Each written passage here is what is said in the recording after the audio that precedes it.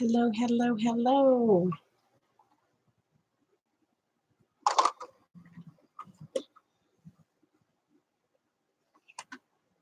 Oh, I don't know if anybody's going to come on. Nobody knew I was coming on. So,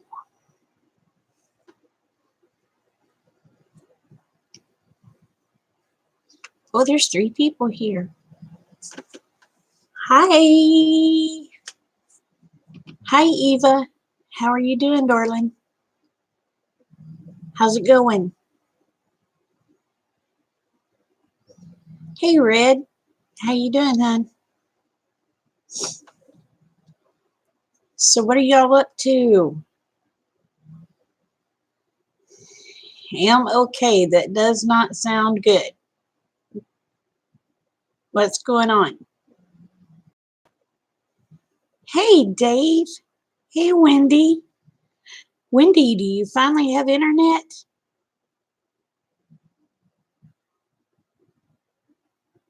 You're as happy as a pig in mud? I tell you what, y'all, I've been nervous as a cat on a hot tin roof. Oh my goodness. We had a niece to show up out here, and I couldn't just kick her to the curb. Couldn't let her be homeless. But y'all,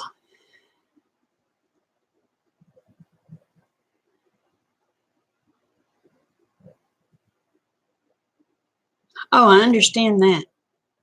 I understand that. Anyway, this child, bless her heart, well, she ain't a child. She's 23 years old. She got on drugs really hard and heavy. And she fried her brain. She will be sitting there talking to no one. I mean, looking to the side, just chattering away, and then just bust out laughing. Y'all, my nerves are flipping shot. So I have her set up with a counselor Thursday. Oh,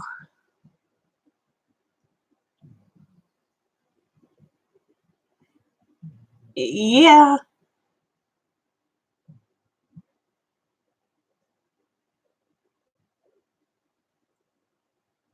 No, on the internet. Oh, you're having to use your phone. I thought you're supposed to have internet by now. But anyway, yeah. One of the ground rules for her to stay with us is she had to seek counseling.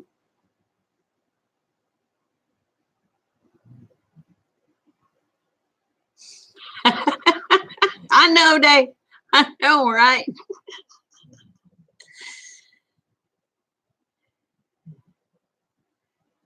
Oh my God. That was one of our stipulations. We would give her a place to stay and feed her, clothe her, but she had to get help. If she wasn't willing to do that, I was going to have to tell her no, she couldn't stay. But oh my gosh. It is.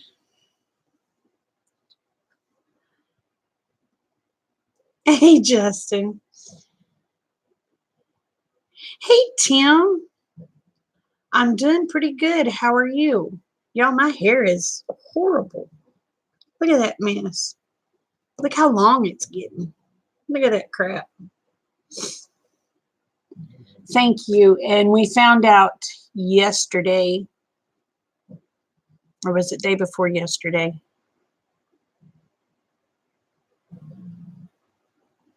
Sunday. My brother-in-law has lung cancer. So if y'all will, please keep him and my sister in your prayers.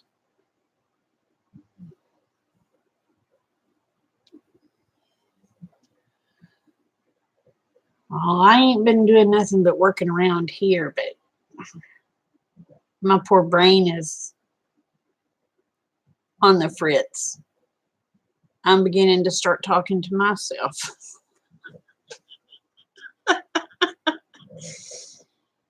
uh,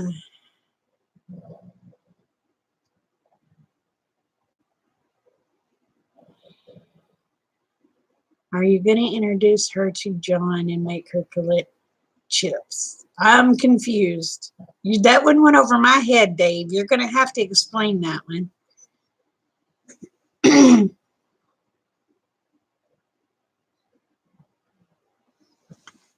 So, oh my goodness gracious. Oh.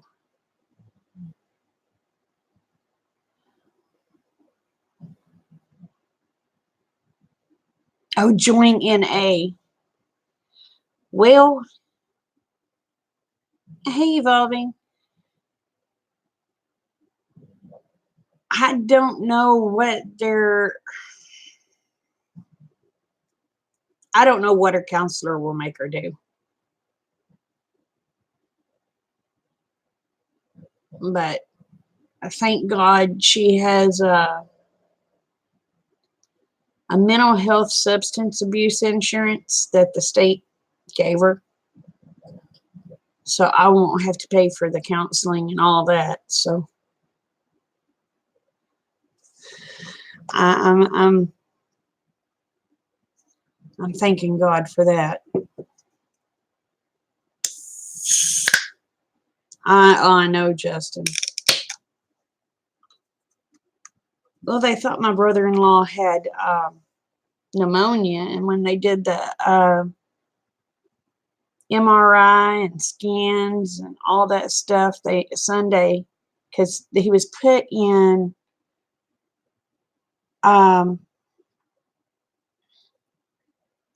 he was put in the hospital Friday because they thought he had pneumonia, and then all the tests and scans and stuff, they found out Sunday that it was lung cancer. Well, we tried to help her once before, but she wasn't willing to abide by our rules. So she got mad and left. And we're the only place she has left. Nobody else will let her be there. Oh, hi, Pat. Hey, Joe.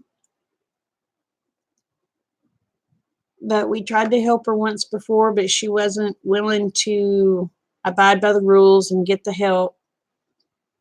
And now supposedly she is. So we shall see.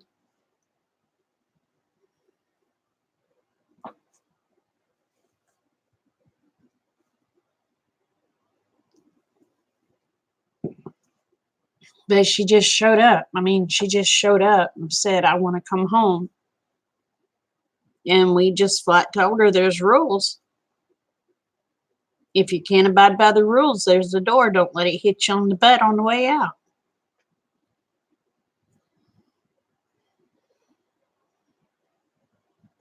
But I don't think she's doing any drugs now because she's gained a lot of weight compared to what she used to be. She's just kind of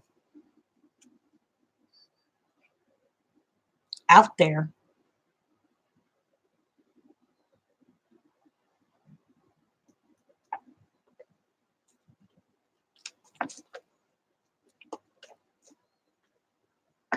I told Rick, I said, I can't handle her in the house with me. So we set up the camper. So she's living in the camper. Because I don't want my cabin tore up. Say hi, Yabby. Say hi.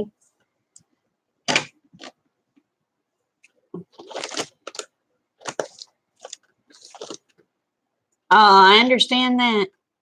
I understand that, Wendy. I understand that.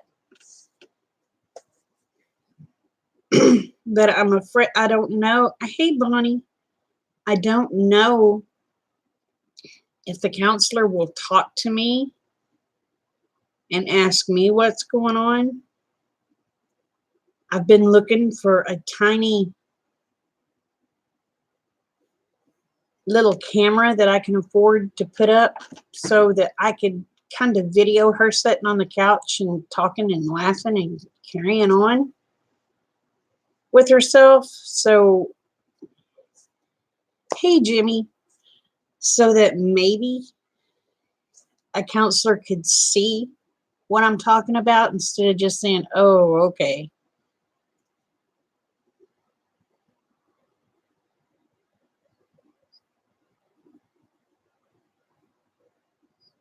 But it got so bad the other night, Rick told her, I had told her stop several times. And then she said something to Rick, and Rick says, it makes me want to just reach over there and knock this out of you and tell you to shut the you know what up.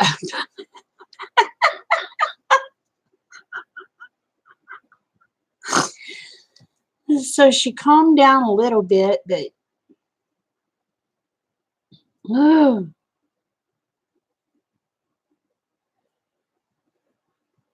I'm going to try. I'm going to try. But I would rather the counselor see that no one's in there. That way she can't say, well, oh, I was talking to Nain or, whatever. Kate's dealing with it. See, she's Kate's biological sister. She's my nephew's oldest daughter. But Kate will sit and laugh at her and tell her she's nuts and walk out of the room.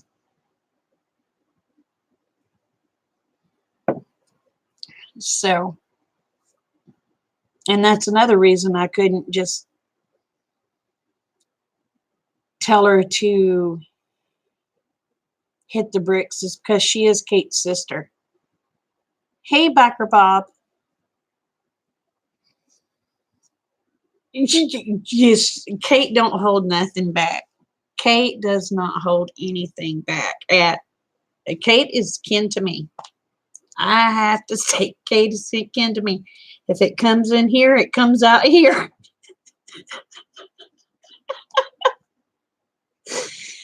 Oh. But oh, but Kate, she holds no bars. She will tell it how she sees it, and if people don't like it, hey, Uncle Al, how are you? I didn't see a video put up today. Did you put up a video today? And I tried to comment on a video the other night, and it wouldn't let me comment. But it let me comment on the following video. Oh, Red, I get in trouble for it too, girl. But some videos, it'll let me comment. Other videos, it won't. Some videos, it won't even let me press the like button. It won't let me do anything other than watch. So I don't know what's going on.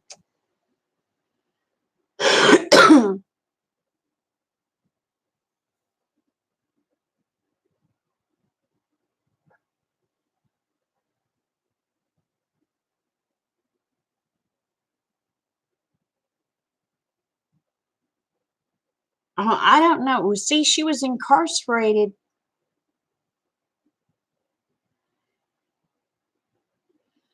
She was incarcerated last month. And she was in there for months. I don't know how long. And I don't know when she got out. All I know is she showed up here.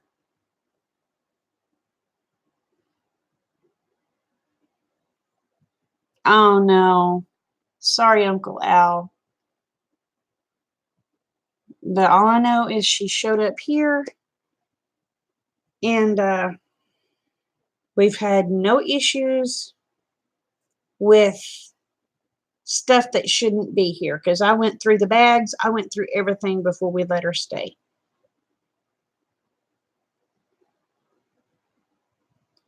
Oh, I will. I will. And I've got a friend that works for the sheriff's department that has drug dogs. I will have him to bring his dog here. If I think there's something fishy, yes, she does. Yes, she does, Dave. She's 23.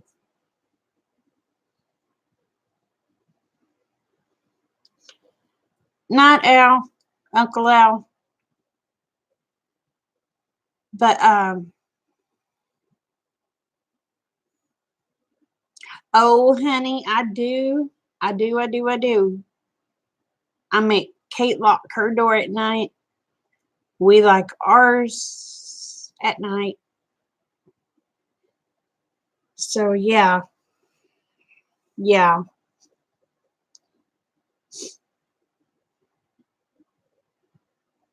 But, I mean, it's just,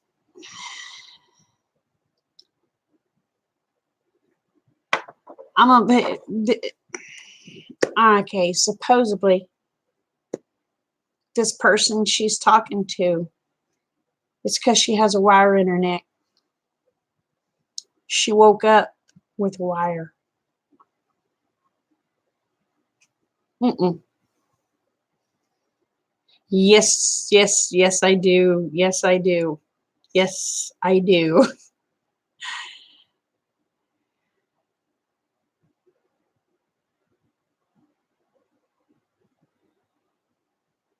Okay, Ruth.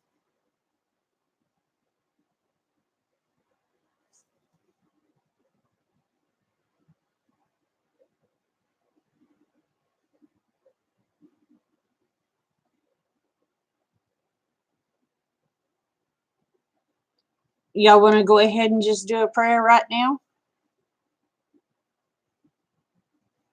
Oh, yes, Cheryl. Yes, yes. She thinks she's been wired. She said she just woke up one day and it was there. There's not a wire. Yeah, yeah. But if y'all don't mind, go ahead and bow your heads. We will do prayers. And does anybody else need anything?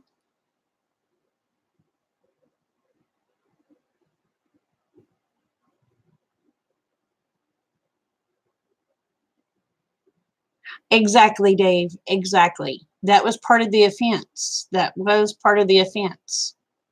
So, okay.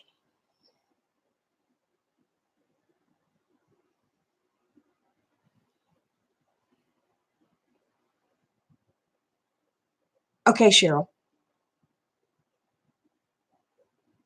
Okay, let's, I guess, bow our heads and we will. Hey, Raven. How are you? And we will just do a prayer right here. Our most righteous Heavenly Father, Lord, we come to you. We thank you for all of the blessings you have given us, Lord. We thank you for our friends and our family. I thank you for everyone that's in here tonight, Lord. Lord, we raise people up to you today. Lord, please be with Eva as she looks for a new job. Please be with Ruth's husband as he looks for a job. Lord, please be with my niece to get her through the things that she's going through. Lord, please be with my brother-in-law and my sister as he goes through cancer. Lord, please be with Cheryl as she goes battling with her blood pressure right now. Lord, I just want to thank you for all you do for us. Thank you so much for giving your son for us, Lord. And Lord, everything that we ask, we want it to be in your will, not ours. In your name we pray. Amen.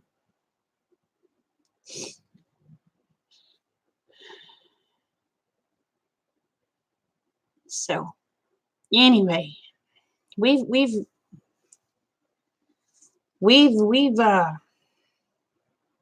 got some crazy stuff going on here, y'all. So if you should see me before long and I'm going, y'all know what happened. Or if you hear, hey, Dana's in the nut house, you know what happened.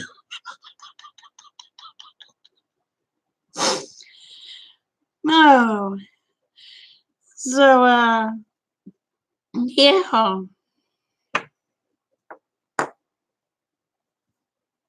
But you know, with her being Kate's you're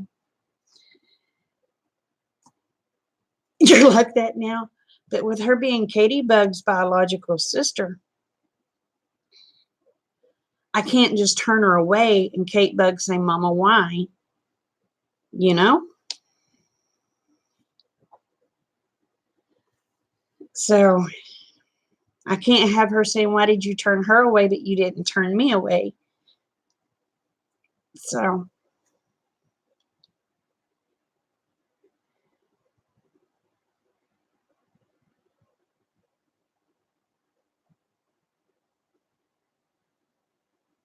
I play gospel music here all the time.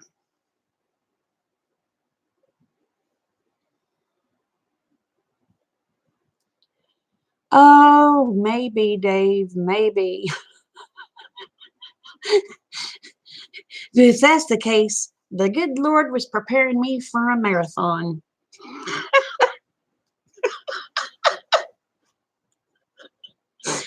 Because, oh my goodness gracious.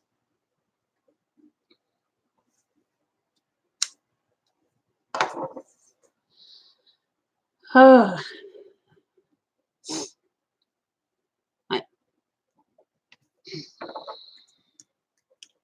I tell you what, it has been something. I said, you know what? I said, if 2020 is anything like 2019, I don't want nothing to do with it. Well, I'm going to tell you what, 2020 has started out flipping crazy. I mean, it has started out wild. I think this year's going to be one wild ride. Oh, maybe it's a good thing I'm crazy. Maybe I can put up with some of it. Mm.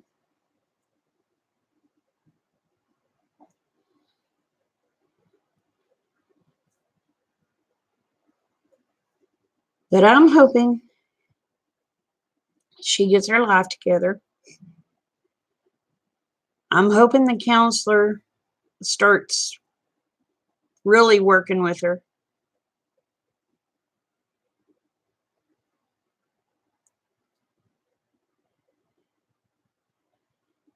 2020's vision. Oh, yeah, it's going to be one heck of a ride, y'all. We're probably going to be going loop-de-loops and curly cues and all sorts of stuff. I don't know.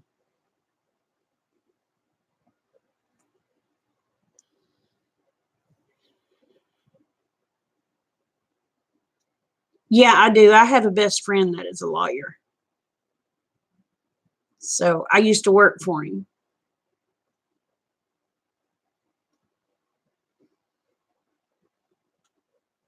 But she doesn't know if she pulls any crap, Name won't get her out of it. I'm a firm believer of you do the deed, you pay the price. So, because getting them out of everything does not do them any favors.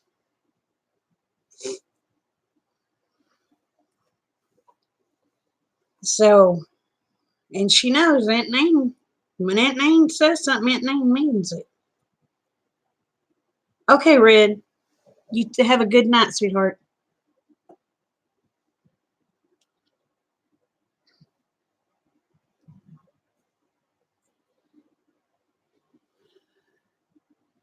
But if she screws up, I'll be the first one to drive her to the sheriff's office and say, here she is. So,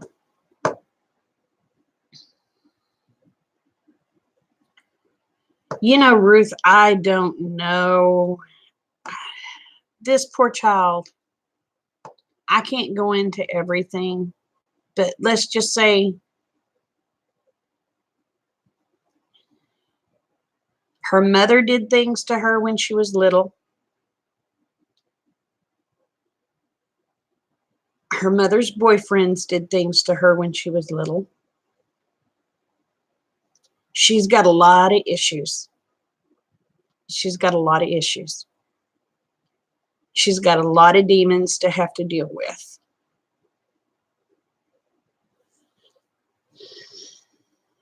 It's no wonder the kid turned to the things that she turned to. I mean, her dad's in prison. Her mom was been in prison I don't know how many times. The kid has been in and out of jail I don't know how many times.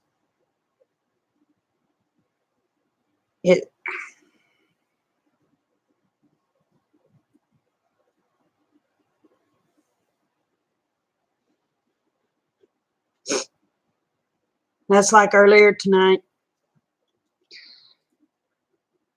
I was watching the live stream, and there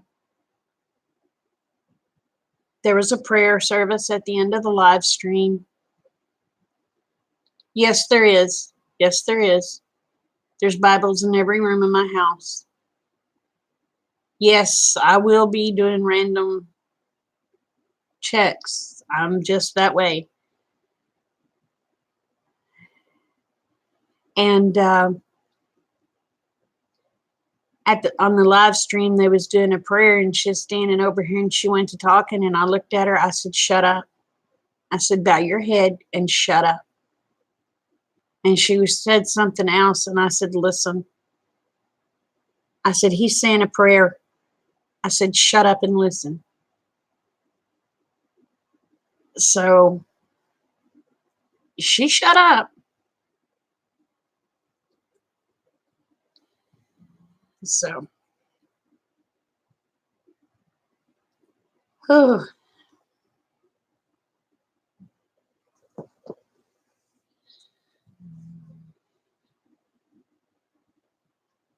But I do have to say my nerves are getting to me a little bit. I've been clawing.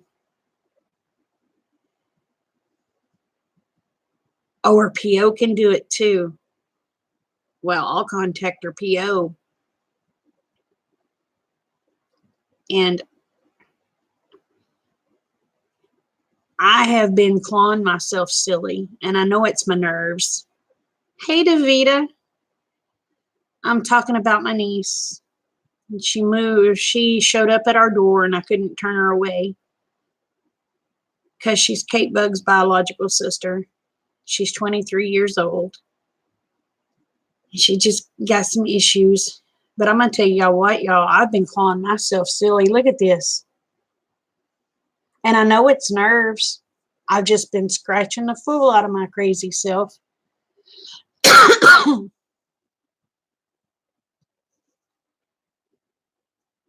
So,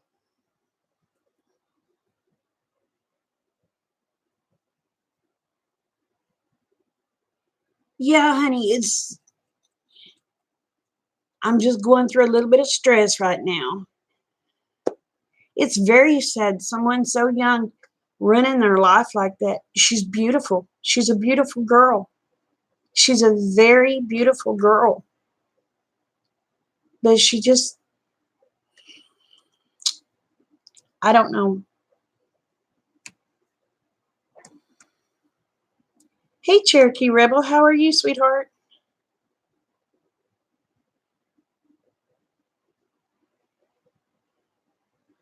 Is what like cutting?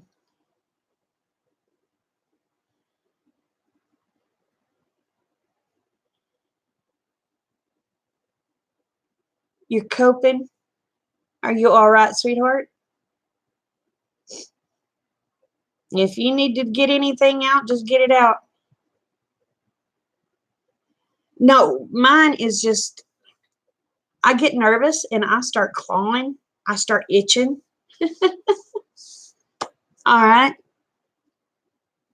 Do you want me to say a prayer for you right now?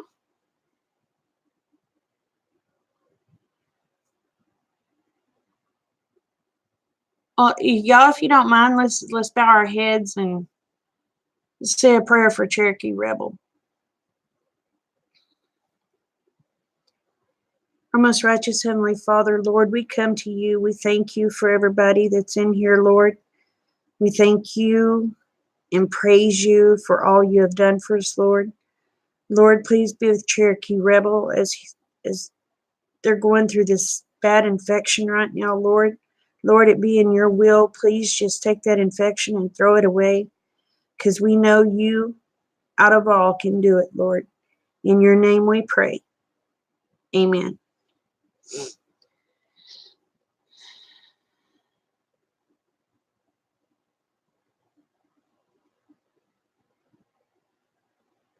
Oh no, I don't cut myself, but I've been just scratching I just start itching when my nerves. A lot of times I'll get hives when my nerves are really bad, and I'll start clawing, and that's my skin just gets to itching, and I just claw at it. So, but no, I don't cut myself.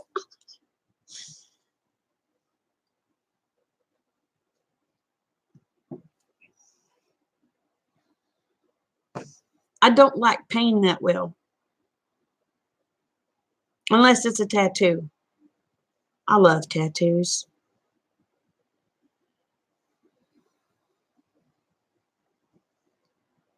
You're looking for supplies to make hats, blankets, and scarves. Oh, cool. I don't know of what companies to tell you to contact, babe. Um, you might contact Hobby Lobby, Joann's, Michael's. Anybody else know of any fabric? Or is Joann's even in business anymore? Or did all their deals?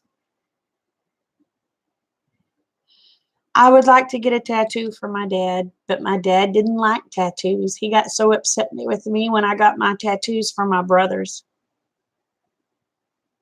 So,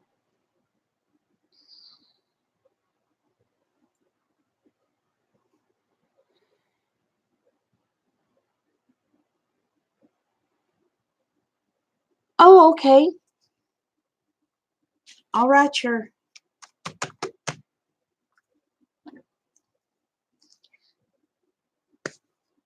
Ah,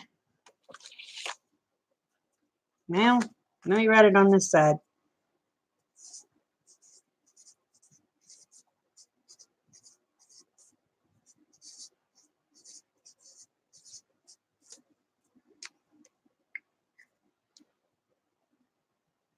Benadryl probably would help, but I keep forgetting to take any.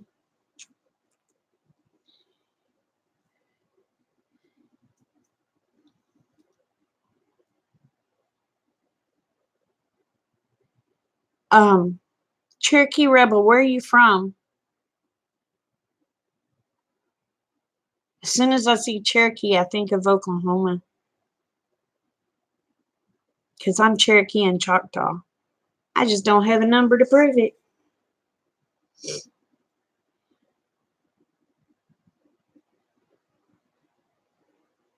Cool, cool. I'll have to go watch your videos. So, what all have y'all been up to? I have missed y'all so much.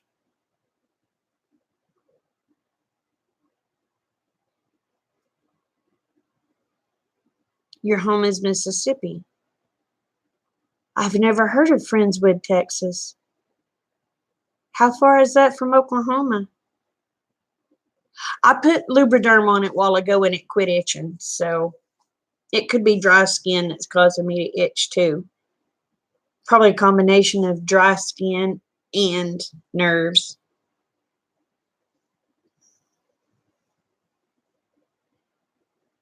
You have a pinch of Cherokee and the rest of you is Choctaw. I have a smidgen and a smidgen. My hubby says, though, that there ain't no way I'm a Cherokee and Choctaw. He says I have to be Sioux or Apache because with my temper, he said there's no way I'm civilized.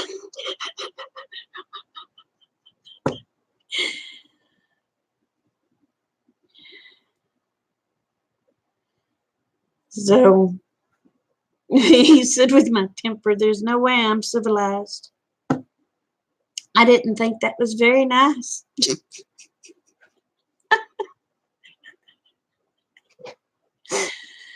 Oh.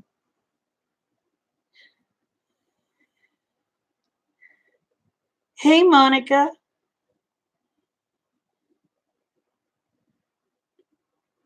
Your mom was Cherokee and your dad was Irish. Oh, my goodness. Bad but funny. No, I've never heard of Bill Burr.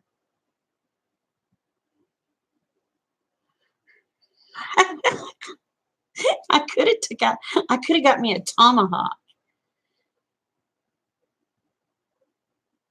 Ah, Oklahoma City is 467 miles. Ooh, you must be way, way, way, way down in Texas. Are you down by like San Antonio and all that?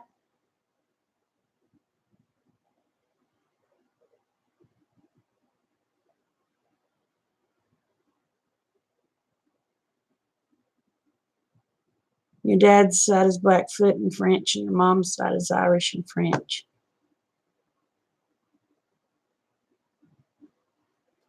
Well, according to now, whether this is true or not, uh, according to Ancestry.com, me going back and going back, I found out that Caesar was one of my ancestors and somebody else. And I said, no wonder I have a bad temper. Look at who my ancestors were.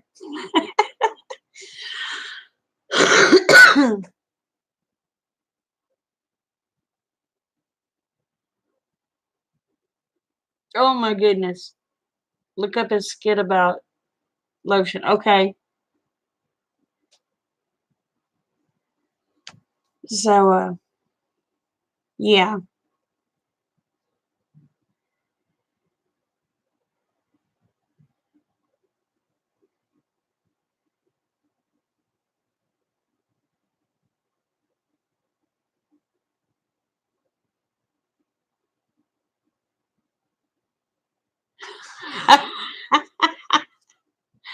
Oh, looked outside the window and said, pooping dog. Well, I heard one similar to that, but it wasn't very nice. It was called Two Deers Doing Something Else.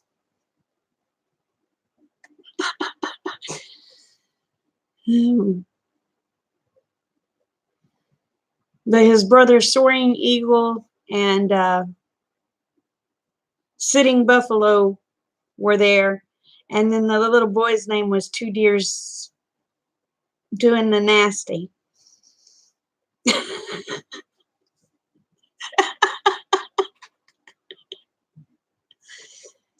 So it was similar to that one. Oh.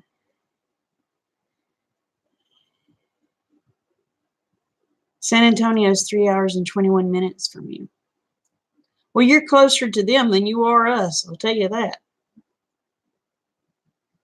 I'm I live in southeastern Oklahoma. I live in what used to be known as Indian Territory, which is Choctaw Nation.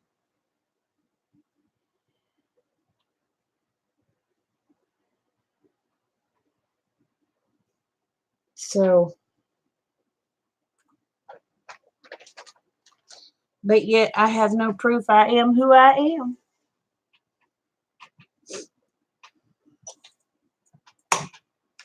Sorry, y'all. I'm rolling me a smoke.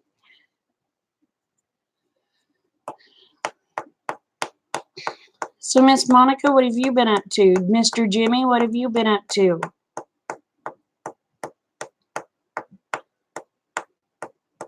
Not Ruth. Oh, I got to see Sammy tonight, Ruth.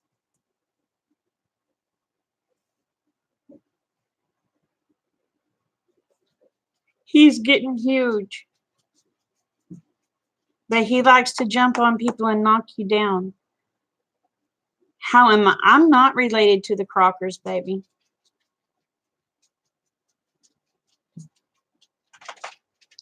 I gave them some goats. Oh gosh, Dave could probably tell you when. I didn't even really, I mean, I knew who the kids were, but I didn't know who the kids were. And they was wanting goats, and I gave them some goats. And no, I don't live on a reservation. You don't need out. You're just wanting to bark.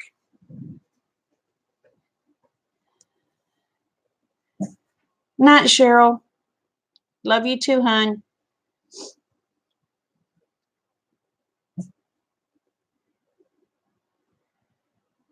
Oh, very good, Monica.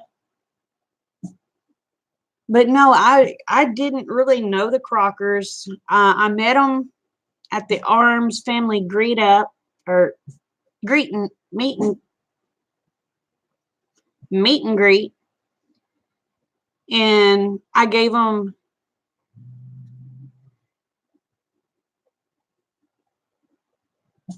I never thought about doing a DNA deal.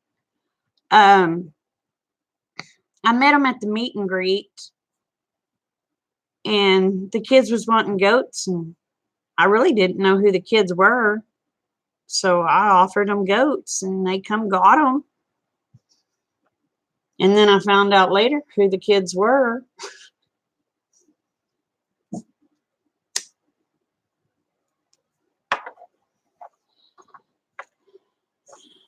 I know earlier I was watching Jason's video, and he was talking about, about people just wanting his help, wanting on his channel. I said, well, I'll tell you what, you can come here this weekend if you want to because of the snow and stuff. But I said, there's going to be a stipulation, no cameras. Because, I mean, I have some windows, I have some fencing materials he can have, but I don't want nothing from him.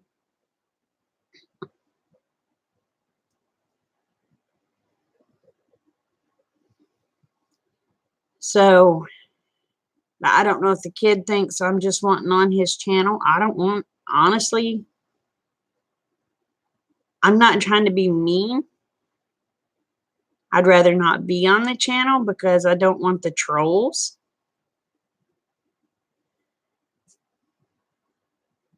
Does that make sense? And I know if the trolls would start streaming in over here, I don't need trolls. I want to do things my own. I don't want to ride somebody's shirt tail. I want to do it on my own. I guess I'm just stubborn that way. I love helping people.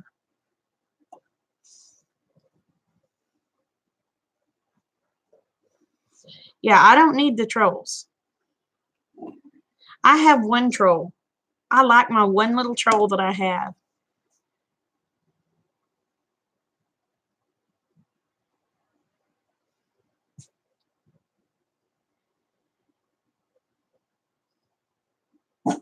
Okay. Well, I had to give Sammy away because he was jumping on me so bad, but I did get to see him today, and they're training him good. Now, I had a lady give me a full blood Pyrenees. Dang it, I just let it out. Um, a week ago, and when she jumps up, she does not put her weight on you.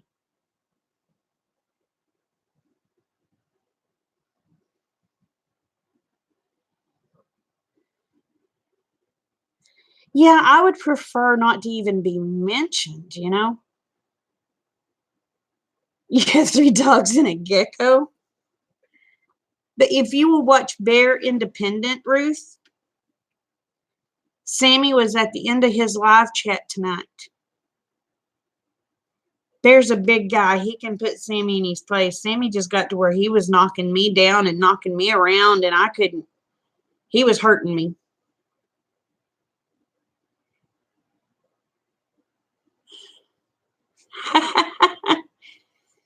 Yeah, he's trolling up, huh? Oh, but I've got one. I haven't seen my troll in a while, so I think I may have lost my troll.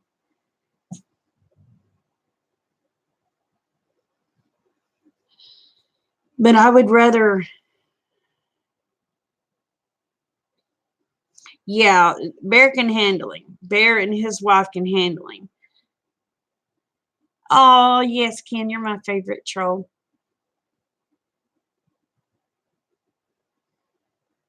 Now, see, I'm not really having trouble with Bella jumping on me. When she jumps up, she will put her paws up on me, but she keeps all of her weight on her back end and just touches me. So I can handle that, but she's learned when I say no, Bear Independent. But Bella's learned when I say no and I push on her butt, she will sit down. Sammy, if I said no and pushed on his butt, he jumped harder.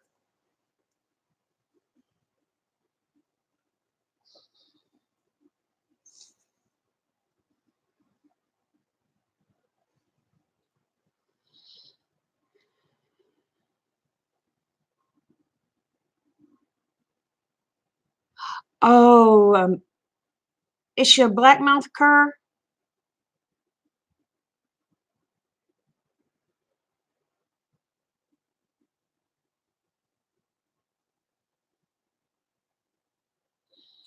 But Bella keeps her weight on her back end, where Sammy, he didn't. He pushed his weight forward.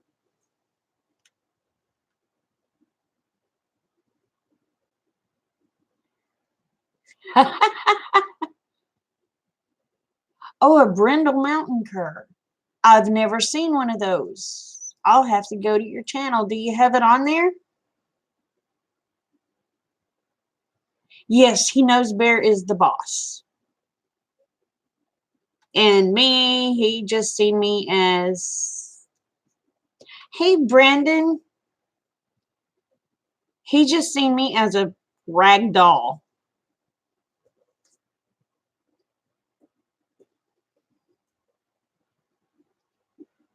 But Bella is 6 months old. She was raised in the pen with goats.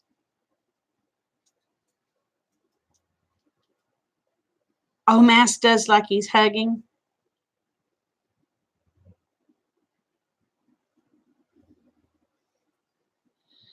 But Bear has got him to where he doesn't jump up on people or anything. So,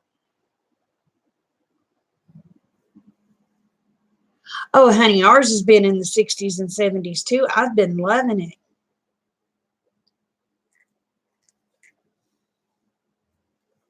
They say we're going to get snow this weekend. I do not want it. Oh, he pushes forward. See, that's what Sammy did. But Bella don't. She will sit on her butt and then she will raise her feet up. But she keeps all her weight on her back end.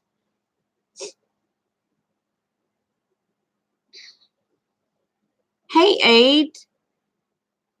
But see, Bella, she was raised from a puppy in the cage with the goats, with her working parents. And let me tell y'all what, it's amazing. Oh, honey, I don't want no snow. I've got too much metal in my body for snow.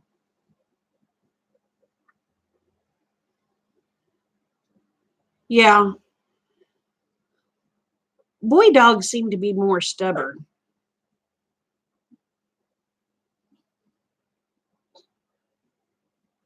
Oh, no.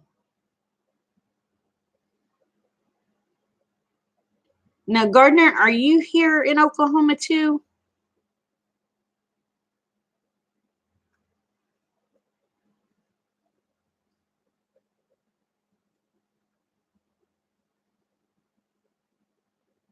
Oh, oh, it's Kentucky.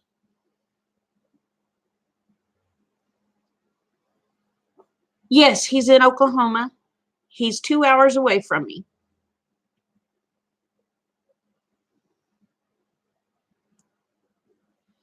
Bear lives in eastern Oklahoma, and I live in southeastern Oklahoma. So he's just 2 hours away from me.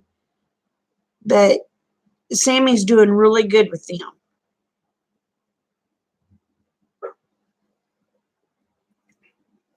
You like snowless jolly campers?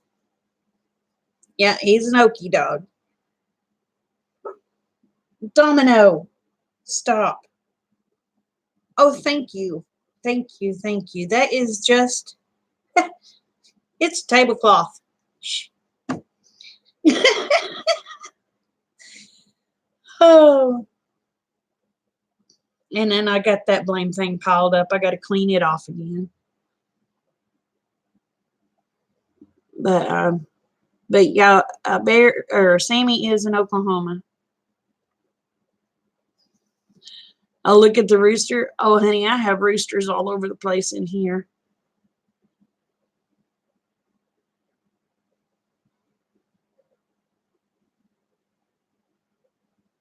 Is what my favorite pizza?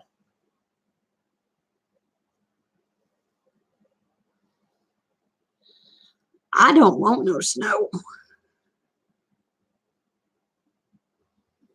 Oh no.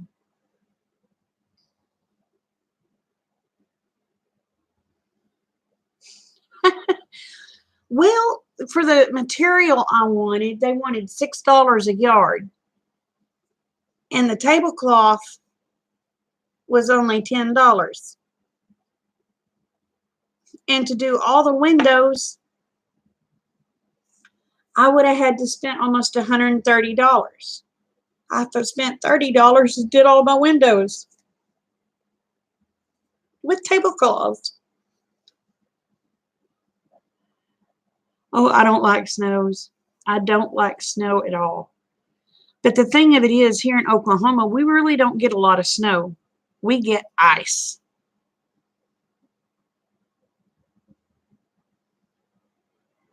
Oh, no, no, no, no.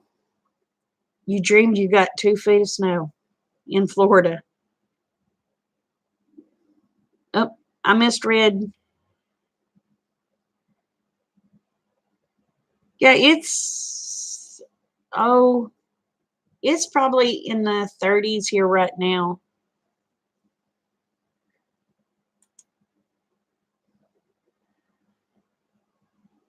Oh, Domino's pizza? Yeah, I like Domino's pizza. But that was my stupid dog Domino.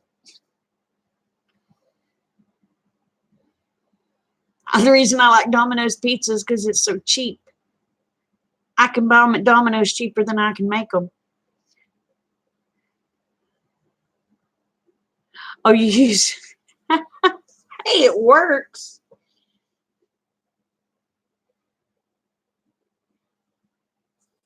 Oh.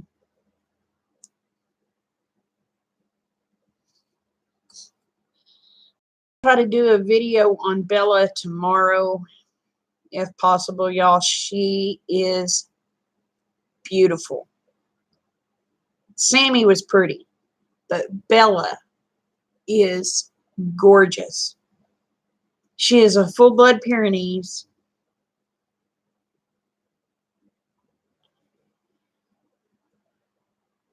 Oh, yeah, we get those $5 pizzas too. We get those $5 pizzas too. I can feed a family on, well, when it's me, Rick, Kate, the grandbabies, we can get 4 pizzas for $20 feeding everybody. I can't cook enough for everybody unless it's beans for $20.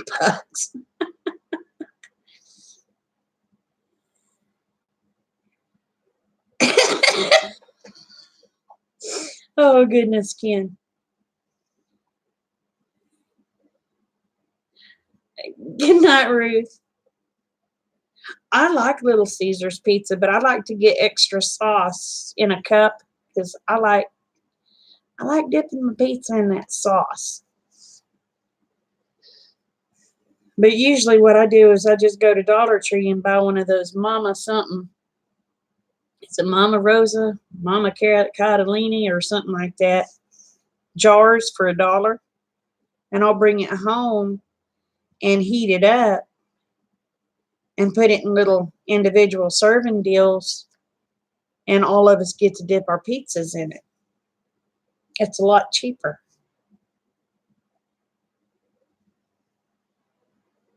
Oh, the big white extra large for $10. Oh, wow.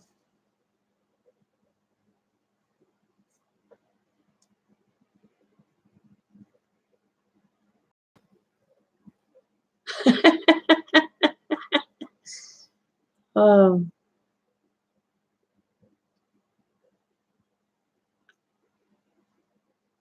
oh, I like those Italian breadsticks too.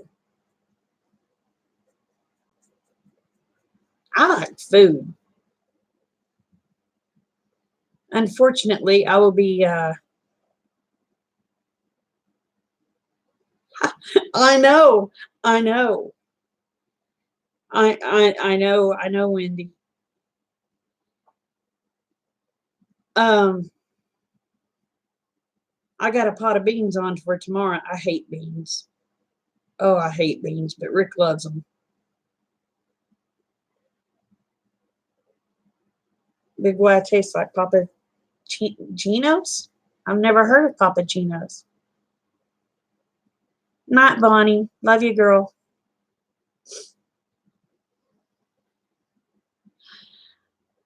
I have been, but as long as it stays over there, I'm not too worried about it. It's when war comes to the home front, then I'm going to worry.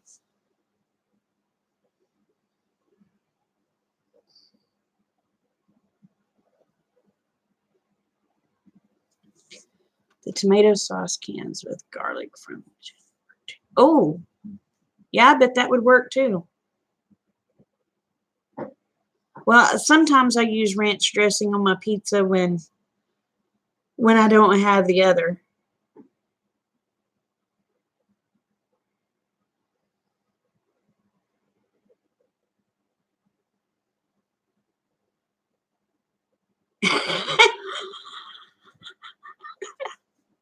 Oh, Cherokee.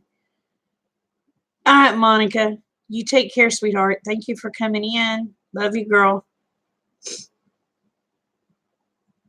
Oh man, I've been on here an hour, but I'll keep talking. But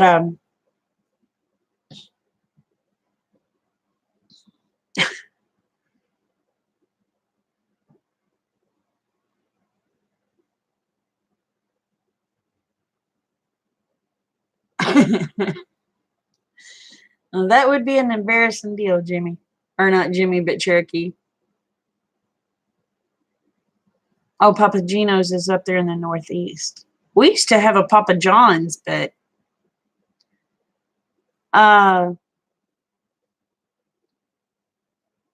it went out of business. There's a pot shop in there now. Hey, Mary.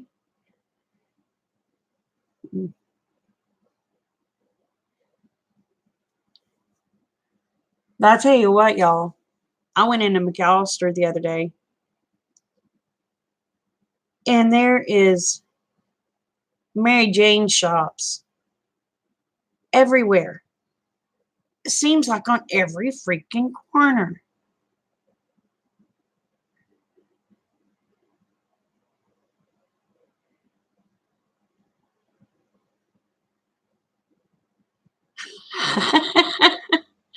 Well, I'm going to tell you what happened. When I was in kindergarten, the teachers made us stand up and say our names, and my last name was Weeks, so I was the last one. And everybody stood up and said their names, and she got to me and she said, "What's your name?" And I'm probably going to get in trouble because it's going to be a lot of bad words all at once.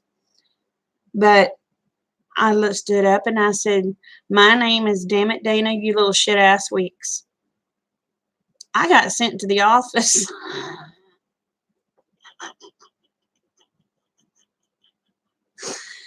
And they called my mom and told my mom that they needed her to come up there. So my mom goes up there. She couldn't figure out what in the world that she's getting called to the office on the first day of school. You know, she had to drive 17 miles to get to the school. So mama comes in and she said, "What did you do?" And my mama goes, the principal looked at her and said, "Dana, say your name, sweetheart. Tell us what you told the class your name was." I said, "Damn it, Dana Renee, you little shit ass Weeks." My mama turned beet red. Oh my goodness, what'd she do to the Jehovah's Witness?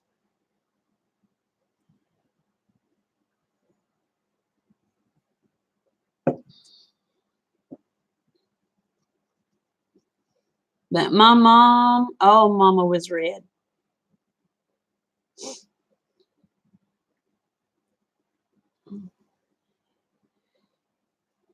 And then we were learning to spell a few things.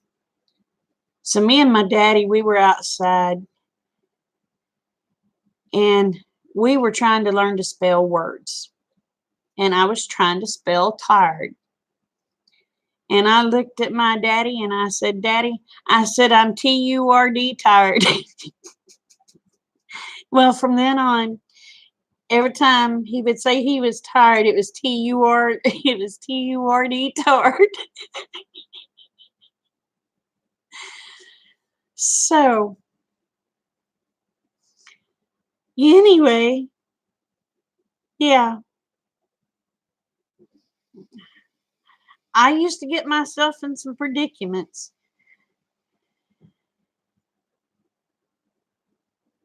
Oh wow.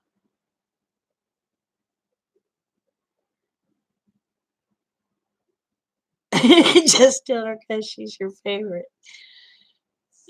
But yeah, from then on, until my daddy died, he would say, "I'm TURD tard." And of course, all I could do is laugh. And I remember to this day. And I told him, oh, I'd been in school maybe a week. And I told him, I said, "Dad," I said, I don't need to go to school no more." He said, "You don't need to go to school no more?" I said, "No." He said, "Why do you think you don't need to go to school no more?" I said, "It's time for me to graduate." And he said, "What do you mean?" I said, "I'm going to quitiate." And he goes, "You're going to quitiate?" I said, "Yeah." I said, "I'm smarter than the teachers." Because every day he'd ask me what I learned. Well, that day I come home, told him I didn't learn nothing I didn't already know. So I was ready to quitiate. So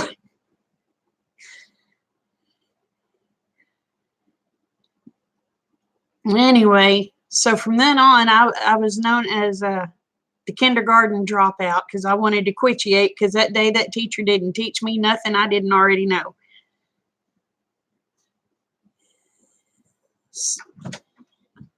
Uh-oh. But yeah. Oh, night, Eva. Have a good night, sweetheart. So what kind of silly things did y'all get into when y'all were little? I was going to be a kindergarten dropout.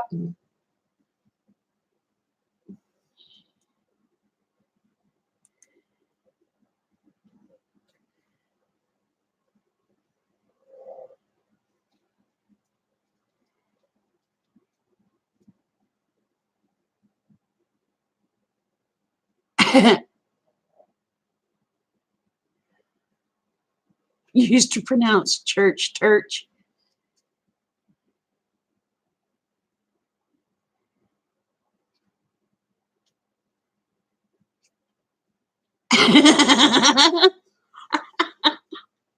Oh, that was a good and jerky.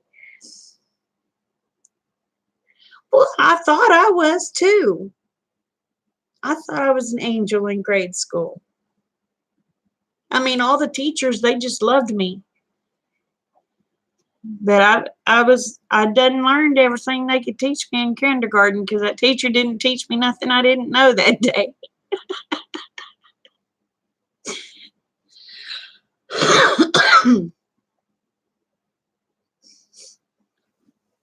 Oh, I got in trouble once in high school. It was for throwing M&Ms at a boy.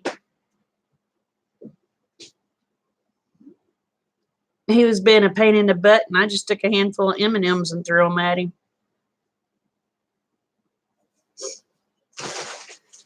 And then there was this boy when I was in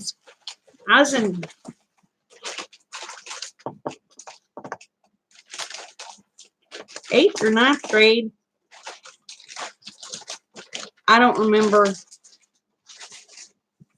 There was this boy, every time I turned around, every time we'd go into this certain class, he'd come up behind me and just pull my hair. This went on for several months. And finally one day I was tired of it. We was going in, well, I guess I was in 9th grade because I was in accounting.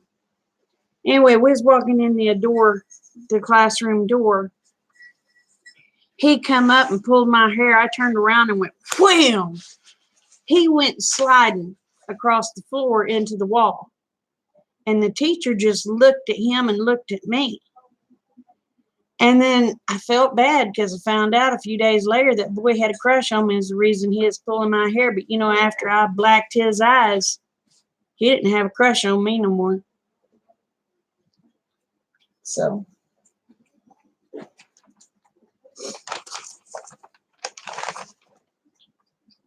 I said, well, if he'd have had a crush, he should have done it different. And he asked that teacher, he goes, are you going to send her to the office for hitting me? And she said, well, no, you shouldn't have pulled her hair. But every time I turned around, that boy was trying to pull my hair out. And I got tired of it.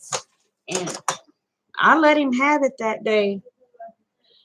The teacher busted out laughing. She said, I'd never seen anybody slide across the floor so fast in my life. She said it was just like he had hit a brick wall and just bounced off.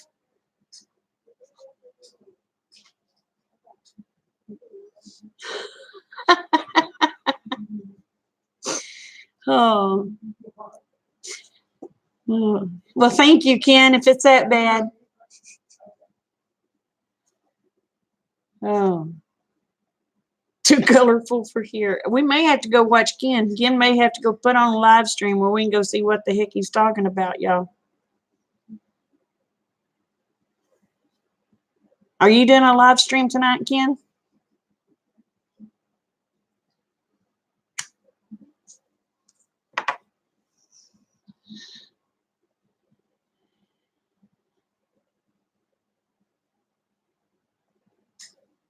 Oh my goodness. And everybody thought I was mean. The gardener's mean.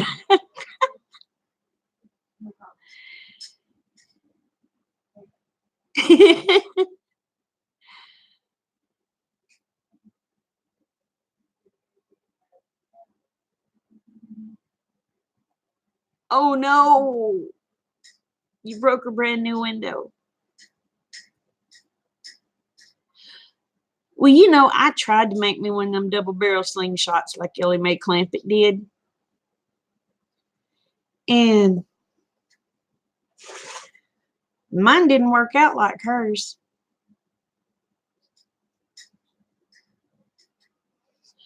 I climbed up in the tree and all, but mine still didn't turn out like hers did.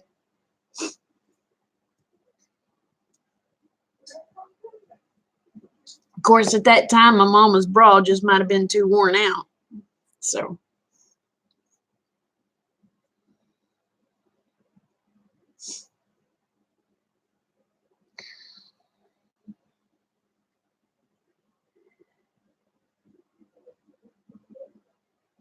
You didn't know what broke the window either, huh?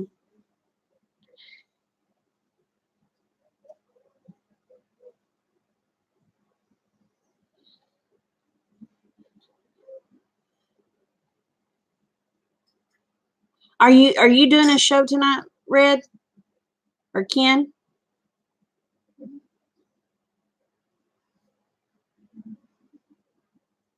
Because if you are, we'll go over there.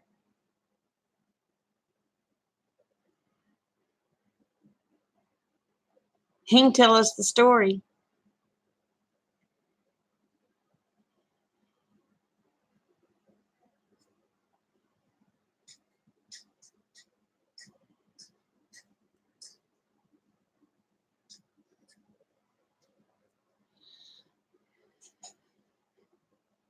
Hey, Roland Homestead. I am good, sweetheart. How are you?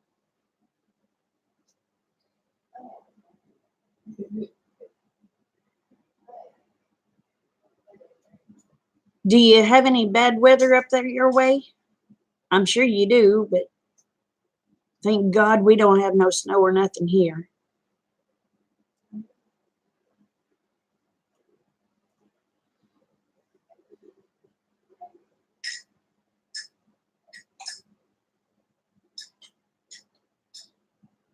Ken, are you gonna? Oh, you're gonna watch a movie? You're not gonna do it live?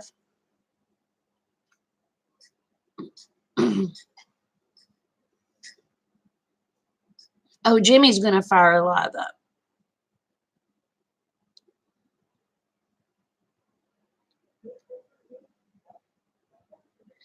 No, sweetheart, I hadn't got to have it yet. I go the 13th of this month. I think it's the 13th. I go one day this month. I'm not sure what day. And the doctor will let me know if I'm going to get to have my surgery or if I'm going to have to take another shot. I'm praying I don't have to have no more of those shots. This time I gained almost 40 pounds. Look at this. I don't want no more of those stupid steroid shots.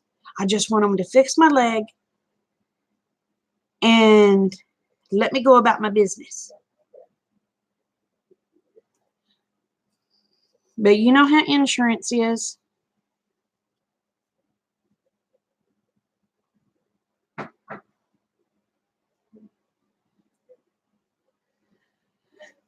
Oh, you're okay, Cherokee.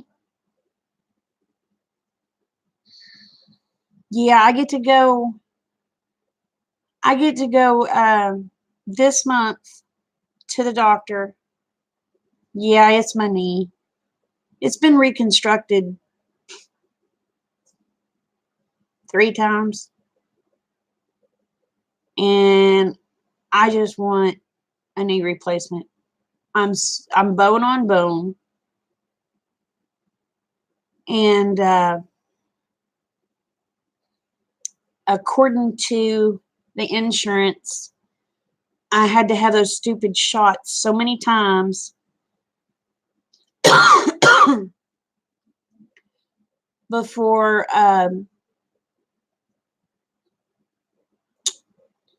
they would do the surgery.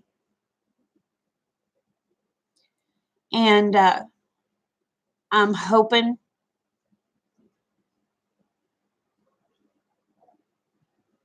I'm hoping they go ahead and fix it because me favoring this one has already got the bone on the other one going. I was wanting to do them both at once, and they're not going to let me do them both at once.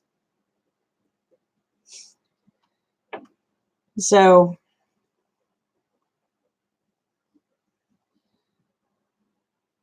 but I was hoping they would just do both of them at one time.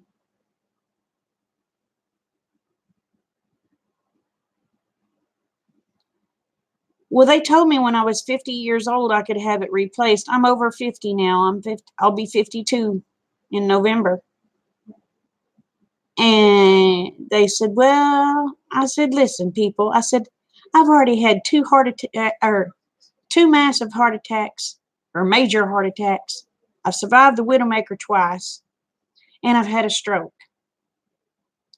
How much longer do you expect me to live? At least let me live to where I can get around and enjoy myself as long as I have."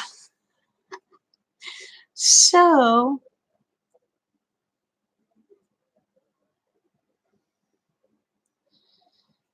yeah, the shots, all it does, and the shots really didn't help this time. It's got to the point it's moved further down to um where the metal rods that are in my leg. See, they was giving me the shots in the knee, and now the pain, it feels like, honey, I don't have a place to do water exercises. Um, it feels like the pins is breaking the bones, if that makes sense. Because I have pins all through my right leg.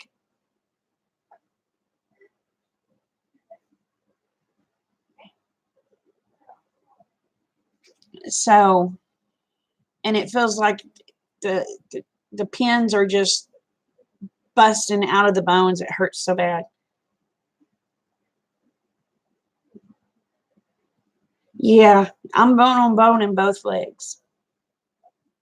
I power through it, but it hurts.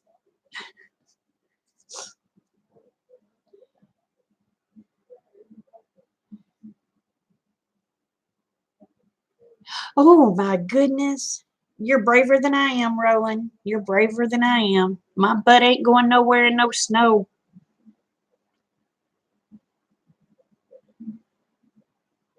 They give chicken fat shots? I've never heard. I'm sorry. I just burped right in front of y'all's face. I am so sorry. I have never heard of chicken fat shots. Does that mean I'm going to smell like KFC?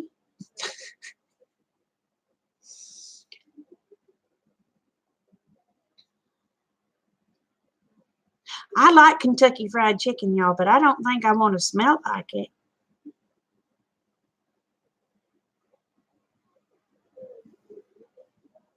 That might have been what Bill, the Stony Creek farmer was, or Stony Creek Heritage Farm was telling me about. He said they do something with coxcomb. Oh, I've had cortisone, honey, and every time I get one, y'all remember how much weight I had lost? Well, it's gone now. I mean, I've gained it all back. And it's, I had lost 60 pounds. I was so happy.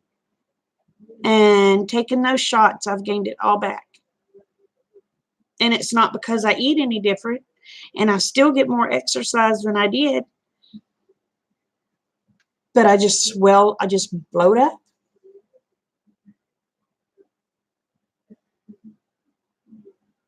I don't know if I can regrow mine or not.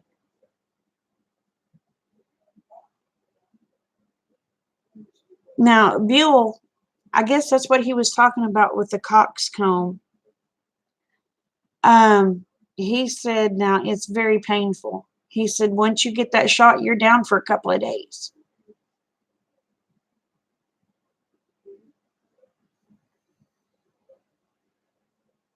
But I mean, I only eat one meal a day, and that's supper.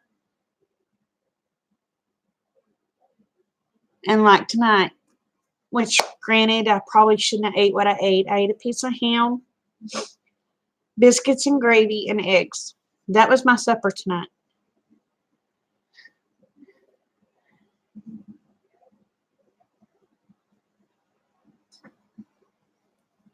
I'm just hoping they replace it. I'm hoping because I've had so many reconstructive surgeries I can't handle no more.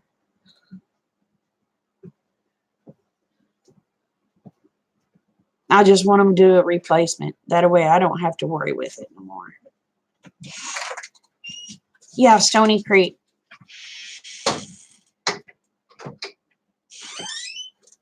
Uh, Stony Creek. Stony Creek Heritage. Isn't it Stony Creek Heritage Farm?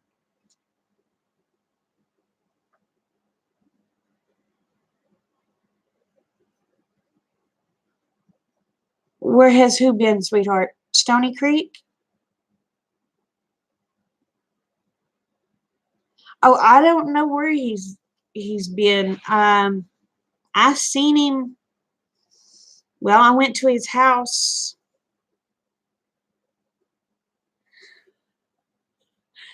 last month, and he's birthing babies right now. Yeah, it causes a lot of it.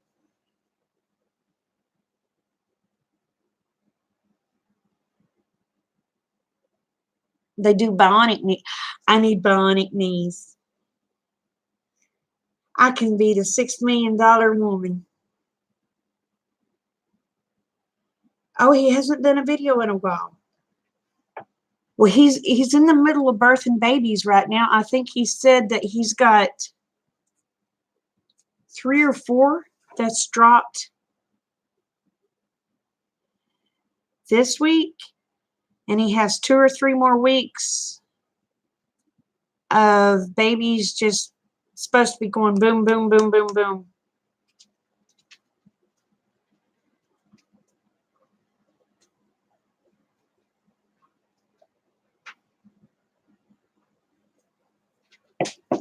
I wish they could figure out how to make a Barbie doll body, life size, that the parts don't wear out, and put my brain in it. I would be in hog heaven if they would do that. Oh. Now, he's been having a lot of trouble with his knees, too. Bill's been having a lot of problems with his. Night, Cherokee.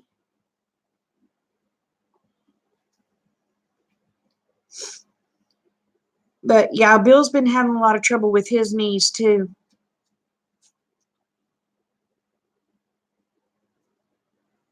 Because he was telling me something about a shot that they use coxcomb. Yeah, rooster comb in. And he said once they give you those shots, you're down for a couple of days.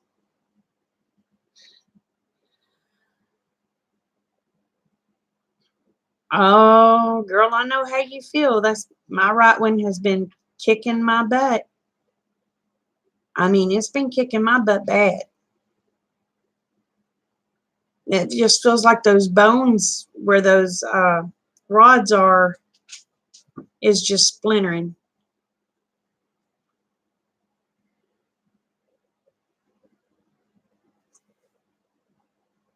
Knee cuffs with hinges. Huh.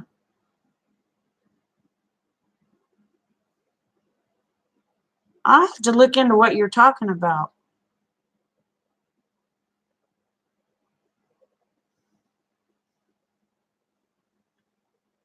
Oh no, that cold weather don't help.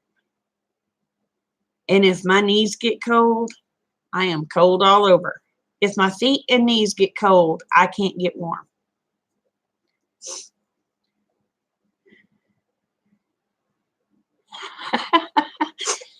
They're like cupboard hinges. Huh.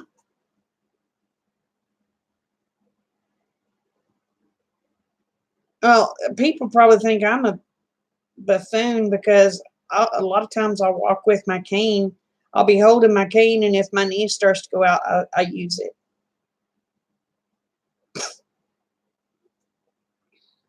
And I know they think I'm an idiot. I ought to be using it all the time, but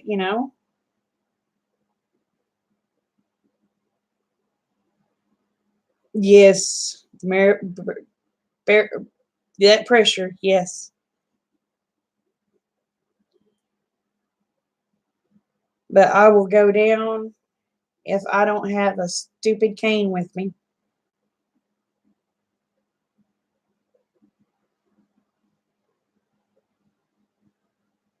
And I may have to use the cane for 30 minutes or more and then be okay.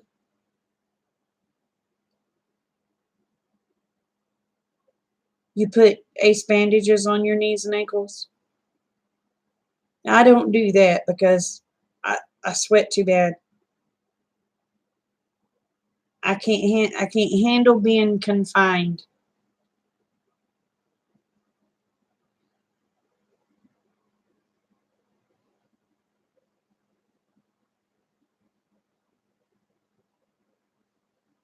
Really? Now see, when it's cold, mine kill me. I mean, mine kill me bad. That's why I've been thanking God for this 60 and 70-degree weather we've been having.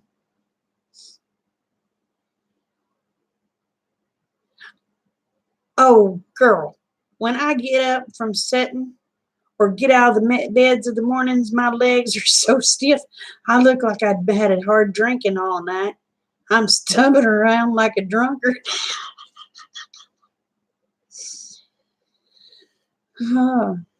I will stumble around just like a drunkard. It beats anything you ever did see.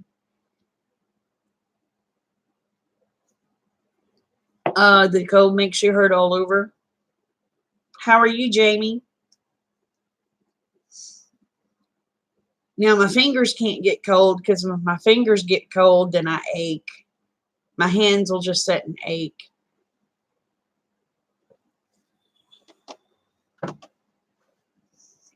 Oh no.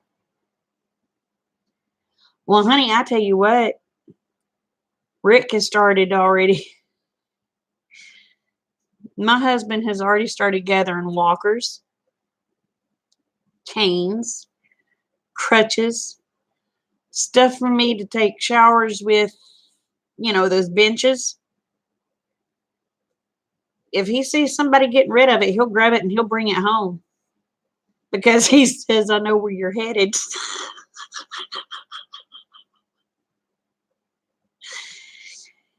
Hmm.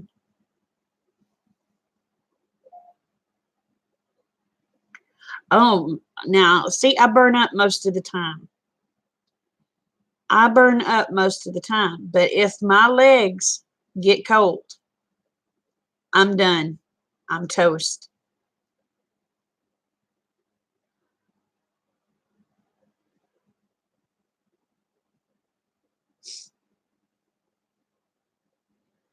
But usually it starts in my feet. I have really bad neuropathy in my feet.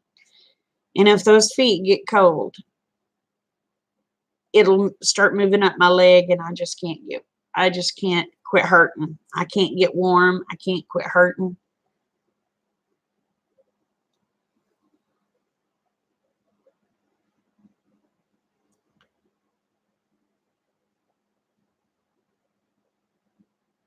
Oh, how tall are you, Evolving? I'm 5'8".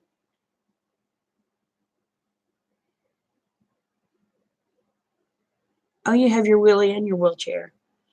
I have a wheelchair that Rick got when I had my other knee surgeries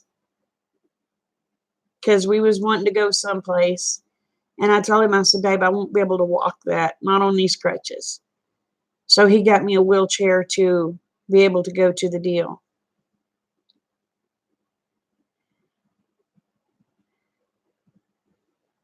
Oh man, that's terrible.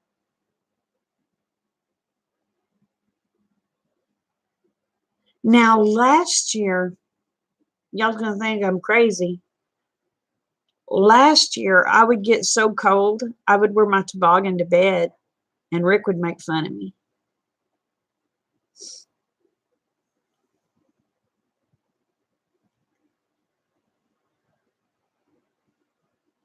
I'm 5'6" is about average.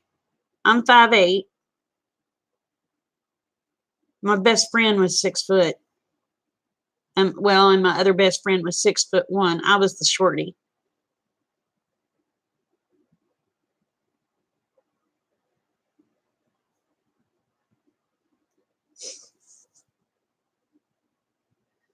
But yeah, last year I got so cold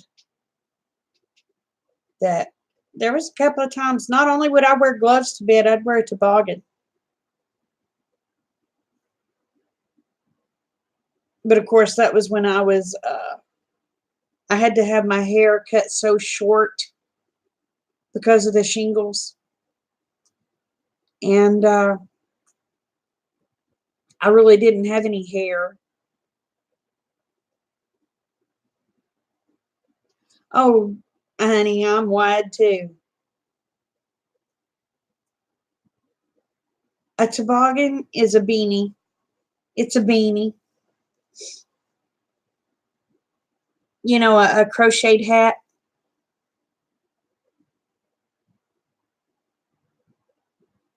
Some people call them toques. Some of them call them beanies. Some of us call them toboggans, and some people call them sock hats.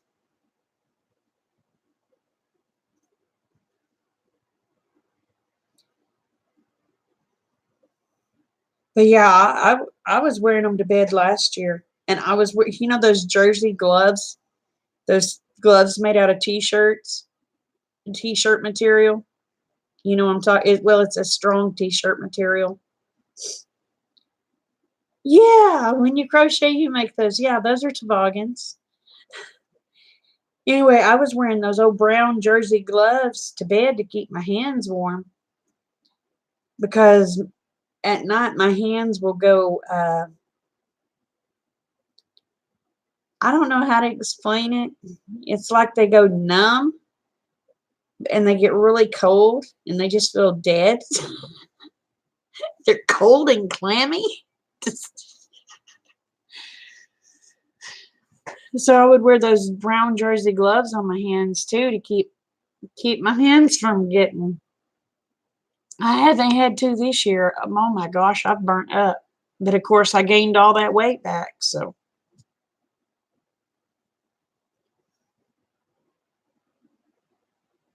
but when I lost the weight, I was freezing to death. I guess because I didn't have quite as much insulation. But now I've got plenty of insulation put back on. I don't like cold. But honestly, I would rather have cold than heat, too much heat, because I can put on enough layers to get warm. But honey, it's just obscene to take off enough to get cool. I don't want to see it, and I know nobody else wants to see it.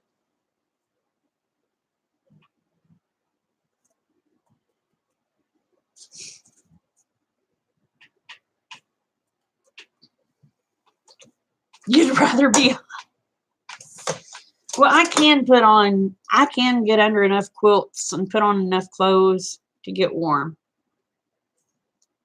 I can't handle being hot.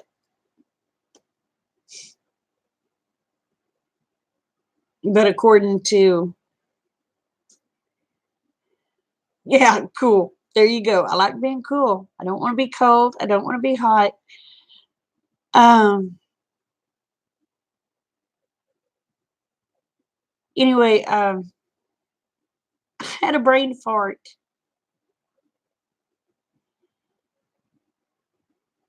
with the heart surgeries and all. I can't get too hot. If I get too hot, it starts messing with my heart. Oh yeah, I roll cigarettes. If if I get too hot, it starts messing with my heart. As you get older, you wear more and more layers. I've actually wore pants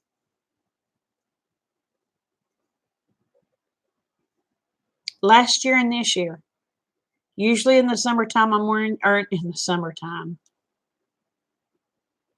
Usually in the wintertime, I'm wearing shorts. But last year and this year,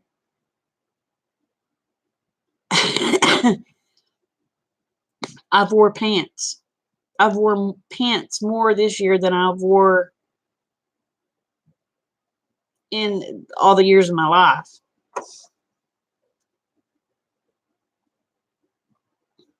I mean, I was wearing shorts when it was 10 degrees outside back when I was younger because I would burn up. Not no more.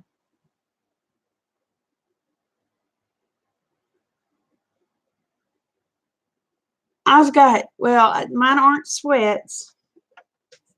They're made out of t-shirt material. They're those men's sleep pants. Now mine aren't sweats, but they're sleep pants. Now I do have some sweats that when it gets really, really,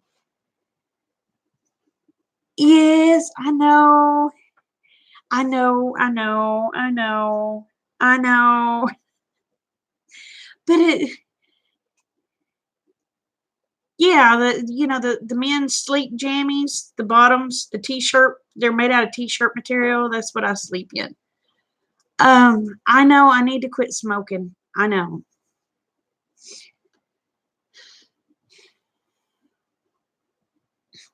But oh, you call them California sweats?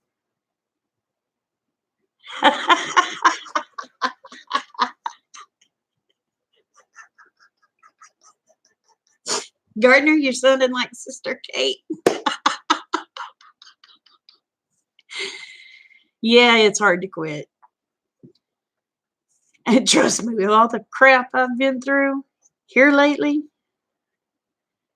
trust me, trust me, trust me, you're gonna want me with cigarettes. It's the only thing keeping me sane.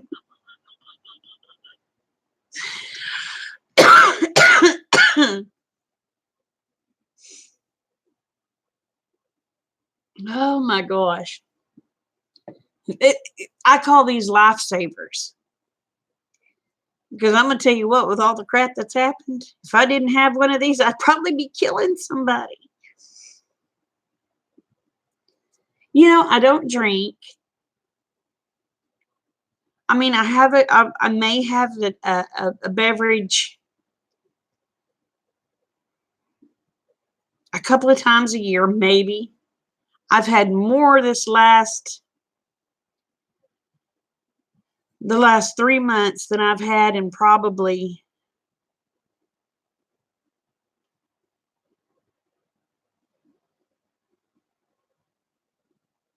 10 years because I've had maybe 2 drinks a month since I lost people. And then I lost Rocky, my dog. I lost people. Then I lost my daddy. We're right there together. And I've had more drinks this year, and I've only had like maybe 2 a month than I've had in I don't know how many years. But considering I've only had probably 6 drinks in 3 months, that's not too bad.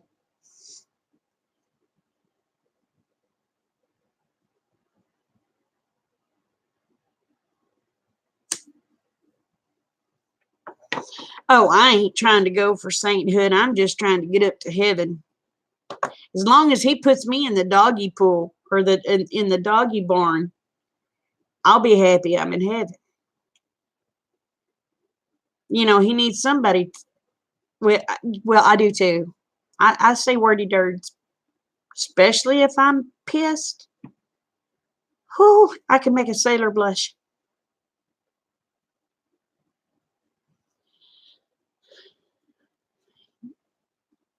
I tell everybody, I say, I'm a sweetheart until you piss me off.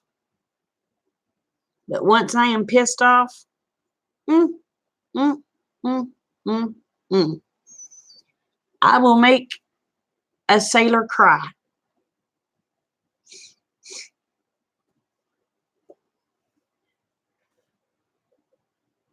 My husband will laugh. He'll say,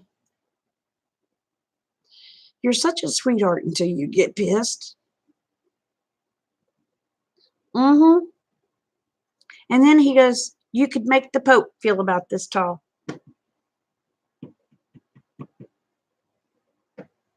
So I don't know.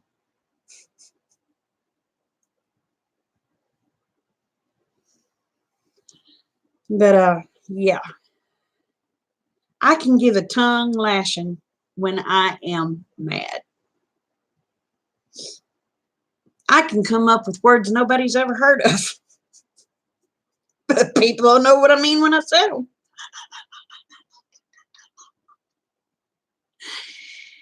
Oh, oh.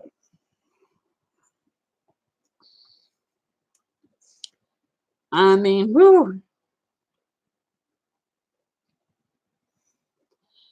And Rick says, "Well, when you get that mad," he said, "just let me get out of the way." He said, "Because I know there's something fixing to fly across the room."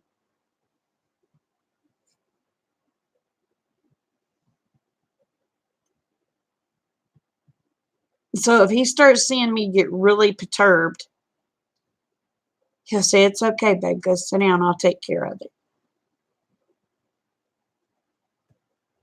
Because he knows there's something going to be flying. I can't help it. But it takes a lot to get me to that point.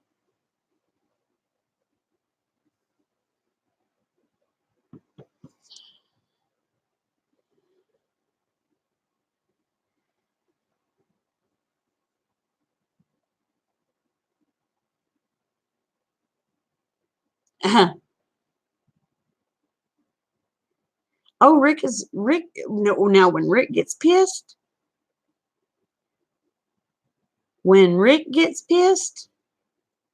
I get out of the way. It's like I'll leave you alone. But it takes a lot to make him mad. Now we have a son that is 31 years old. He'll be 32 in March. That boy can piss me off in a heartbeat.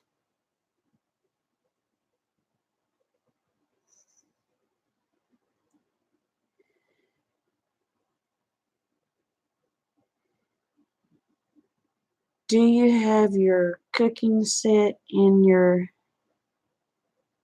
throwing set? Oh,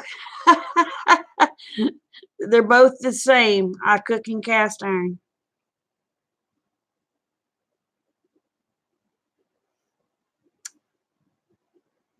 Yeah.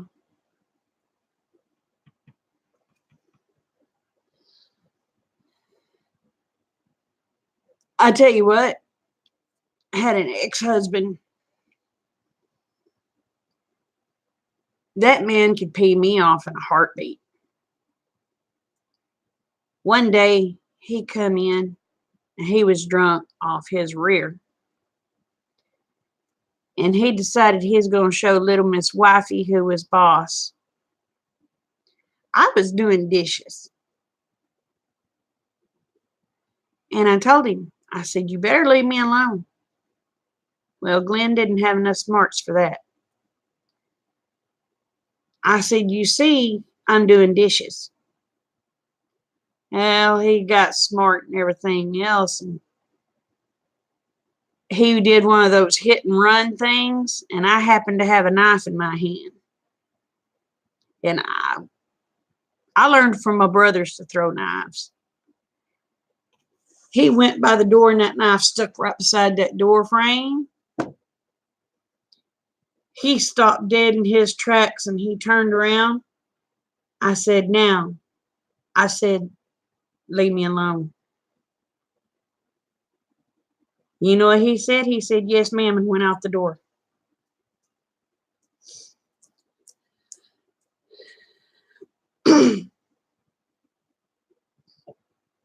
But see, I used to throw knives with my brothers.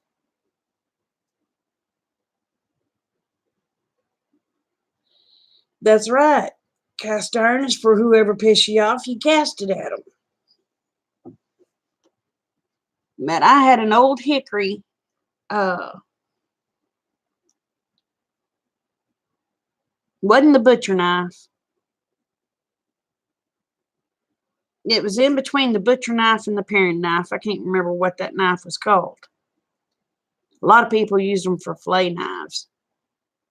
But anyway, he went to run out that door, and I threw that knife and stuck it right beside his head. And told him, I said, now, get out that door and leave me alone. He did. But you know, I haven't thrown a knife in a long time.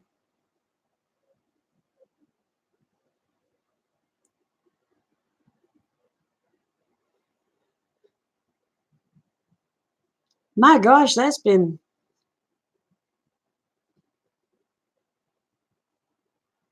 30-something years ago.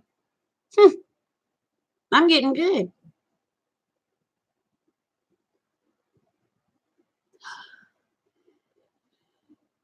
You remember your grandmother chasing your uncle with a cast iron skillet? Well, I remember my mom, my brother David. He was an ornery little fart. Well, he was older than me, but he was the baby brother, but he was still older than me. And he would go up to my mom and he'd gouge her in the sides and go, woohoo, woohoo. Mama was trying to cut up tomatoes. And he went to gouging her in the sides every time, and she'd jump. And she'd tell him, David Lynn, you better stop. And he kept on. She turned around with that knife and went like that and sliced his finger open.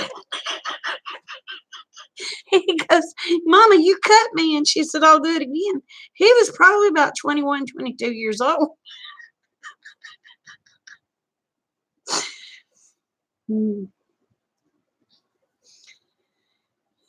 But he was just so bad about going out and gouging her in the ribs and making her jump.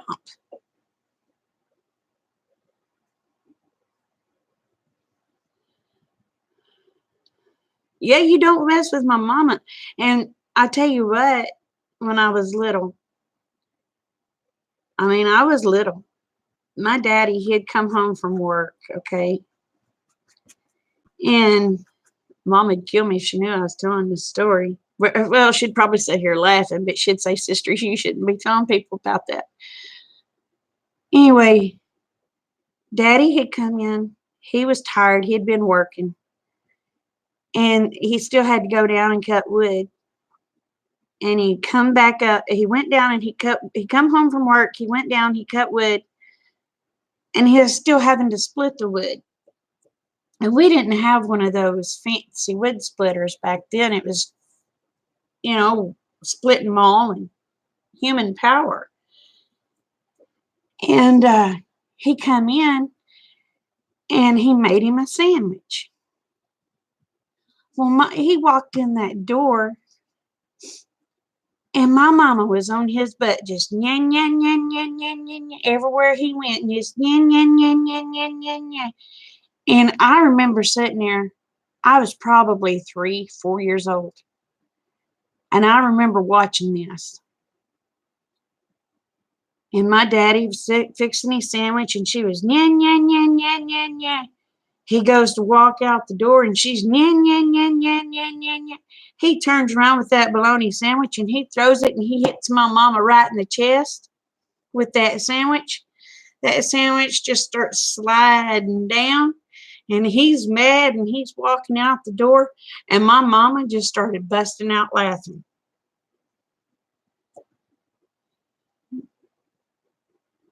And I remember sitting there thinking,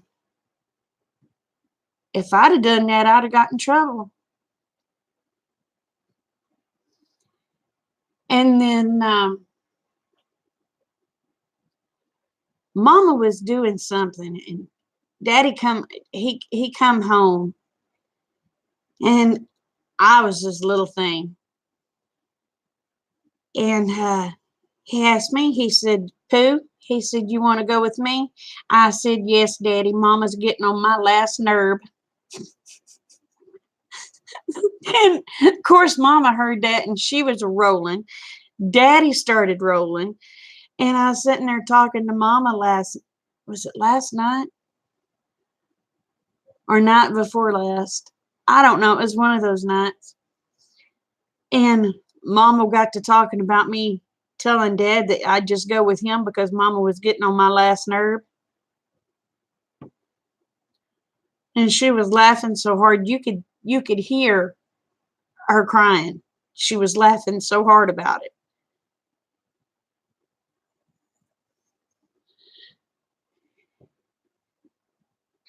But just to kind of show you a little how I was a sweet, ornery little child, okay? She said I was 2 years, maybe 2 years old. She said I was a year, 2 years old. And I was sitting in my high chair. And it didn't have one of them trays on it. And I was sitting up against a table. And I'd put my feet on that table and push that chair back. And she said, Dana Renee, she said, quit that, you're going to fall. And I'd put my chair down. As soon as she'd turn her back, I'd do it again. She told me that about 5 times. And she said, about that time, she said, that chair fell. And she said, see, I told you you was going to fall. She said, I get up and look at her and say, no kidding, and set my chair back up and start doing it again. So, yeah. I was a little ornery.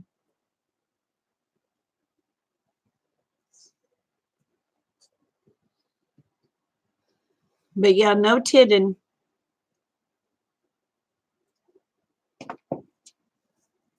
And then one day, yes, I was a rebel. I was a rebel. Then one day, Mama was outside. She went outside. She thought I was asleep, and I was going to cook dinner for her.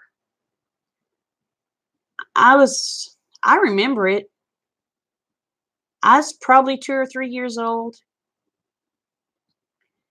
and we used, pot pies used to come in those little aluminum foil pans with the little colored bottoms, and I remember it being blue, the bottom being blue. And Mama had looked beans, and she had the what we called cold beans, the split beans and the rocks and everything off to the side. So I get my little pan, and I don't know what the heck that thing is popping up on my screen.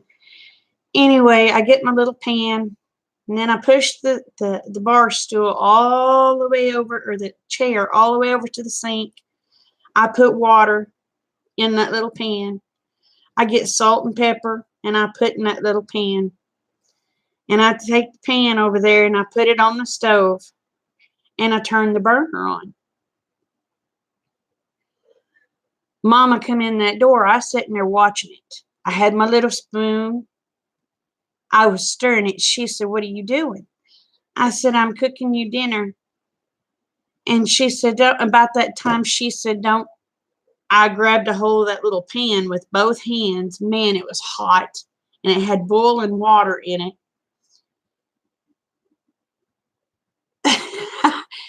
And that boiling water went down the front of my little stomach, and I had burnt my hands on that pan. And oh, I was crying. And of course, she got the aloe vera gel. She put it all over me and everything else. And she said, Dana, she said, don't be doing that. And I said, but Mama, but I was making you lunch, is what I told her. I was making her lunch. And she said, I appreciate you making me lunch, baby, but you're too little. Oh, I was stubborn.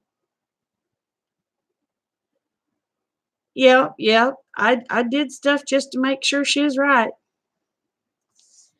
And oh, I mean, I was burnt. She had me wrapped up. I looked like a mummy the way she had my little old hands and stuff wrapped. Hmm.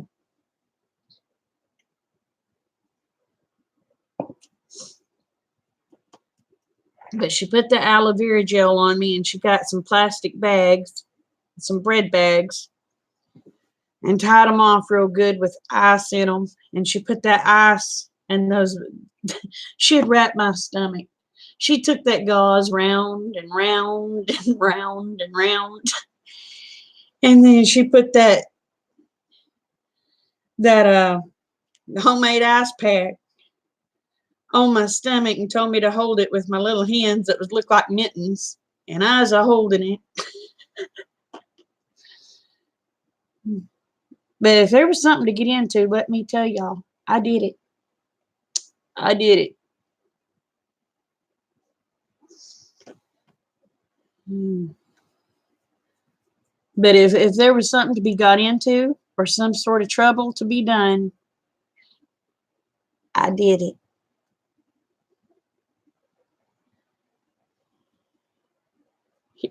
She'd just laugh. She'd say, "You're going to be the death of me. You're just going to be the death of me."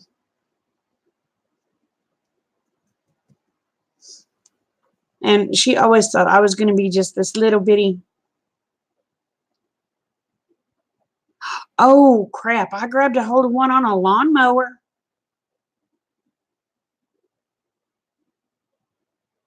Yes, I was. Yes, I was. I had to be told the opposite. Um, and I had a nephew. Well, the one that's in prison now, Kate's bio daddy. Um, he wouldn't leave me alone. I let's see, I was 6 when he was born, so he was probably about 4. I was about 10, and I told him to hold the spark plug wire to where I could see if it was getting fire on the lawnmower. And I pulled that Bill, man, it lit him up and he screamed like a wild banshee. Because the way we had to kill the lawnmower was to pull the spark plug wire off. And I told him to stick his finger down in there to where we could see if it was getting fired. Oh, y'all, my mama lit my butt up. Man, she lit me up.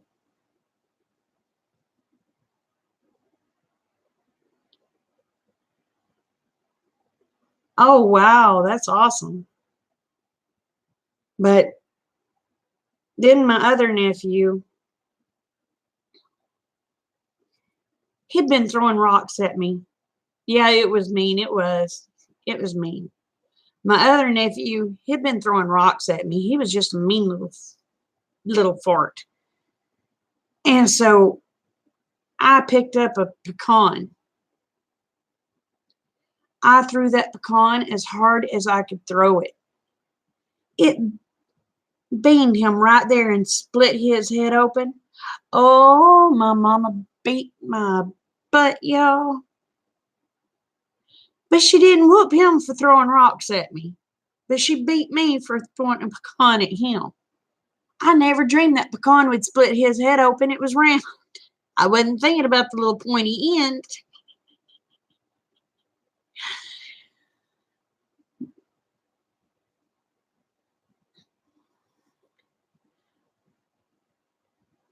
You did it to your brother. You know, they got to learn.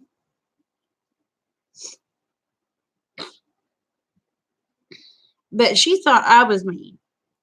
My mom thought I was an ornery little fart.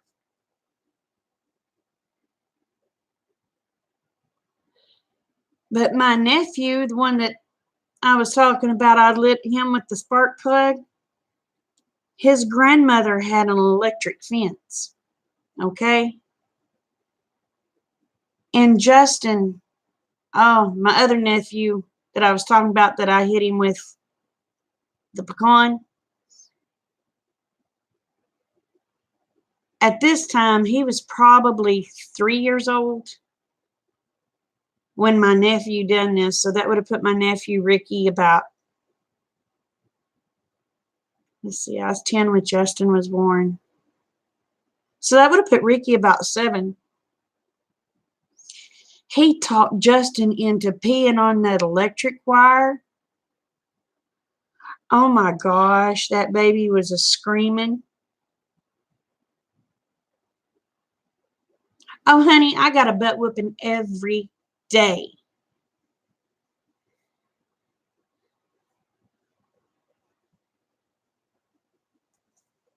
He got Justin to be on that electric fence, and poor little old Justin was just screaming. Justin was probably 2 or 3 years old.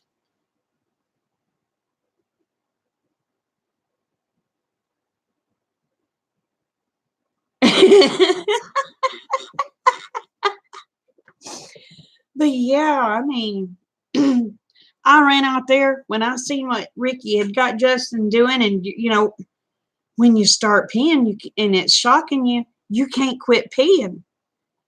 So I grabbed a hold of Justin and yanked him away from the fence, and I blistered Ricky's butt. Then the grandmother blistered Ricky's butt. Yeah.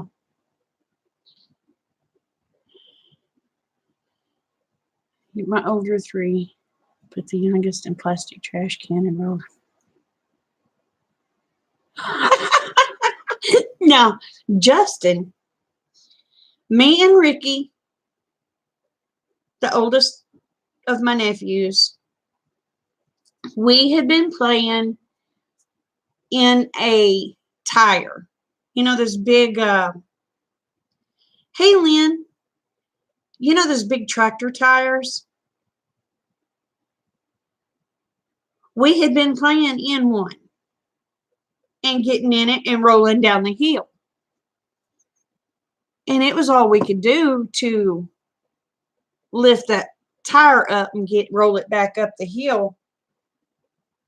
And because it was a big tractor tire.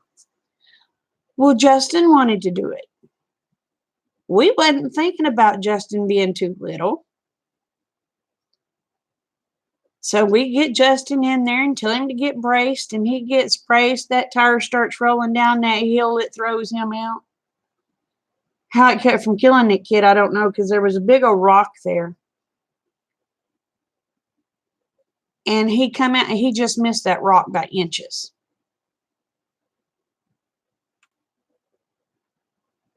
And he went and told on us. My gosh, my mama come down there. She whipped our butts all the way up to that house. She had a switch in each hand, and she was a switching all the way up to the house. And then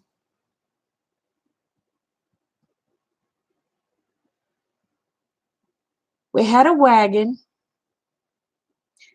and there was an old bridge. It was before they put in this new bridge up here. There was an old wooden bridge. And we lived on a pretty steep hill. And me and my nephew, my oldest nephew, we'd get in that wagon and we'd ride down that hill, and you could guide that wagon with that, what do you call it?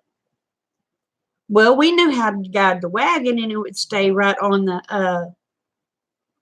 the boards that, truck tires went across. Well, Justin, he had been watching us, and he decided he was going to do it.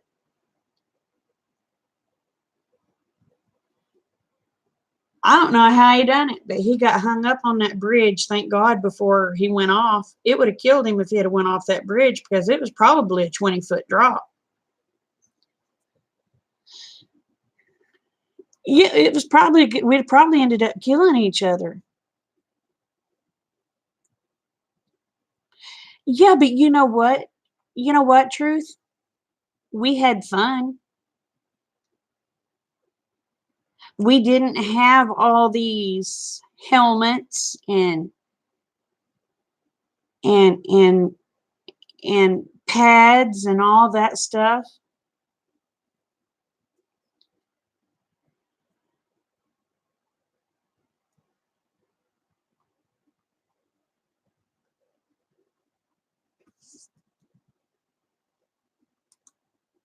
Oh, I can't.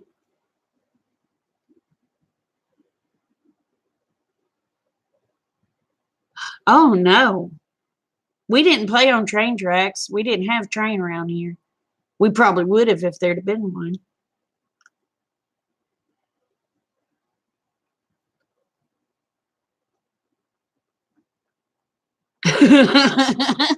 There you go, evolving. Oh, I know. And we used to knock people down playing dog. I mean, we throw that ball. We had no, that was the name of the game. Well, anymore they play flag football instead of football. And it's like you got to be kidding. I mean, we had fun. We would get all right. This when I got older, we would get a hood off of an old vehicle that was setting off out in somebody's pasture that they'd tell us we could have the hood off of. Okay, we'd get three wheelers, four wheelers, whatever we could find, tie this car hood to it, be ice and snow on the ground, and we'd be riding that car hood down on the roads, having a blast. People would freaking flip out if they seen kids doing that crap nowadays.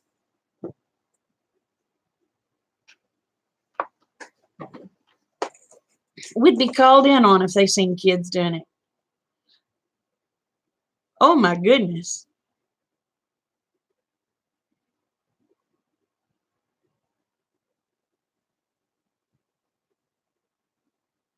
Oh, I was not a no, I didn't want nothing to do with books.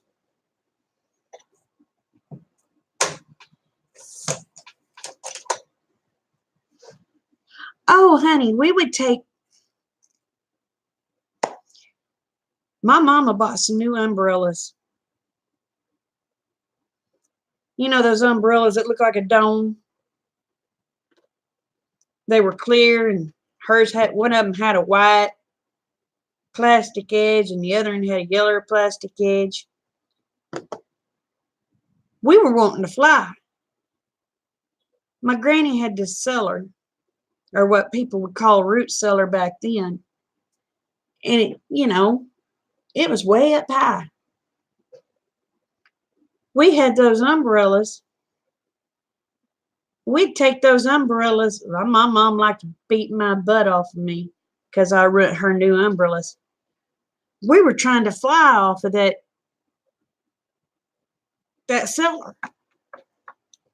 We had a ball.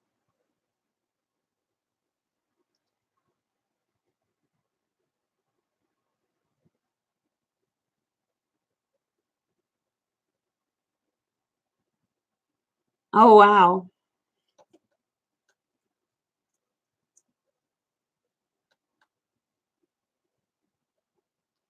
Yeah, we just well, we wasn't supervised either, really. The parents were in the house, all of us kids was playing. And y'all know what not most of you don't know what a wood bee is or a boar bee. We would be out there with pieces of wood. My granny, she would give us a penny for every one of those suckers we killed. We was out there hitting them like baseballs.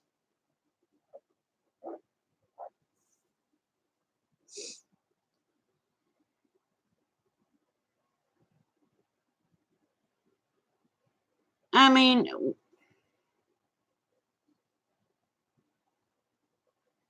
they didn't invest in a life. They invested in a life fund.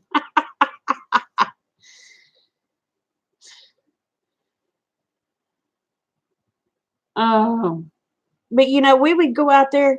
We'd have baseball bats. We'd have pieces of wood. We'd get out there.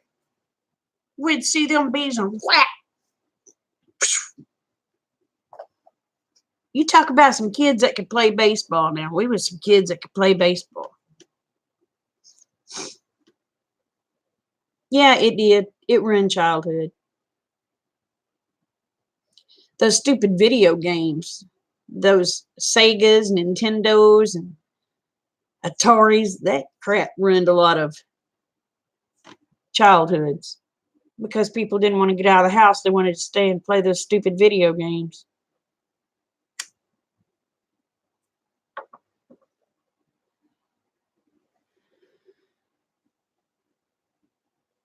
But we we played.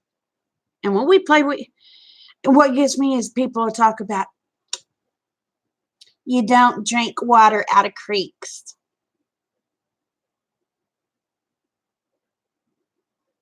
Really?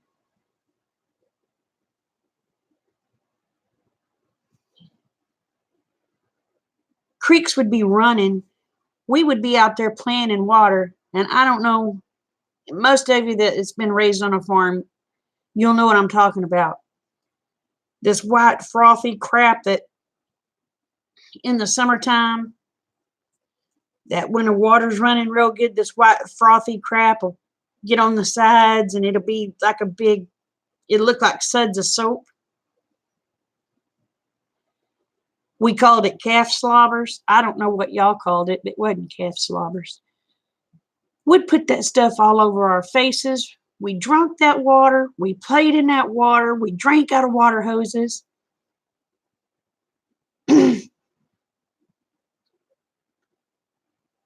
And people would freak out.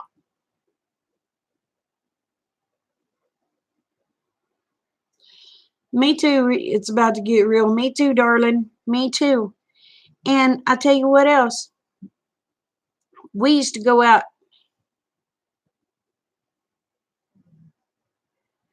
We used to, y'all know what sheep shires are? Some of you probably will. Some of you probably not from where you have them. But we used to make sheepshire wine when we was kids. You get your sheepshires, you stuff them in a jar, you put you some sugar in there, you put your water in there, you bury it and let it ferment. Our parents encouraged us to make sheepshire wine when I was a kid, and we drank it. Sure, we didn't know we were getting drunk because it would actually ferment, and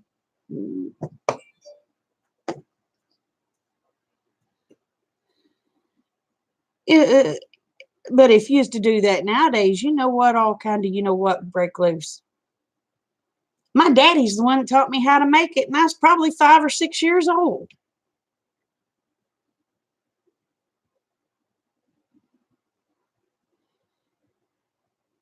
We drunk from ponds, we drunk from creeks. You swim in a pond now and people will freak out. Oh my God, you're going to get germs. But if you think about it, I mean, you really think about it, people didn't get sick back then. Oh, honey, we ate grass, we ate mud pies, we eat whatever. You know,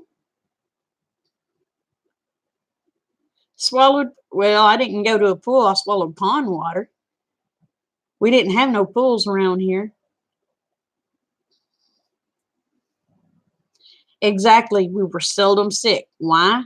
Because our bodies had gotten used to stuff like that.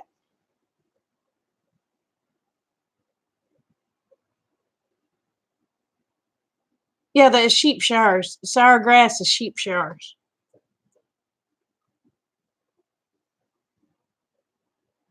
But kids nowadays, it probably would kill them. Why? Because they've never been taught to live that way. Now, my kids has been taught to live that way, but a lot of kids hasn't.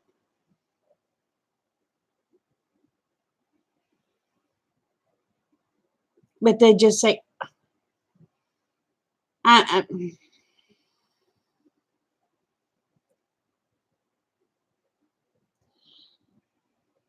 I mean, shoot, I could stay by myself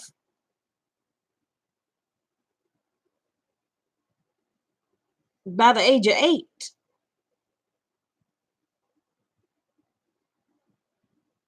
Not now.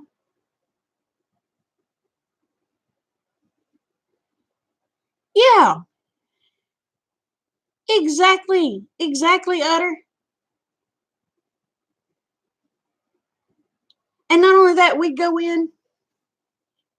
Granny Marie, she would let us get cocoa and put sugar in it, and she would put it in Copenhagen tins for us kids, and let us have. That was our dip.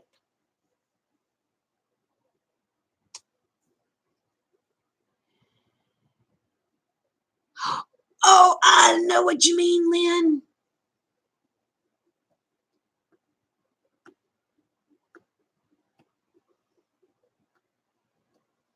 I know. I know. I know. It's about to get real. What's your name?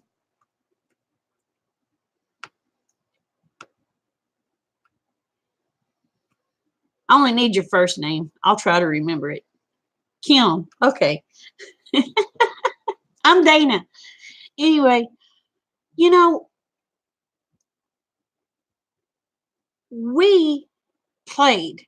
We played hard. We played out in the elements. We didn't have this Germex, all this. It was called a bar soap.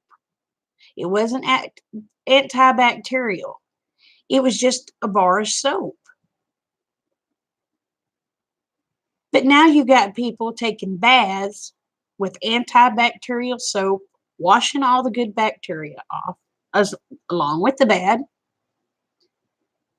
People will stink to high heaven. Why? Because they've washed all the good bacteria off their skin. It just, or they'll be grabbing, oh, we got to have Germex. We got to make sure we get all the germs. And you will see people taking that Germex going from here to here.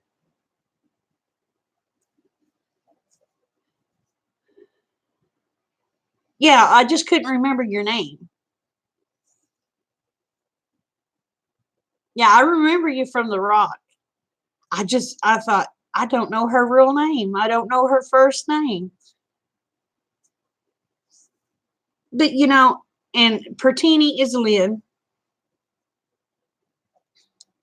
Utter Chaos. Is it okay if I say your first name? I won't say your last name.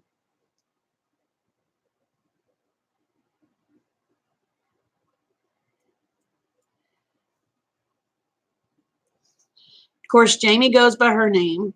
Dave goes by his name.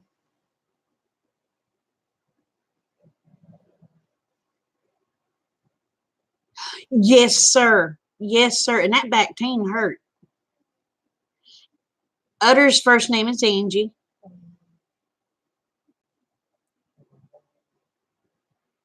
I don't know Truth's first name. Truth, what's your first name?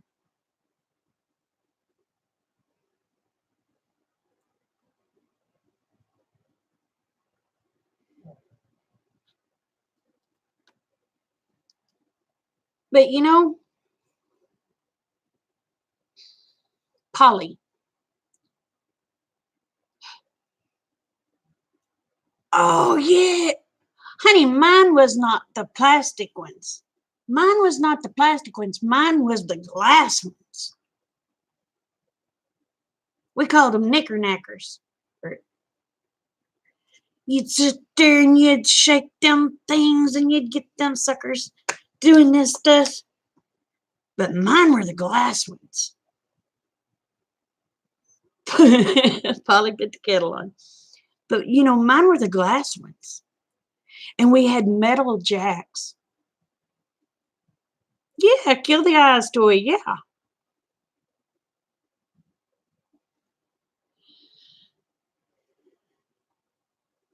And we had like lemon twists. Y'all remember what I'm talking about? The lemon twists. It had the plastic lemon on the end, and it had a plastic hose, and it went around your ankle, and you skipped it.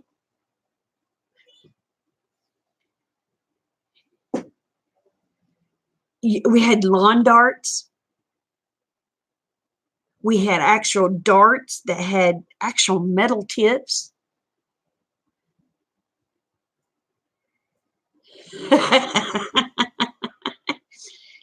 I mean,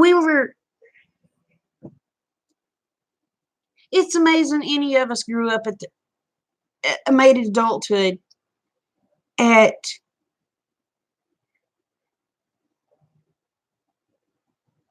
the rate what people think now. We rode in the back of pickups. We rode on the tailgates. How many of y'all ever fell out of the back of a pickup going down the road? I did. Maybe what's wrong with my little brain today, but yeah, we should have had camcorders because these kids today wouldn't believe nothing.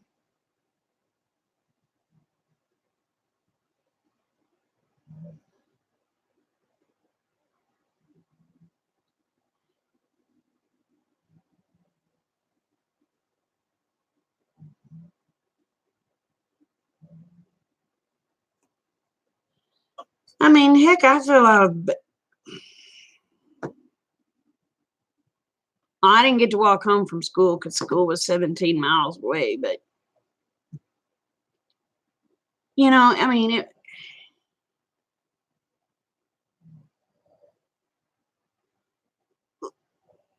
I'd saddle up my horse and I'd be gone all day long.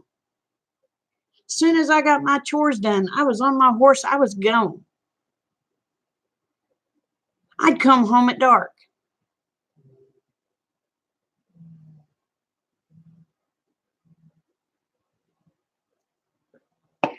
Got me a bicycle. It didn't matter if there was ice on the ground. It didn't matter if there's snow on the ground. It didn't matter if it's piss pouring rain. Anything. We'd take off on our bikes. As soon as all of us kids had our chores done, it was our day. Whatever was left was our day. We got to do whatever we wanted. We wasn't causing no trouble.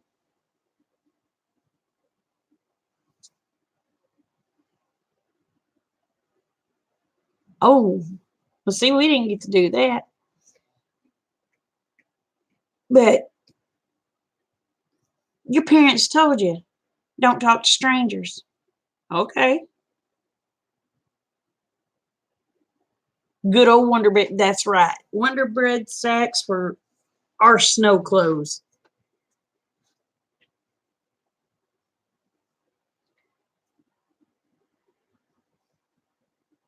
Yep. Yep. March Dimes collections, door to door. That's right. You could walk trick or treating, not have to worry about no mischief. You wouldn't. I don't know about y'all, but when I was a kid, we didn't worship the devil because we dressed up. We were just having fun. It had nothing to do with the devil.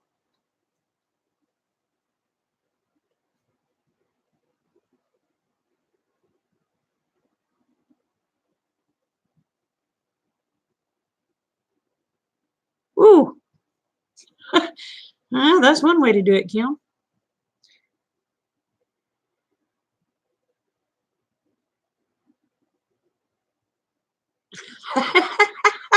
There you go. There you go, Lynn.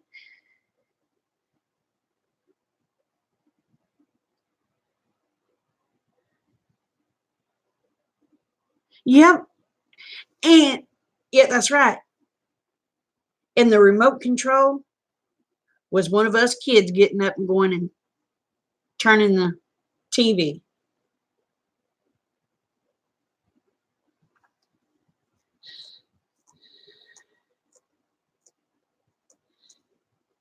And not only that, don't forget, as soon as you touch those antennas, it cleared up. You might have to stand there holding the TV, holding the antenna to watch the TV.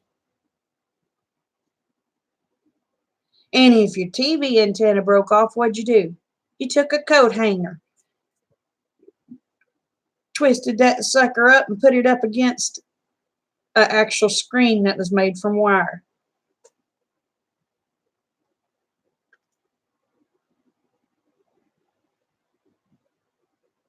Oh, yeah. Yep, going outside, rotate.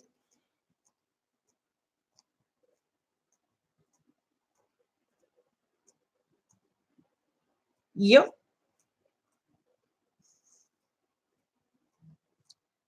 You know,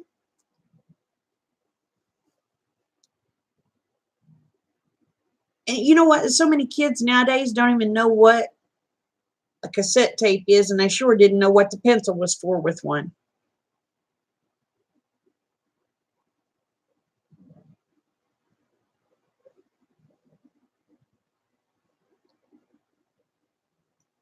You know, it amazes me what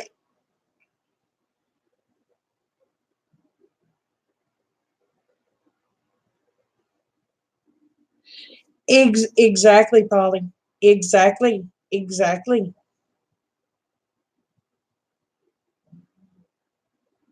Yeah, I think I was probably about 18 years old when my mom and dad bought a rotor for the antenna.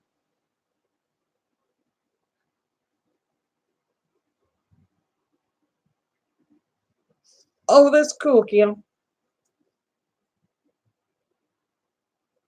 Yep, they were.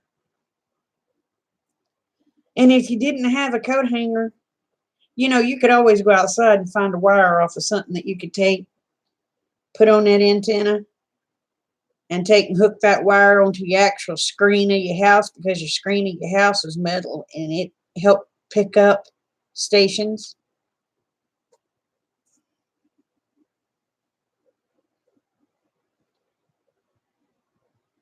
That's right. That's right, Polly. That's right.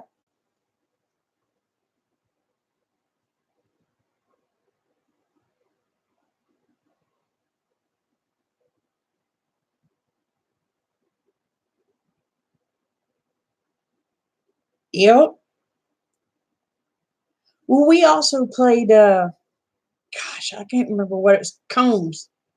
How many of y'all played combs?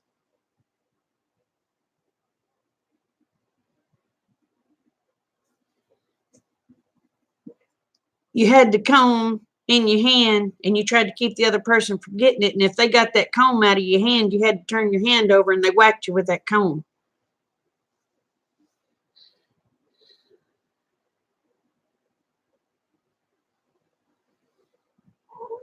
That's right. That's right, Kim. That's right.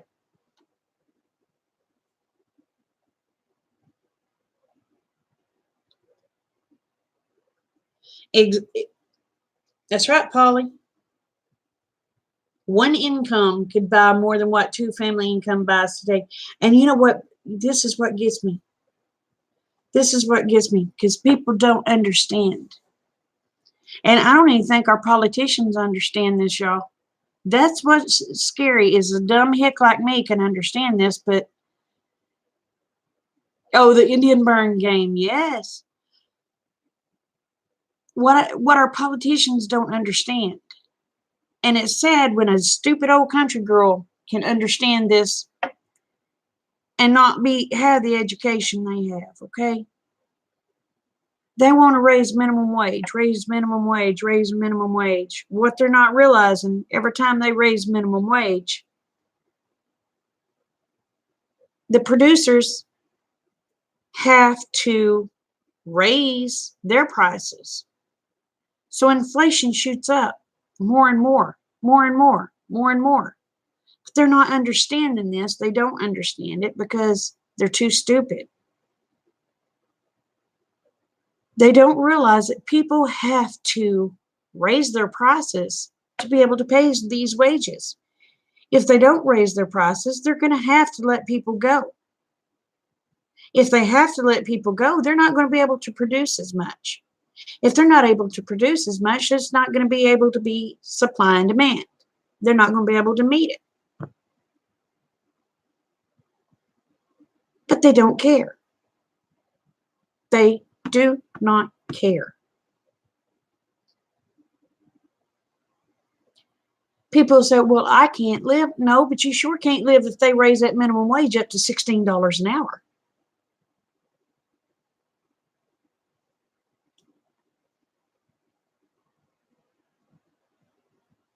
Exactly. Exactly, Kim.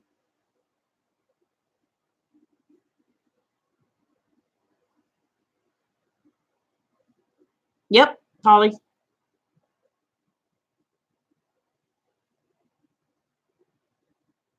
But they don't understand this. Eventually, AI will have total control of all jobs, pretty much, except for the bad ones.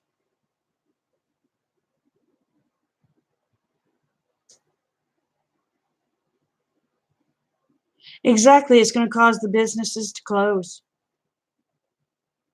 And then our economy is gone.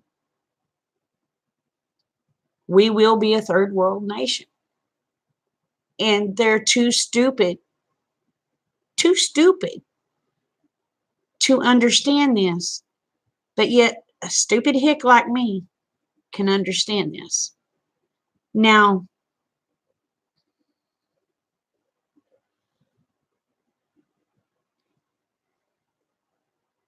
that's right, Truth, or Polly. That's right.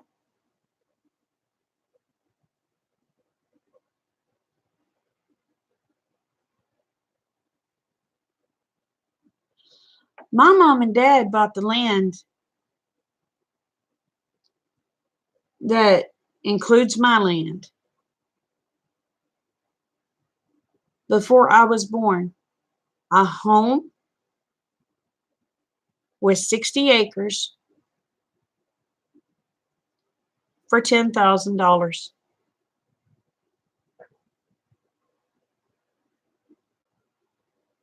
Where I bought my land from my parents, I offered my dad at that time, which was high, but I wanted mom and dad to have money to live on. Because land out here at that time was going about $300 an acre. I offered my parents $600 an acre, and of course they took it. But you know, the land I live on now, I can sell it anywhere from $2,500 to $3,000 an acre.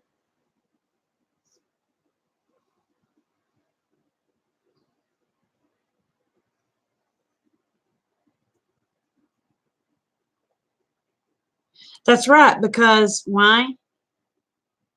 You're checking yourself out. They're forcing you to check yourself out now.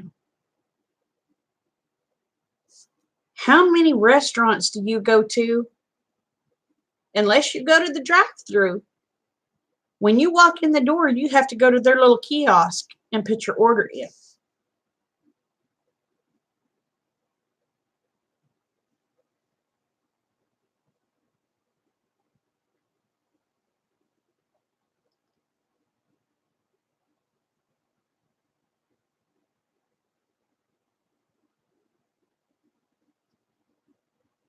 But you know,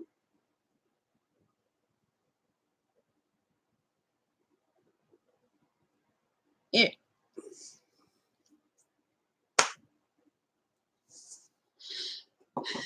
but we've let them do it by using us as guinea pigs to test to see how it would work.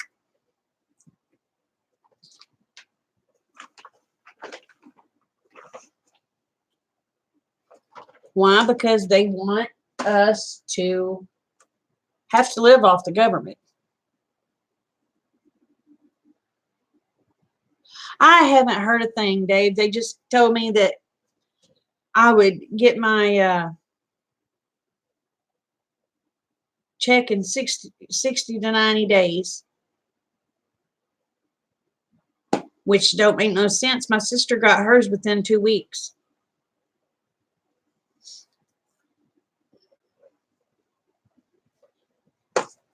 So I guess when I finally do get it, it'll be a good one. I hope.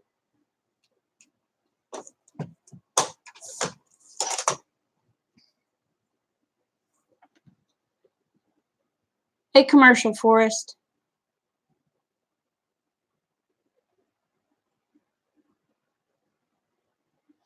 Sweetheart, you need to seriously think about it because at the rate things is going, if you ain't got it paid off, you do your best to get that sucker paid off fast to where it's yours. Start raising your food, sweetie. Start raising your food.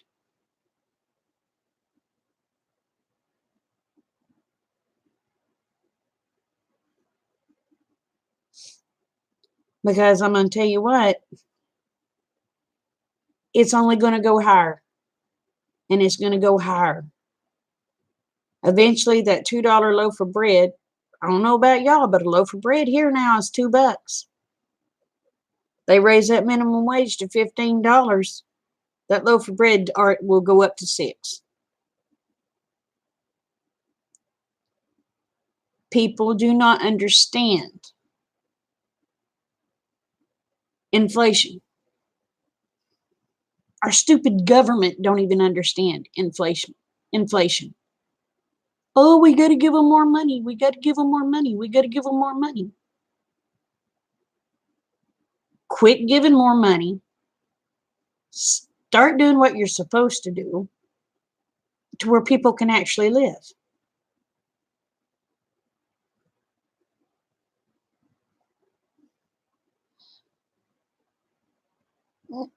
Now, isn't it always, I may be wrong, but isn't Maine usually cold?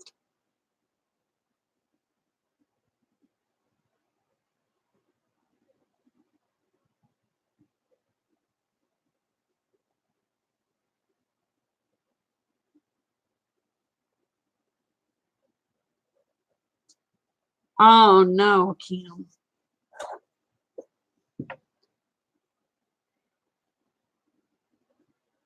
Yep, a day's pay to buy a loaf of bread. Yep.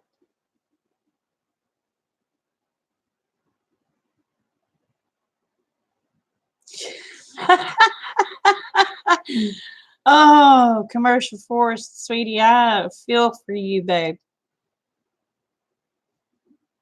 Now, what is I'm gonna start stuttering like a blubbering idiot. Um Now, what is their growing seasons there, sweetheart? You need to take that in consideration. What is the growing season in Maine? Do they have a good growing season or is it just short?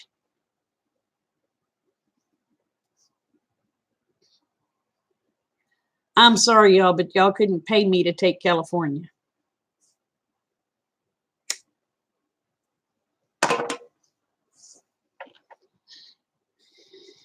I figured it was short.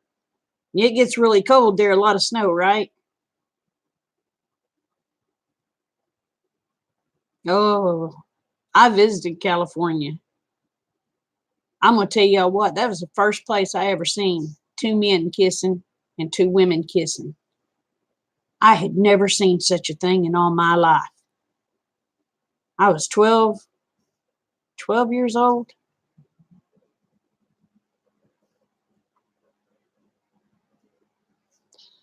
Right there on the main street.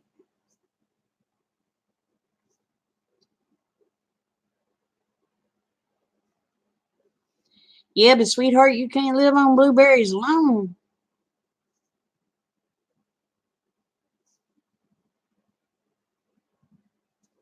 Now, see, Oklahoma has a good growing seasons.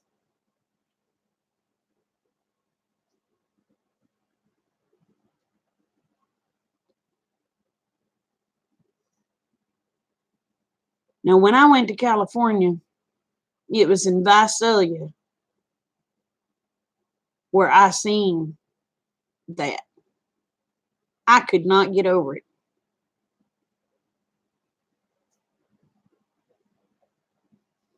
Yeah, honey, I'm in Oklahoma.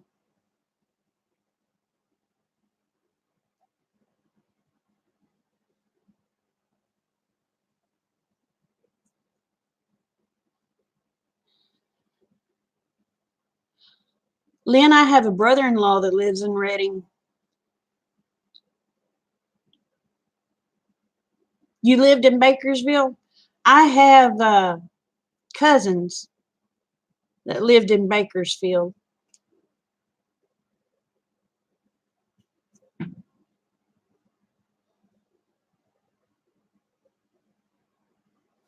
I'm going to try to.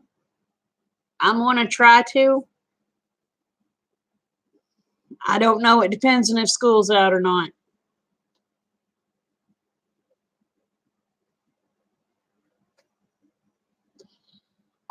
My family that lived in Bakersfield, their last name was Preston.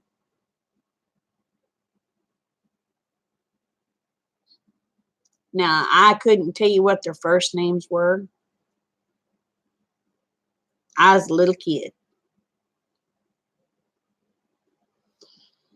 But the best thing I can tell you about ever happened to me in California is I got to ride Steve McQueen's horse because my cousin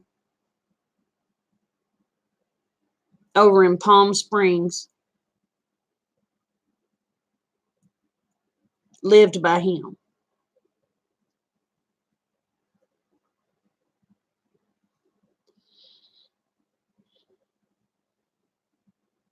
And that was right. It was just a few years after Steve McQueen died. I got to ride his horse.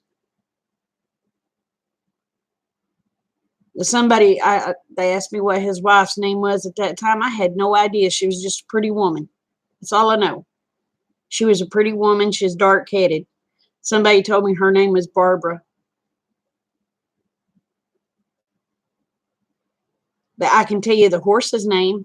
The horse's name was Ringo.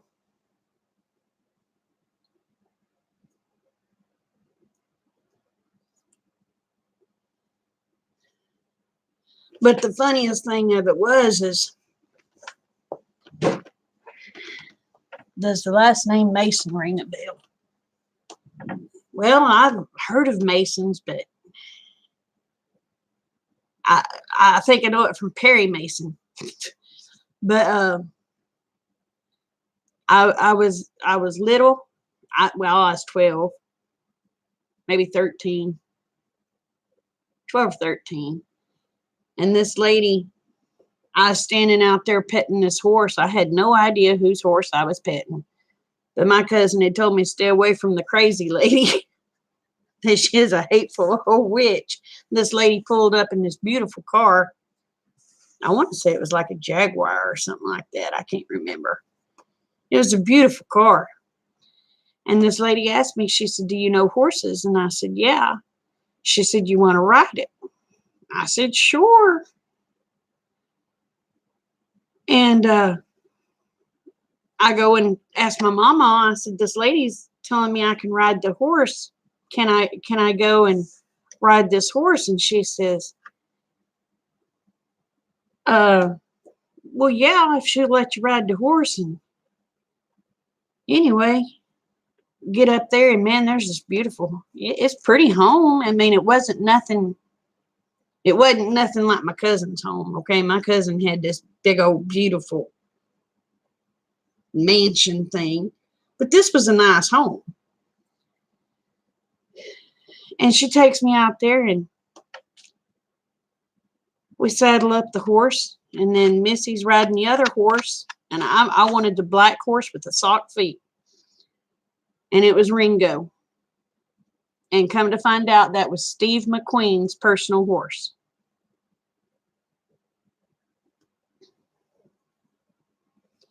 Yep.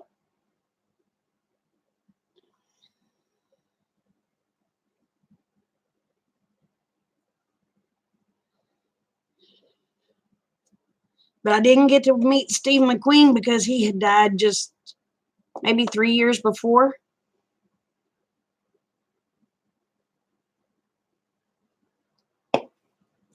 Then she told me, she said, now you be careful. She said,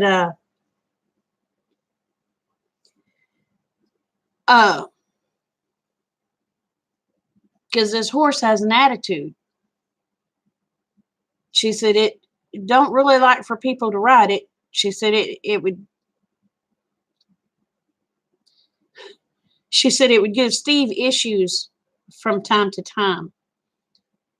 And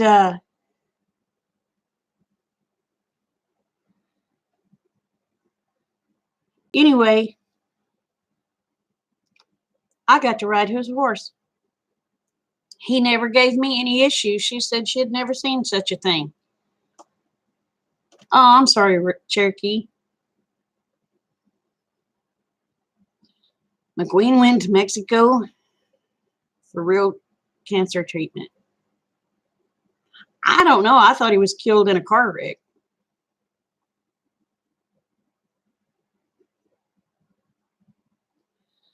But I can say that's the best thing that ever happened to me in California.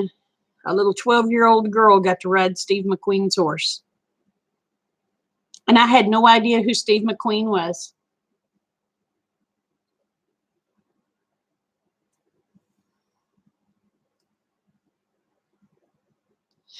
Hey, Brenda.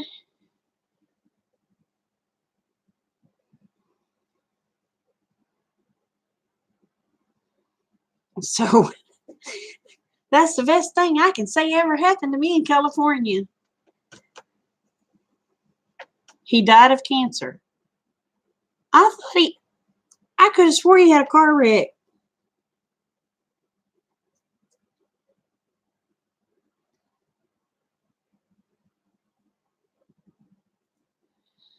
But what was funny is my cousin Imogene, she was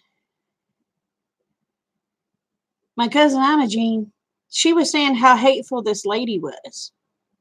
That lady was sweet, y'all. But if you'd met my cousin Imogene, God rest her soul, she was hateful. So that lady was probably just being caught a BIT because of her.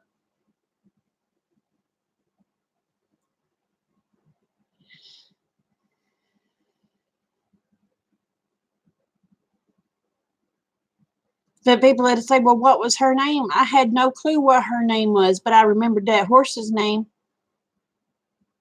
His name was Ringo.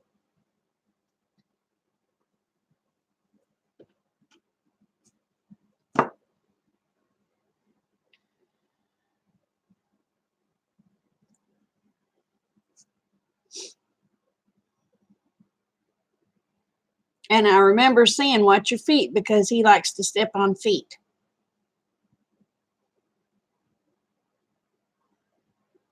Yep, it's still one of the cheapest places to live. But they're trying to raise the stupid minimum wage here from $7.25 to $16 an hour, I believe. And you know what's going to happen when they do that? A lot of places are going to go out of business.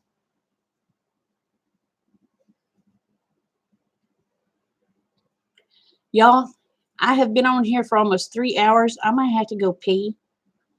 I'll come back. I'll be back.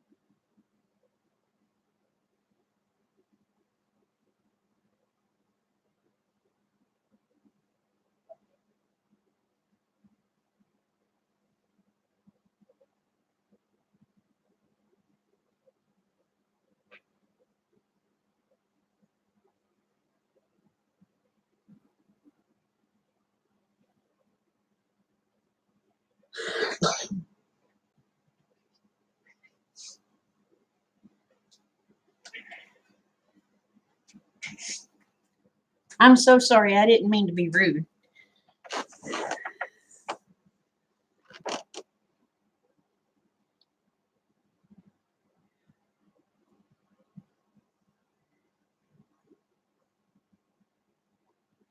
Yeah, they do charge taxes on everything, but they're talking about, ooh, Lord, they're talking about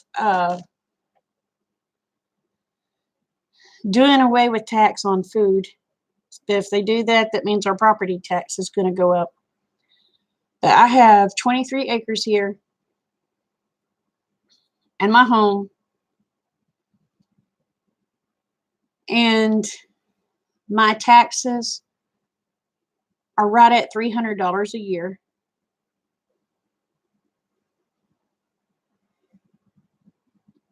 So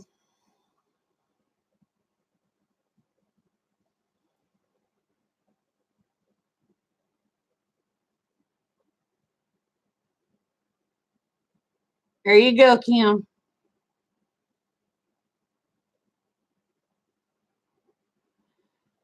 Um, just come on down towards, McAllister, Kim. My property taxes are right at $300 a year.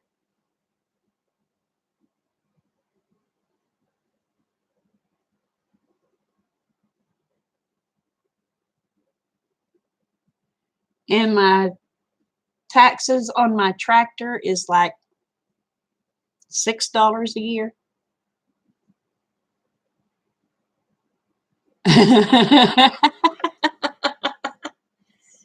But I have a home and 23 acres, and my taxes on it is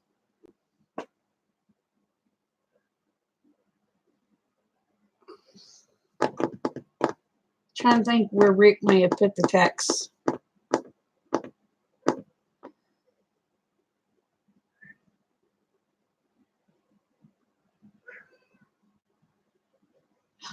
Oh, there were 303. There were $303, and then I have to pay $6 for my tractor a year.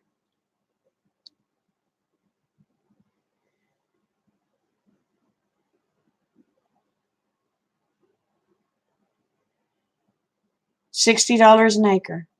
Oh my gosh. Yeah, see, our taxes here aren't what you pay in your food, clothing, blah, blah, blah, is still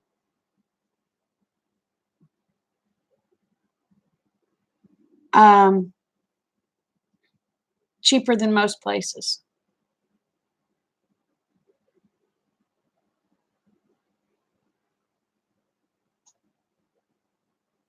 Holy moly. Kim, you need to come to Oklahoma, darling.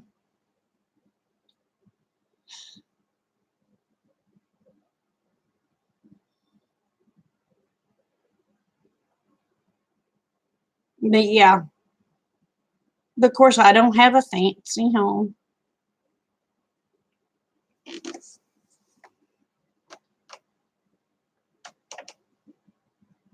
Now, if you live in town,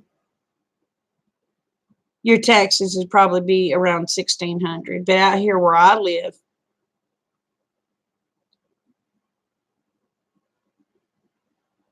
oh wow, yeah, I know where Sherman's at. I love the Cracker Barrel there.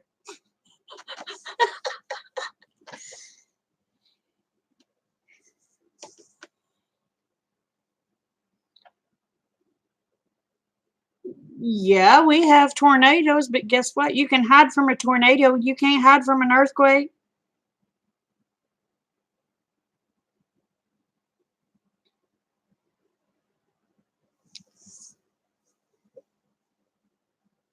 All you have to do for a tornado is go underground. Earthquake, your ass ain't gonna go underground.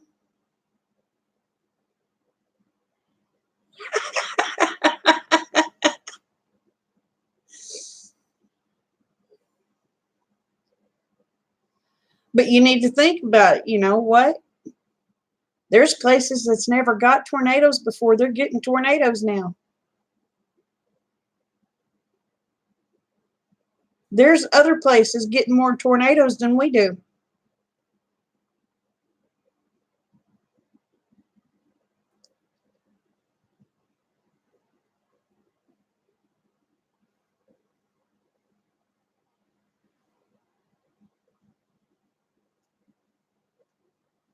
But you know, I mean, they've been getting tornadoes in Virginia. They've been getting tornadoes in West Virginia. They've been getting tornadoes in Kentucky. They've been getting tornadoes everywhere. Georgia.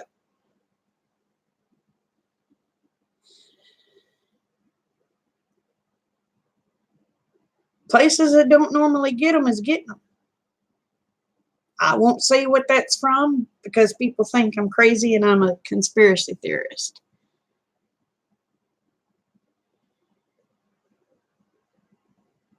That's right. And knock on wood. I no Domino, it was me. It was me. It was me, son. It was me. Chill, Bill. It was me. Domino. It was me. But where I live in between hills. I got hills all around me. I live down in a valley, and the good Lord has blessed me. I have never had a tornado hit me. Now, back when I was a little kid, me and my daddy, because I lived up on the hill, me and my daddy watched the tornado take our barn and it put it down here in my pasture. Yep, the whole system's changing.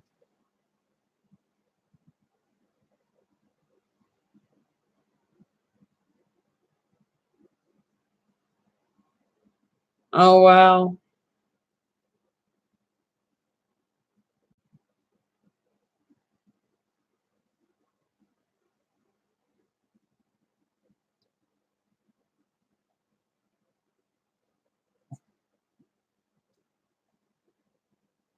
Which state? Which state, Dave?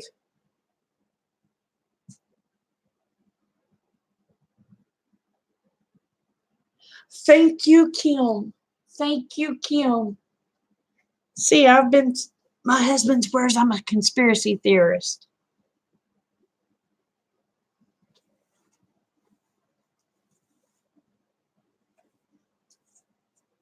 Hey, Senia. How are you? Happy New Year.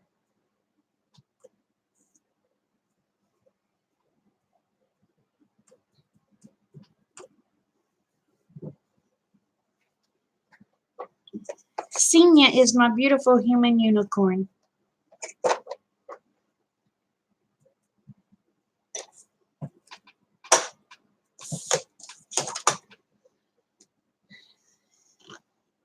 If y'all want to watch people put on war paint, That girl can put on the war paint now.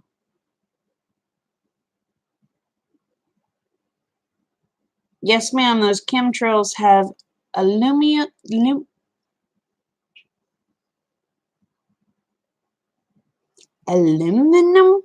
alloy particles.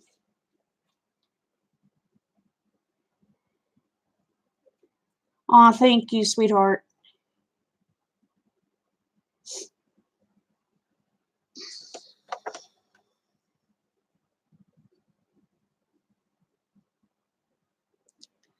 We kept having trees dying.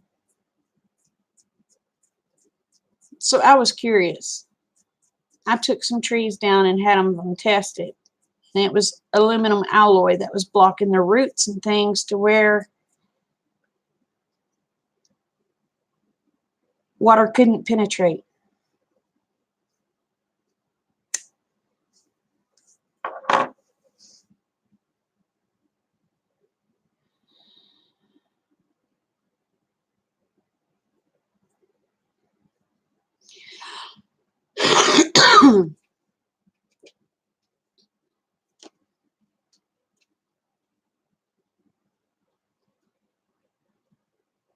But it's your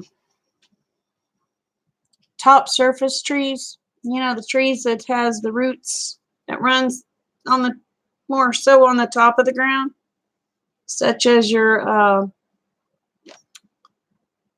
crap, I had it in my head, sycamores. We don't have as many as we used to. We don't have near as many. And I'm not trying to say any praises here. Since Trump took office, we haven't had many at all.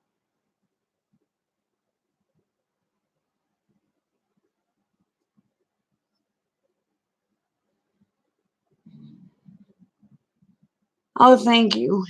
It's getting long. Look at this mess. I got to get it washed.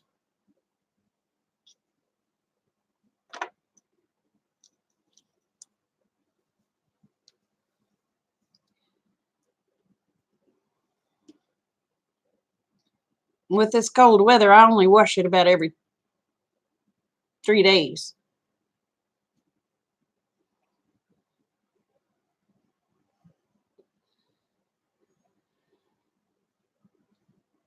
But yeah, we have them, but we don't have them nothing like California and all the other states do.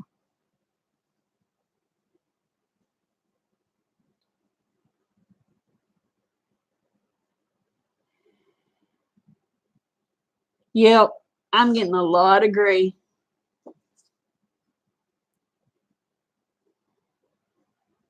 Kate wants me to color my hair. I told her, I said, I earned every one of these suckers. Leave me alone.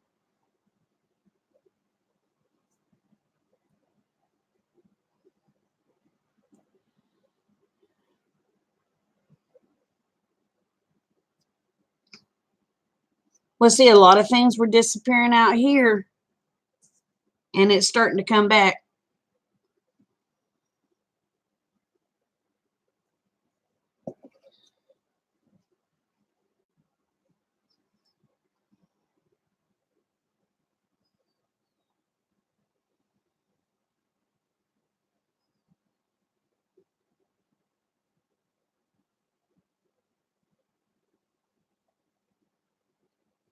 Let me guess, Real, did they, or Kim, had traces of aluminum alloy in them, didn't they?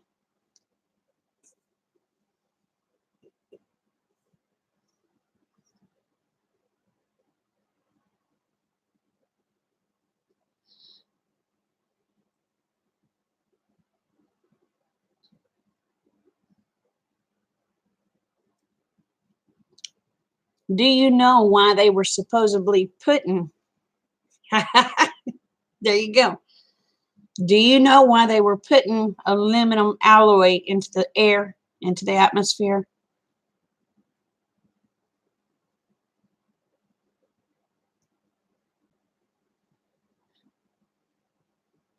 This is their reasoning. To reflect the sun back out so it don't get as hot.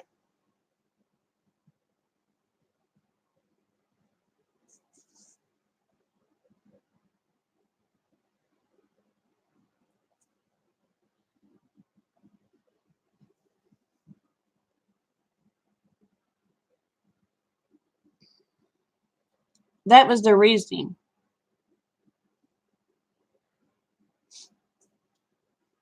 I still say it has to do with controlling the weather.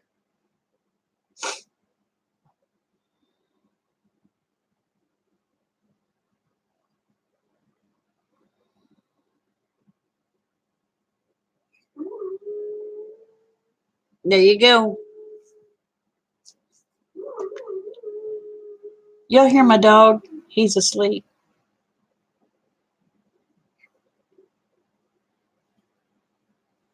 He's over there trying to howl in his sleep.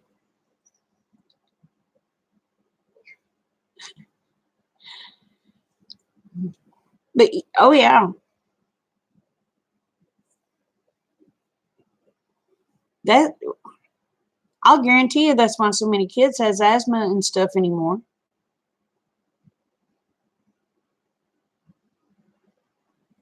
And I'm smart enough to figure that stuff out.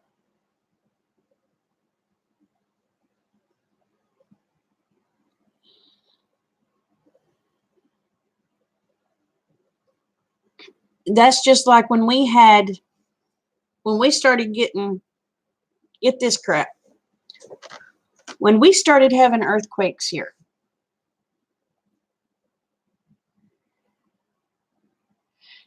I don't know, Dave. I don't know. When we started having earthquakes here, I told my husband exactly what was causing it. I said, they're pumping out everything. They're putting this slimy stuff down in there that's real slippery, causing the plates to shift, which is causing earthquakes. I said, that fracking and stuff, them pulling everything out and putting that slippery stuff back down in it, I said, is what's causing it. I was told I was an idiot, so to speak. He said, you're not a scientist. You don't know that. I said, it doesn't take a rocket scientist to figure something out. I said, it takes common sense. Guess what? 2 years after I told that, what did the scientists figure out? They figured out the stuff from the fracking that they was putting down in the holes was causing the plates to slip because the stuff was slippery.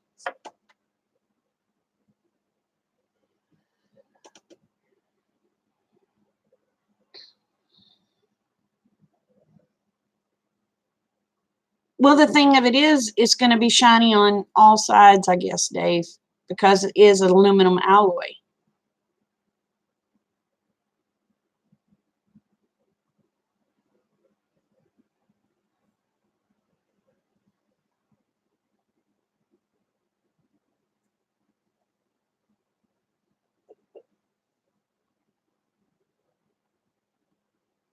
I could have told them that. They didn't have to have these scientists and pay all these millions of dollars. All they had to do was listen to me.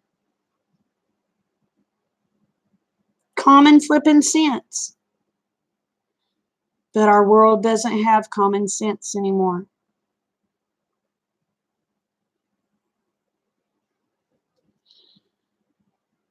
So when they made them quit fracking out here, guess what? No more pumping that crap down in there. The earthquakes stopped. Go figure.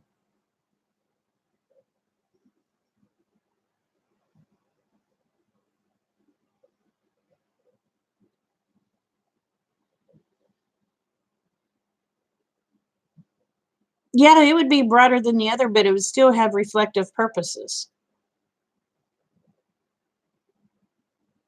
I mean, think about it. You put a galvanized,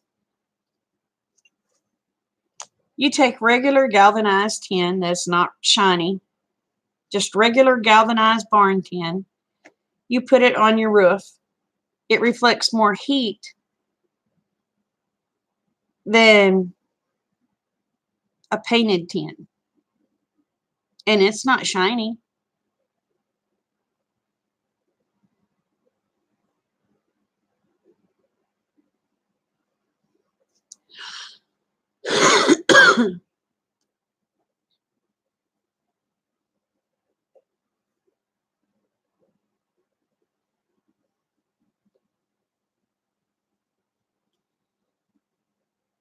Now you can take just regular old galvanized tin, not the shiny tin, just regular old galvanized tin that looks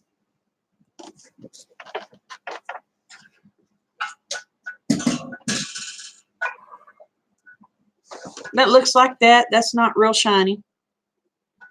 And it's got spots in it that's not shiny at all.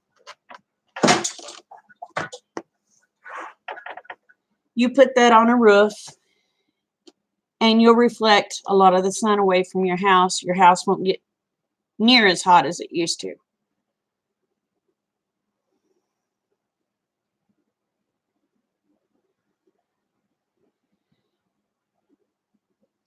Well, it's not that they're fracking against the plate or with the plate.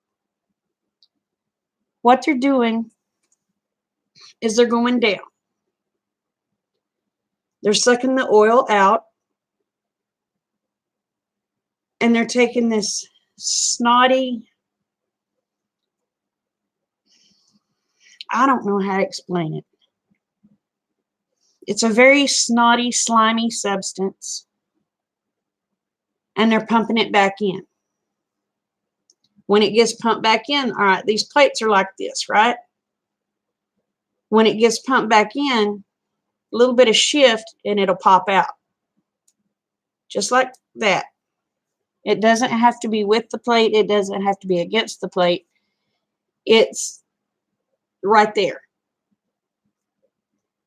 And when that friction causes, it'll just slide.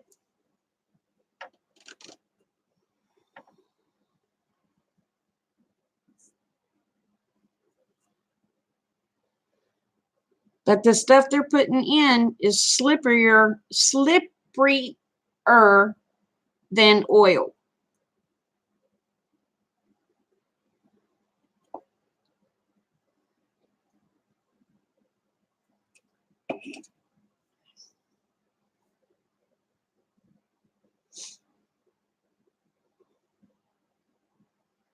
I don't know how to explain it.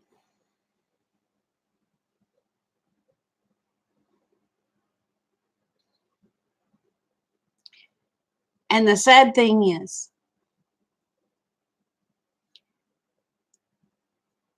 a lot of your valve stems that they're taking out of the earth, once they do their fracking and all that stuff,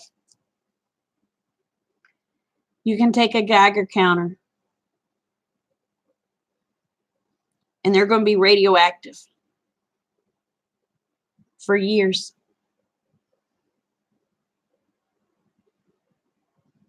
As a matter of fact, one of the oil companies was trying to take dirt out to our landfill. And Rick took a Geiger counter out there because they can't dump it if it's radioactive. He told him to get it away from the landfill very quick because it was radioactive.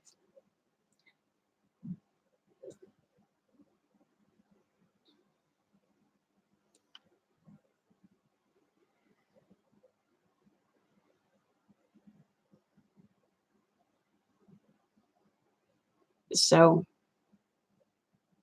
and it's sad, a lot of these people don't know that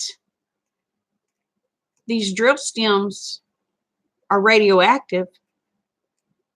They're getting them, cutting them up, and making fence posts out of them. What are they doing? They're causing that area of their land to be radioactive.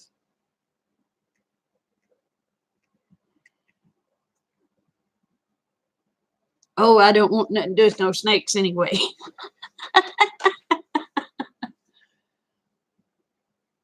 But anyway,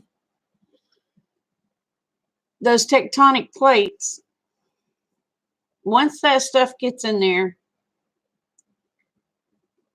and your earth is shifting just like that, and eventually it just forces, and that's what causes your earthquakes.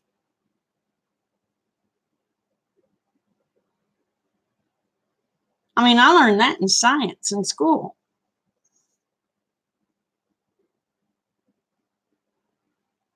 Yeah, no lubrication is going to cause friction. But the stuff they're putting in there is even slimier than oil, which causes it to shift a lot easier. Now, I don't like snakes at all. I don't like spiders either. So if somebody could figure out how to wipe out spiders and snakes, would be all right. They could take the skeeters with them and the horse flies, any kind of biting fly. So, oh,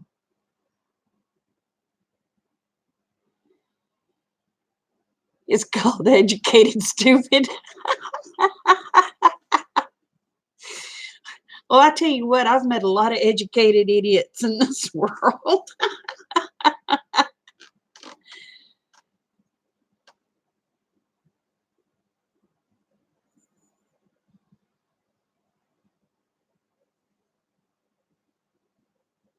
Yeah, it's causing a lot of stuff. It is. It's causing it. But the thing of it is, y'all, we don't have to have oil. We've got other natural resources that can be used. But they don't want it.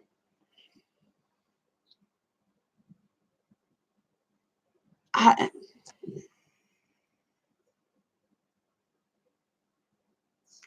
they just, oh my God.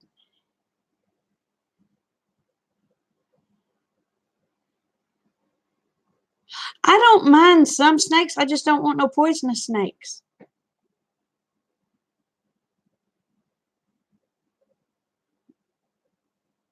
They can get rid of copperheads. They can get rid of rattlesnakes. They can get rid of cottonmouths.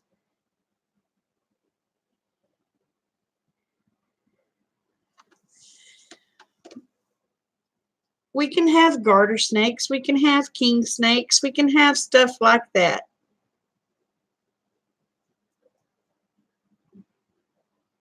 There's no such thing as a poisonous snake. Oh. Well, they're venomous. That venom will kill your rear. I almost said a wordy dirt. They can get rid of all those snakes that couldn't cause you to die. Now, if there's one that's going to cause me to die from a heart attack, that's just the way it goes. I just don't like. I don't like venomous snakes. I don't want a snake that's going to make me wish I was dead. That's like a copperhead. They'll kill a child. They won't kill an adult, but they'll sure make you sick enough that you wish you was dead.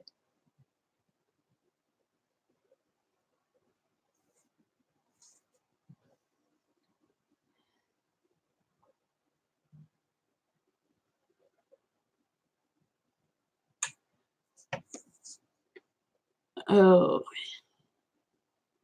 I don't like snakes. I don't like rats either. But I'd rather have a rat any day as a snake. I can put a trap out for a rat.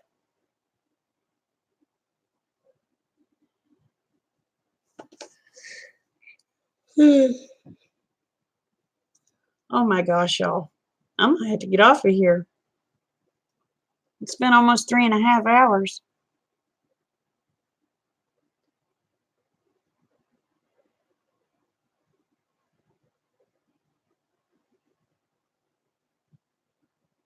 They're using it for Alzheimer's.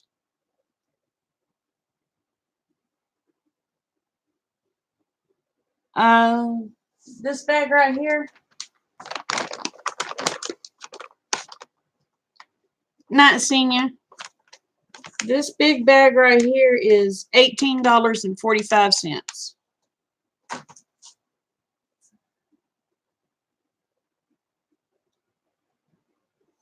Save a snake, save a titty.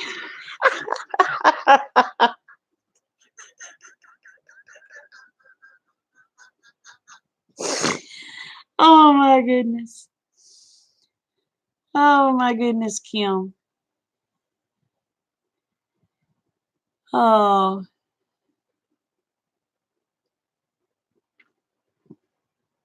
But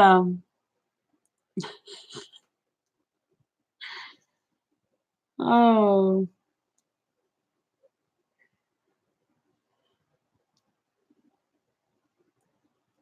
that's one way to look at it. That's one way to look at it.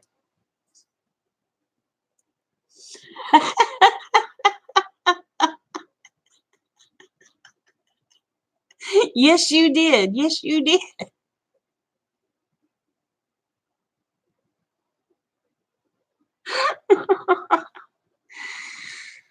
Oh, oh, thank you, Senior. I love you too, honey.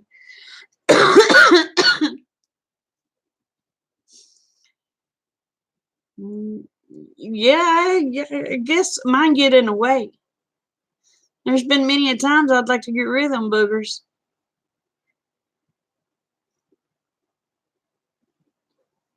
You're gonna roll over at night and catch one with your elbow. That hurts. That that hurts.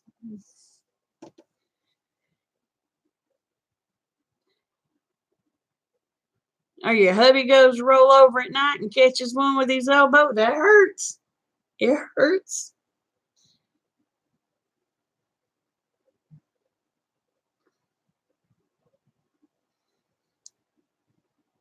I just laugh and say mine's a shame now. They just look at the floor.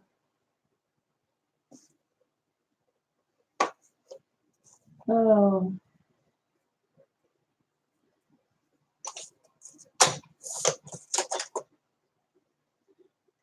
Well, I tell you what, girl, I'll give you half of mine.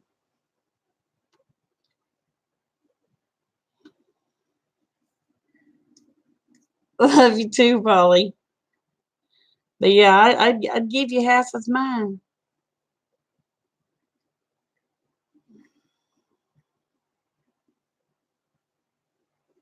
Oh Lord, I don't have to do that. I'll give you half of mine. You figure out a doctor that'll give you half of mine. I'll give you half of mine. I don't like triple D's.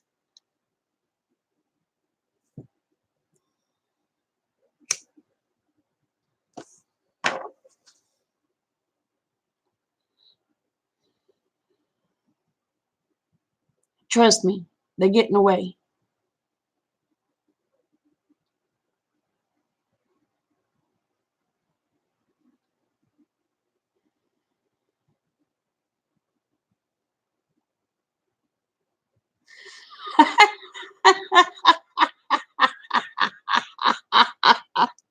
Oh, Dave, I didn't realize you're still in here.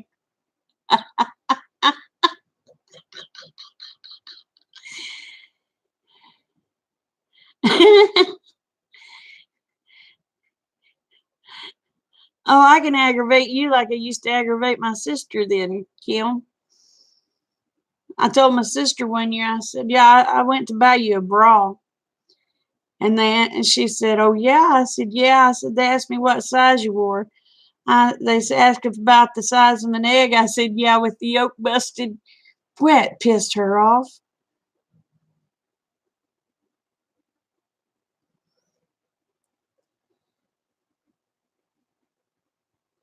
She goes, I can't help it. You took all mine. I said, how did I take all yours? I was the last one born.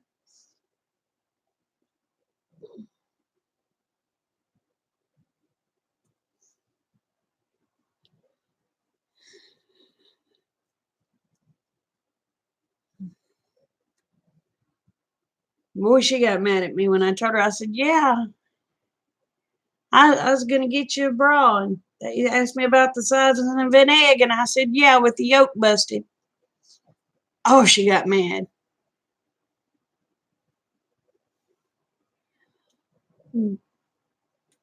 Honey, I know. I know they do. You look like you got a butt sitting right there.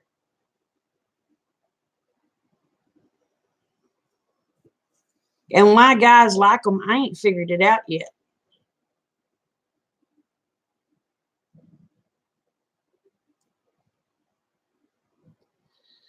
I don't like.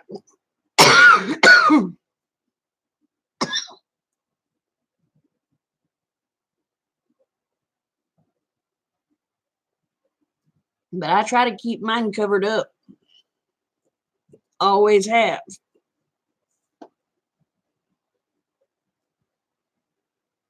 People would say, "Oh, you don't look like you're that big." I said, "Well, go buy me a bra then."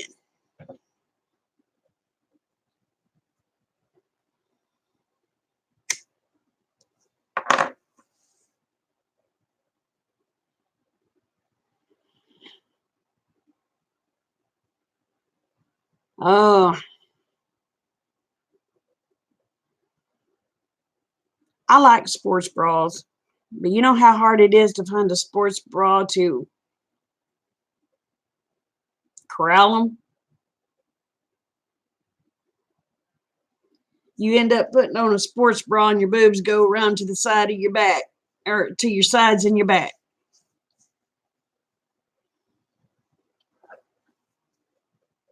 Oh, you're a double. Well, you're smaller than I is.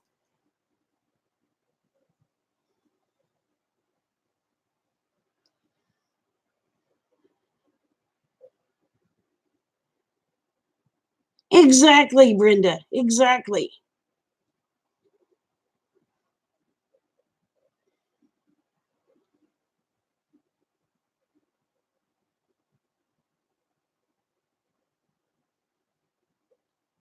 You try to corral them and they end up getting compacted. I'll tell you what makes me mad is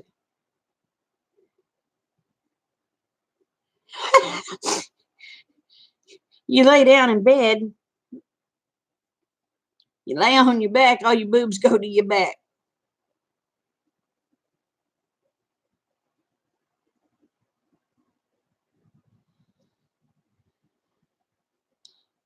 Mine don't serve a purpose. I had all my crap re-inked out. I don't need them.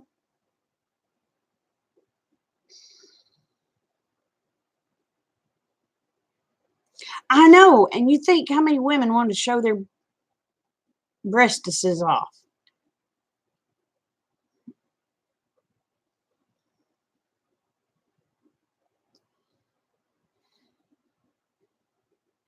I have horns. They hold my halo on.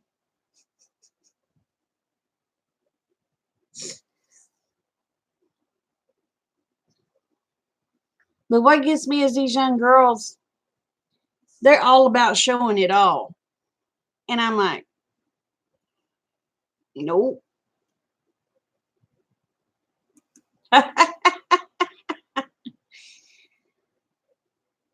Yeah.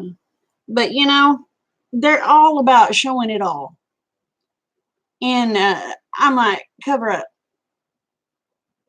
Ain't nobody wants to see that.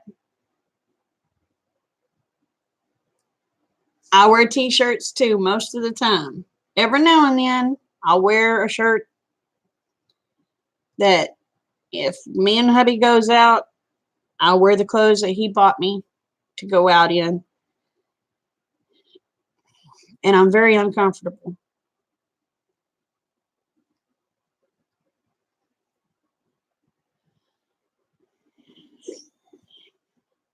I would love to be a member of the itty bitty, you know what committee.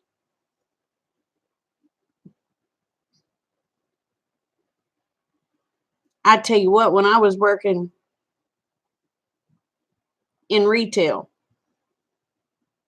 and you have to wear your rose ears, and when your boobs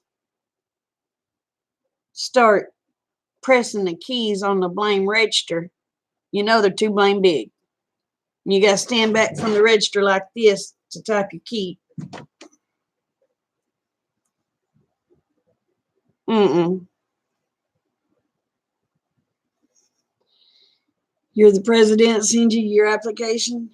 You'd kick me out.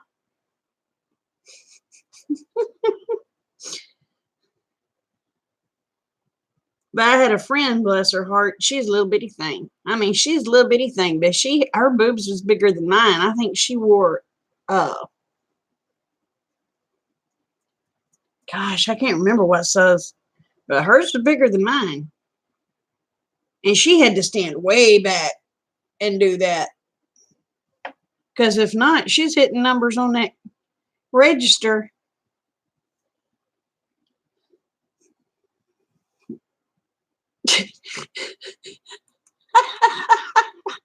That's all they are, is a pain in the back and the butt.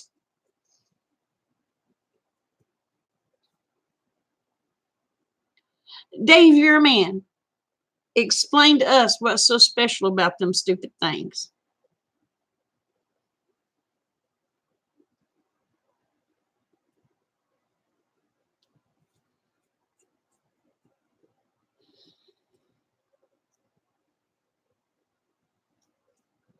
Because they're annoying.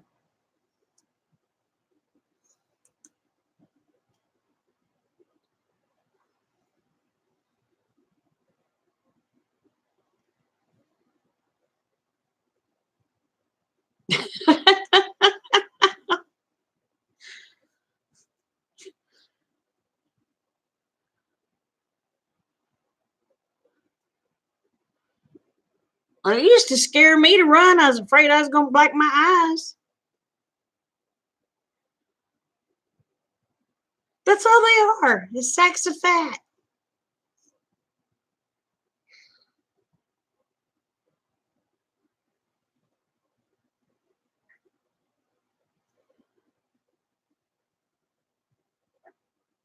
They're annoying. They get in the way.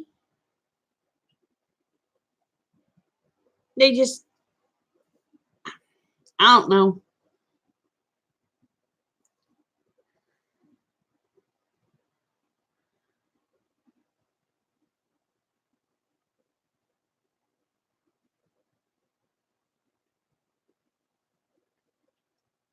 See, I can't see where they're visually appealing. I think they're ugly.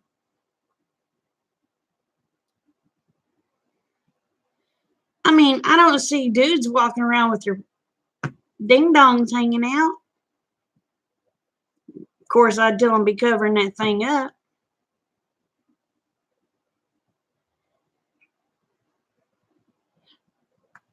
No, I haven't seen Kristen Tough.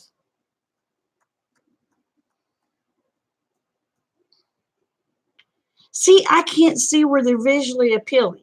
I think they're ugly.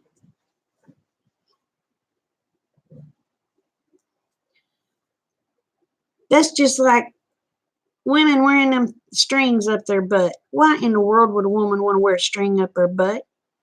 I'd be walking around all day long pulling that blame string out of my crack. Yes, they sweat. You just feel, ugh.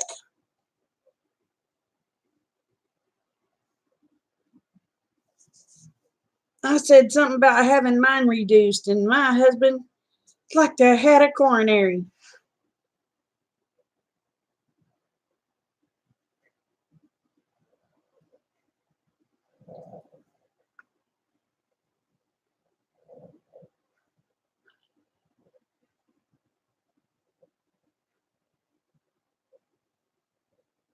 Exactly. And I'm sorry, and I'm not trying to be nasty when I say this, y'all. You got these, and you have a man that is on you and pushing you up like them. Oh my gosh. It's when you start going because you can't breathe. Oh my Lord.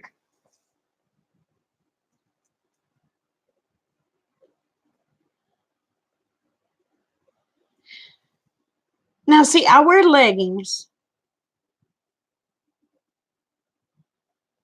But I wear shirts that go way down covering my bobo.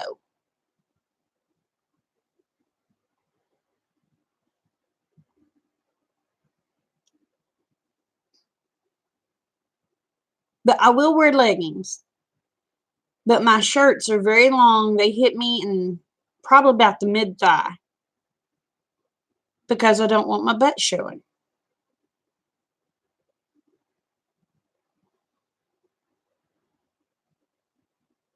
And the only reason I wear them is because they're thin, they're cool. I burn up.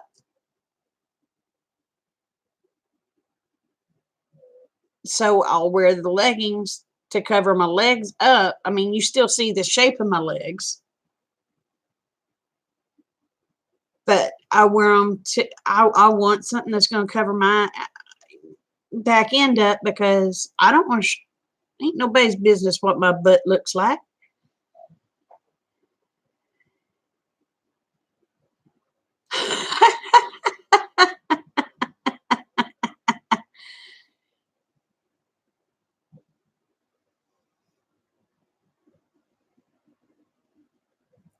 Yeah, that's right. God gave cows tails to cover up their butts. And see, that's like Kate Bug. She gets so mad at me because if she wears leggings, I make her wear a shirt that's long enough to cover her butt. It better go mid thigh. If it does not go mid thigh, she's not wearing them leggings. But I do wear leggings, but my shirts go mid thigh. And they're not tight shirts.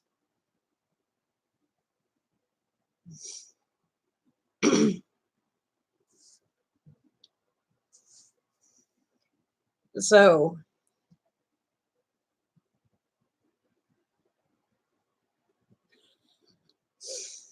two takes to drop down like airplanes. But I'm a very modest person.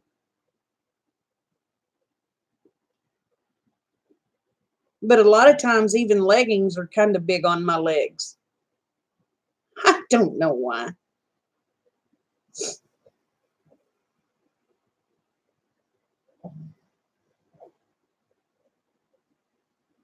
Yep, I'll wear leggings under dresses too.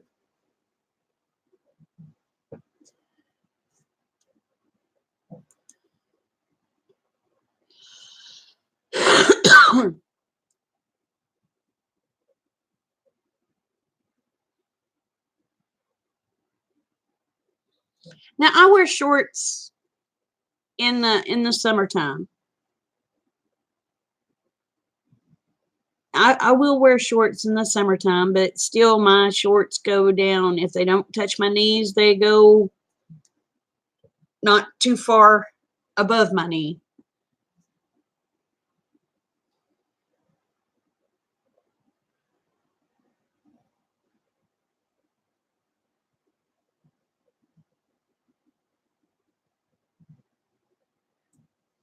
I don't wear dresses very often, but I do have some dresses I wear that Rick bought me. He picked them out. So if we ever go out, I wear them.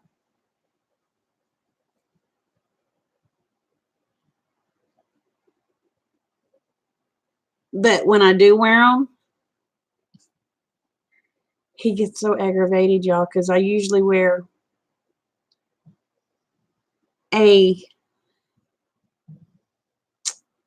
how do I explain it? I wear like a shrug over it. I love capris.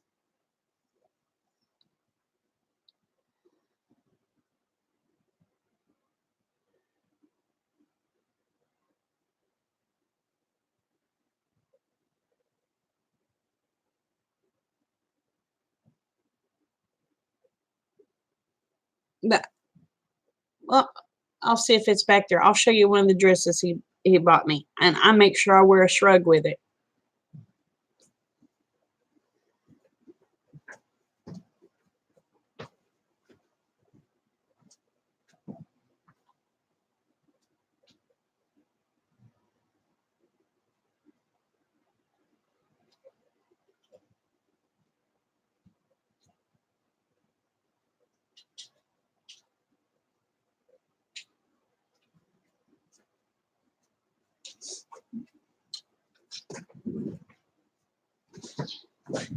Don't get me wrong, it's a pretty dress.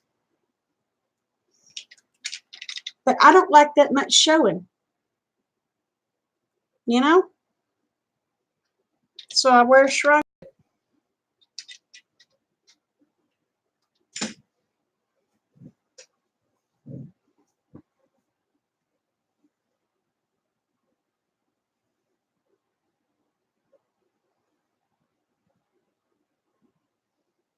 So, I mean,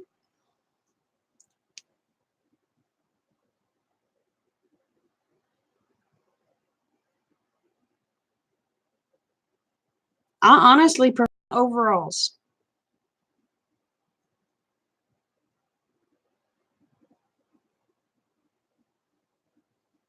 See, I cover up. And he gets aggravated.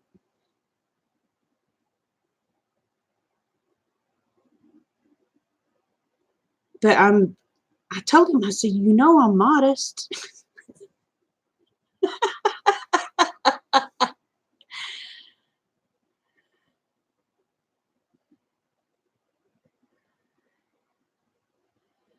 So now the only thing I do is here on the homestead. I guess you'd call it a homestead. I don't know what you call it. It's just what I do. I got my goats, got my dogs, got my chickens.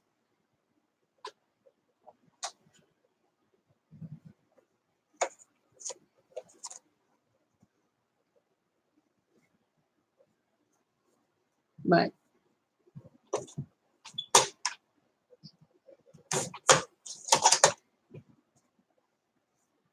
usually I wear that.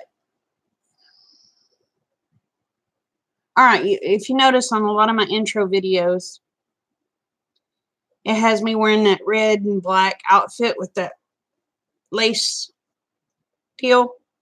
I usually wear that lace deal over it.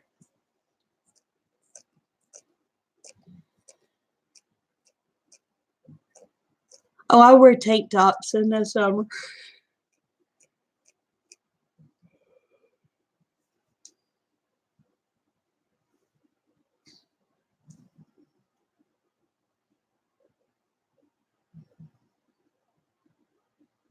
Yeah, that is a North Fork pine that was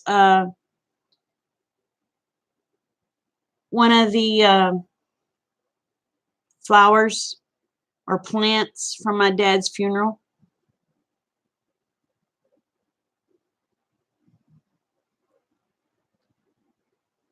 I'm going to try planting it out in the yard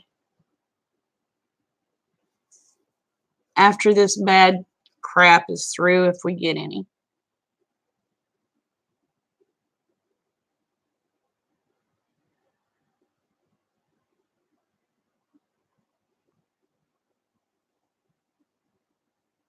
I want a pool.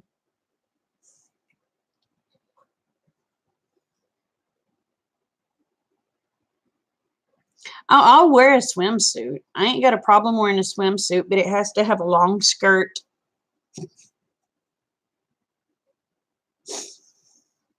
I want my butt covered. I want a very long skirt on it.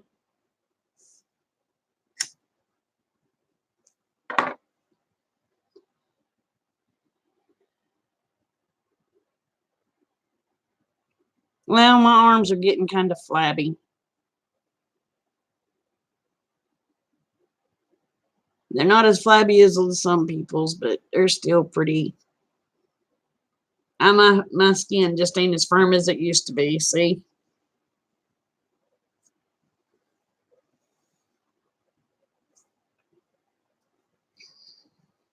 So I do have a swimsuit I wear because part of me wants to be a girly girl to some extreme, but I want, again, I want the skirt to hit me at least mid thigh, because I'm sorry, I don't want to see that crap, and I don't expect nobody else to want to see it.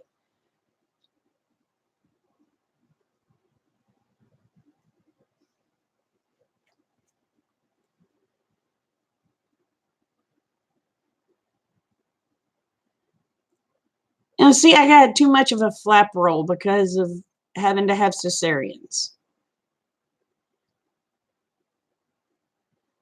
And so now I can't wear the biker or the bike short things.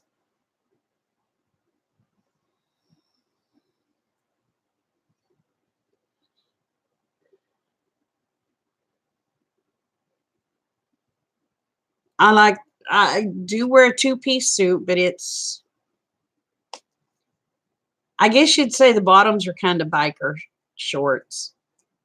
But then I have the long skirt that goes over the top of that. Does that make sense?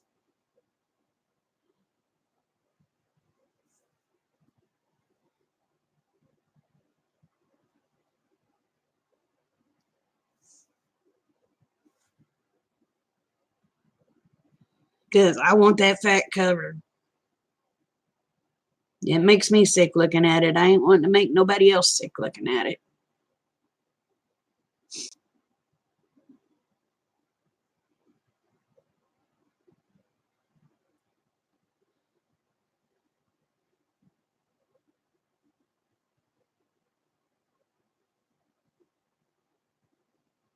Now, see, my skirt don't make it look poofier. But mine's not a gathered skirt. It's more of a handkerchief style, if you know what I'm talking about. It comes down in points.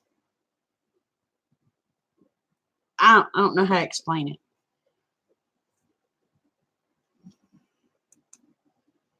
Oh, I like skirts.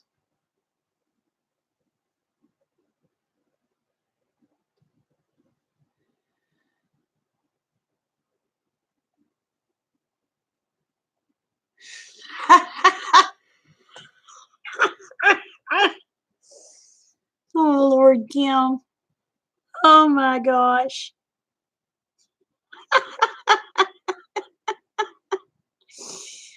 Oh, my gosh. Oh, my gosh.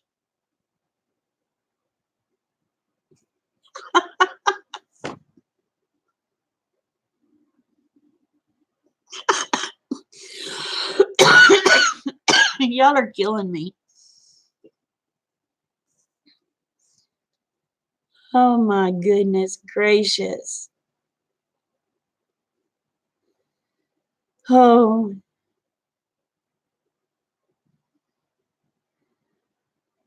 you get called sir everywhere you go.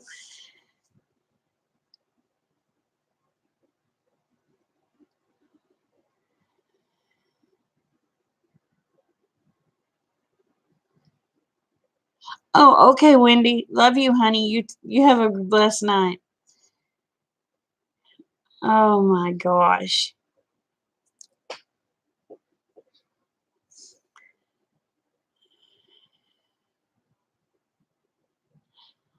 Well, from now on, when we go into the to following Yeshua's, I'm gonna say hello, Kim, sir,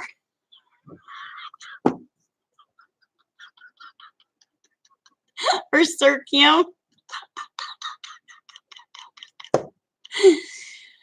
Oh my gosh.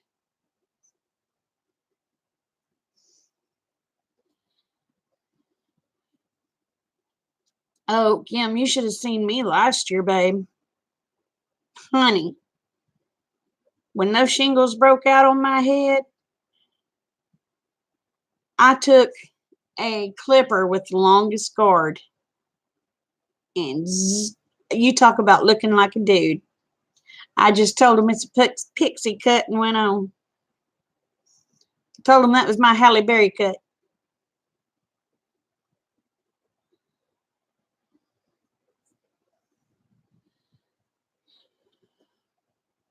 I love Halle Berry.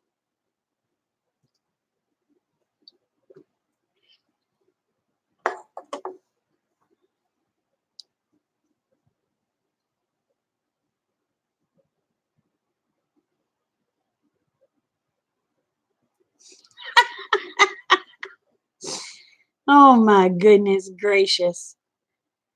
Well, I don't have that problem.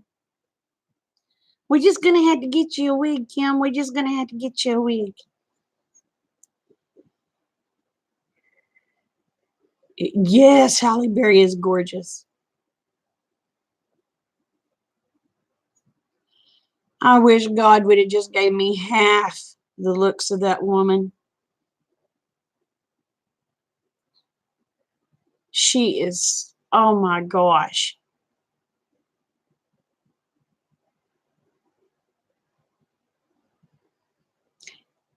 She makes me wish I was a dude. She's, oh my goodness. She is absolutely gorgeous.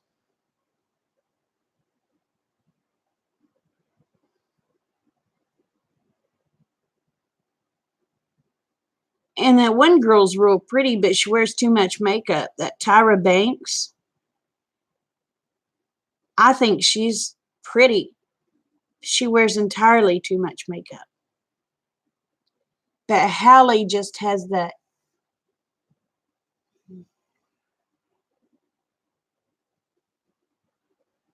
She's perfect with no makeup. I mean, she's absolutely gorgeous. Yeah, shingles suck. And when they break out on your head, oh my gosh. It was like hot daggers going into my brain.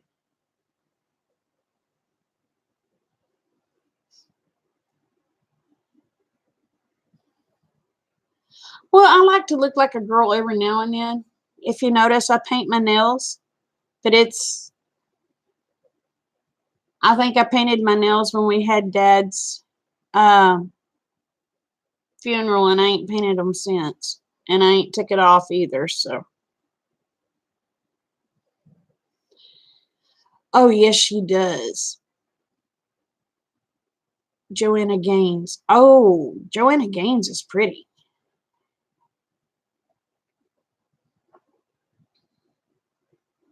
Oh, she got them on her boobs. I had them underneath my girls. I had them on. I had them through here. I had them through here. I had them back here, and on my head. And I'm gonna tell you what, it looks like somebody took hot iron daggers going into my brain.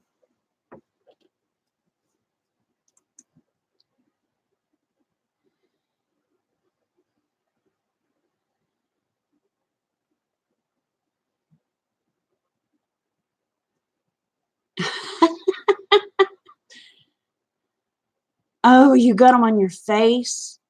Oh, darling.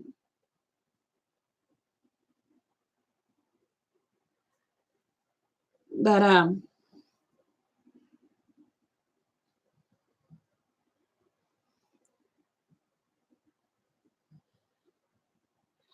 I wore a dress.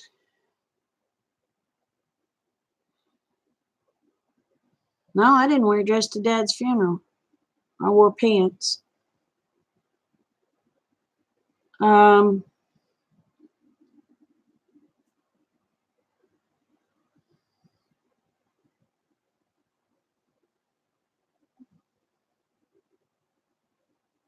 I wore a dress in the summer.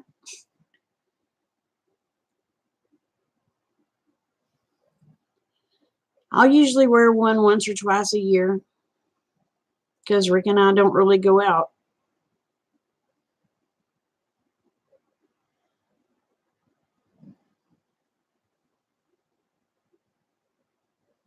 Aw.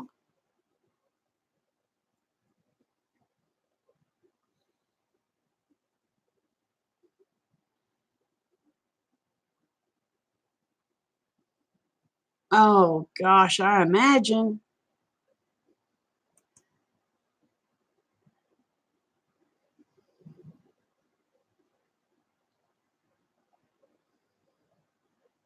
You can't go because you won't wear a dress. Is that one of Brother Chris's requirements?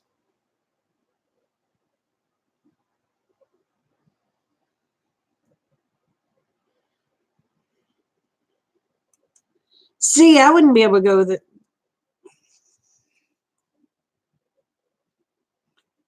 I'm married anyway, but like I wouldn't be able to go because I would have heck trying to wear a head covering because if my head gets too hot, those blame shingles break out again.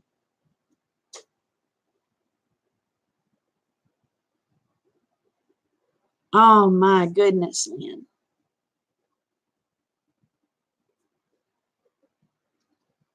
Well, what about a long skirt?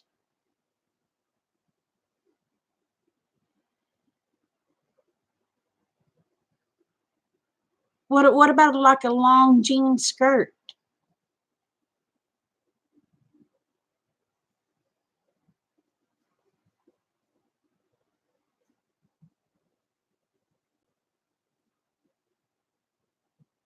I mean, could you wear that, Kim?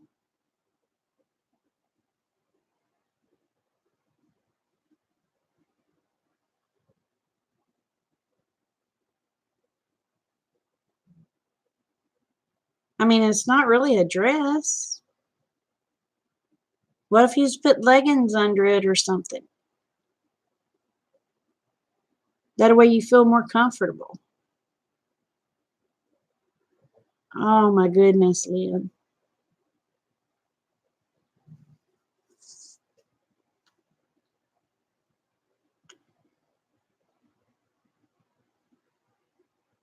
Oh. Well, I think the only time he wants you to wear a head covering, isn't it? When they're on lives. I don't think uh Sister T and Ribka wear them unless they're in public or on a video or on the live. Because if you remember, he'll say, put your head covering on. I don't think they have to wear them all the time, sweetheart.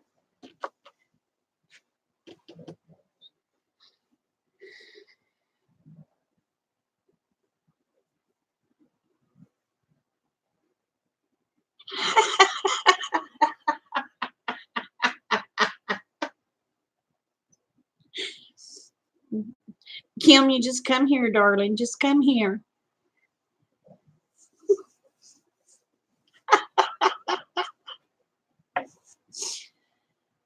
Uh,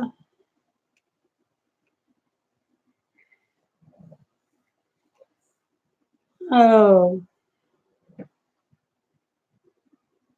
come here, Kim. I won't make you. I won't make you wear a dress or a head covering. I won't. Oh, oh.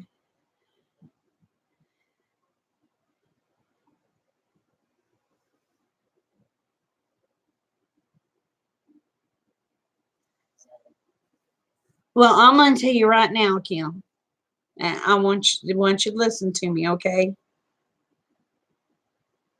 Stuff starts going down, you get your butt up here, okay? You'll be taken care of.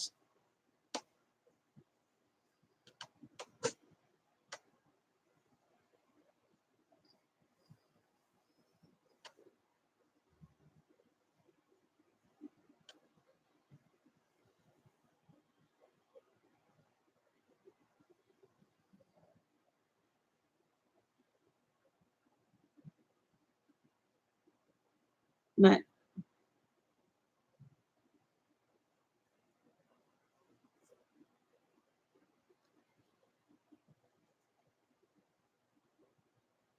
I said if stuff starts going down, stuff starts getting bad, you get a hold of me.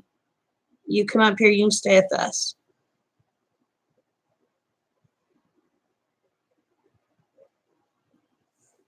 I promise I won't make you wear a dress or your hair covered.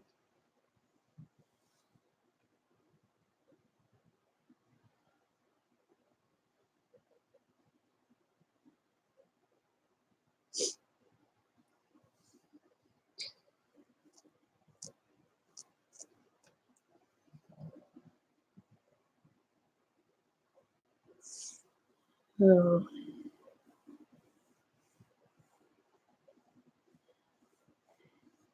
You have a place to come if stuff starts getting bad.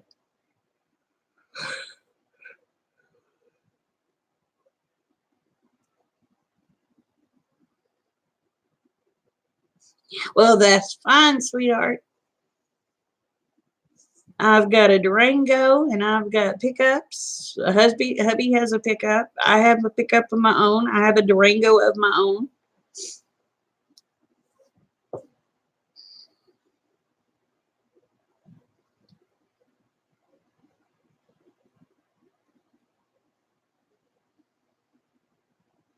I'll even let you in on a little secret. I have a house of my own.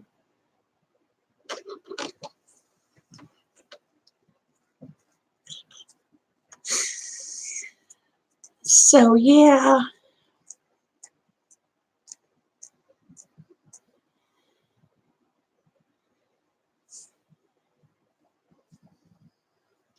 Like I said, shit gets bad. Get your butt up here. I'll help you out. You can stay in my house. So I'll stay over here with Hub.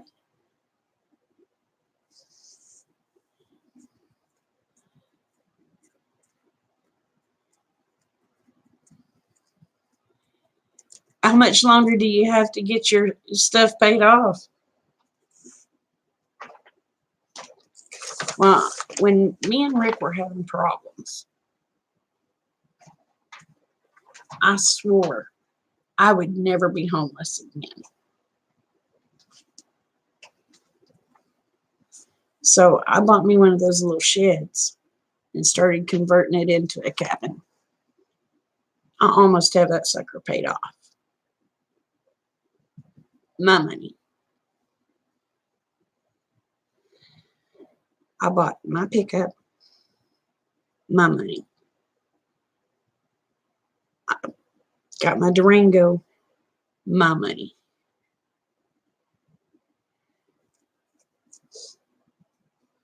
So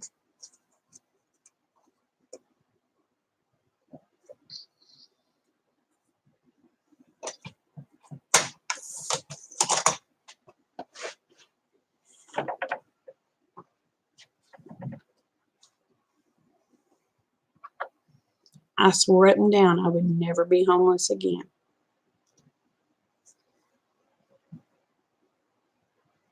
I mean, it's on the property here, but I still have my own house I can go to if I get pissed off. It ain't finished yet. I still got a lot of stuff to do, but it's mine. See, that's one thing about how would I explain it? A lot of the stuff that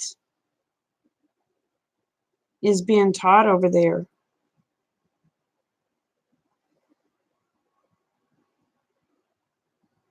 I'm too bullheaded for on a lot of it.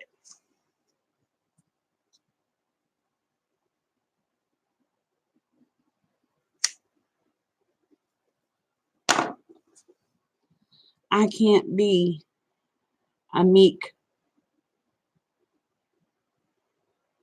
keep my mouth shut type of person. You know?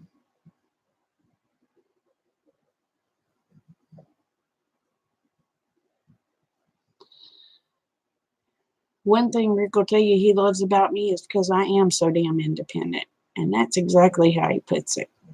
He said, "You're one of the most independent damn women I've ever met." He said, "I love it, but it's annoying at the same time."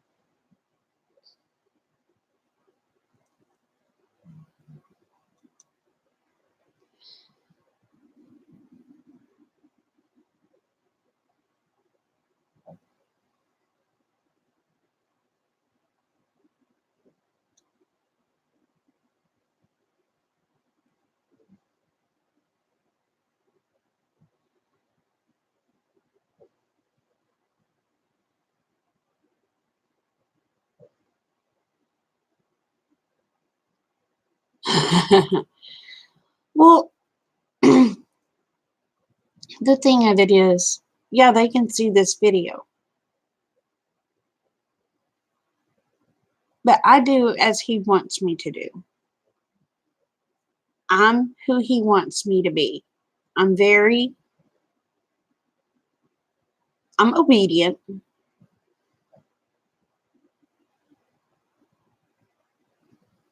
but I'm also precautious. You know what I mean?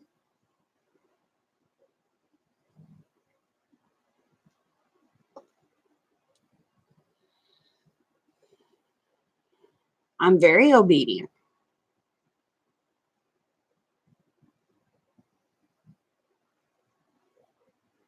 but Rick doesn't follow Torah. I'm learning it, not because he asked me to, because I wanted to.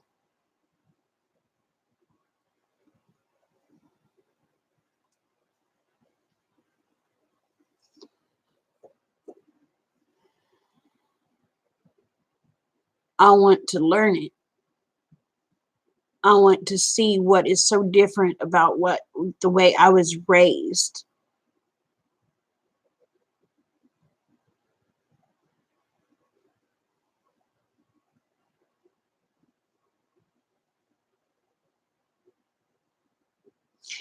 That's me, Kim. That is me.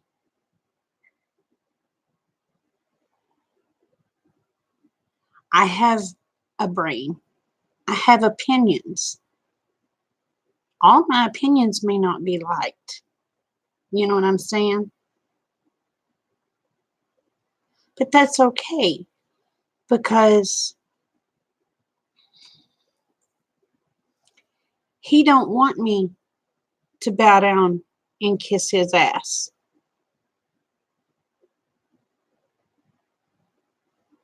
He'll tell you, if you think I'm wrong, I want you to stand up and tell me you think I'm wrong, not in front of someone, but to the private.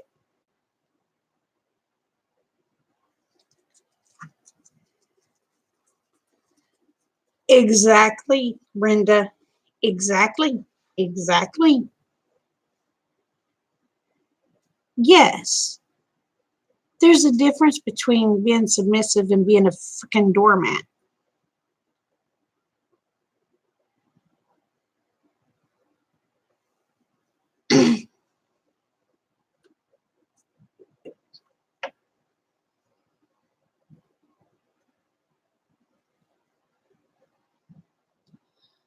Why am I obedient?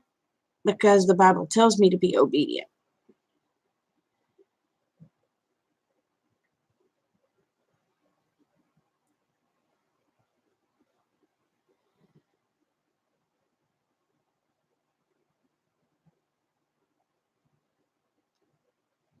There, amen, Kim. Amen, Kim. Girl, I knew I loved you.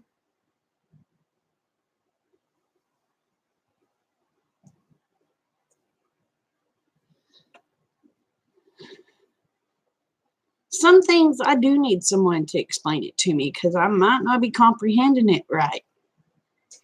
Hey, Seth, how are you?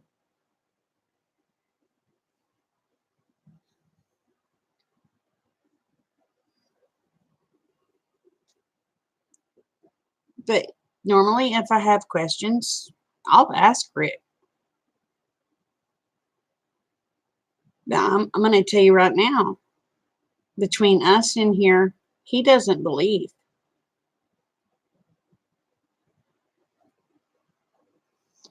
Oh my goodness, Seth.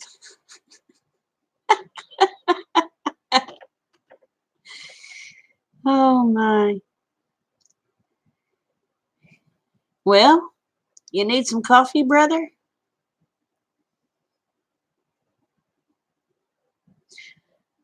Oh.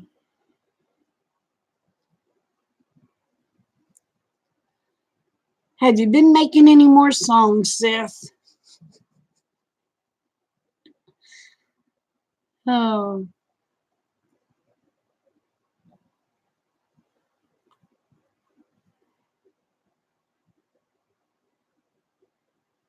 There you go.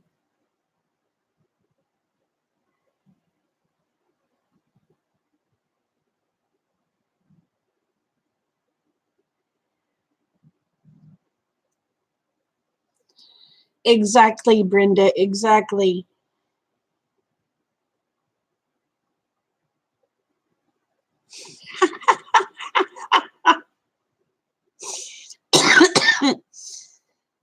Oh my gosh.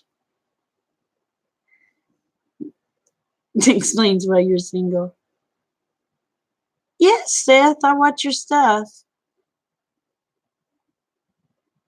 You don't remember me, do you?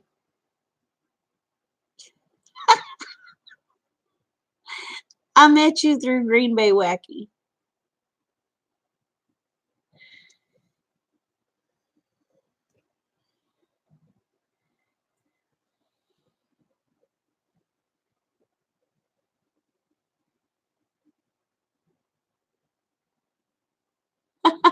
Well, thank you.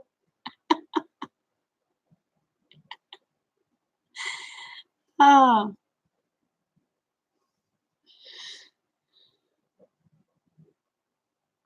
but that's what I was telling you, Kim. If something happens, you don't have a cover, come here. You'll be taken care of.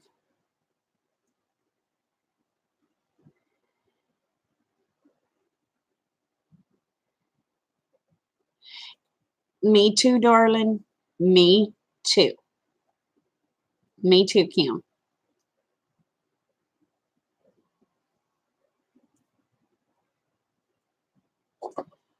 And that's how Rick and I do it.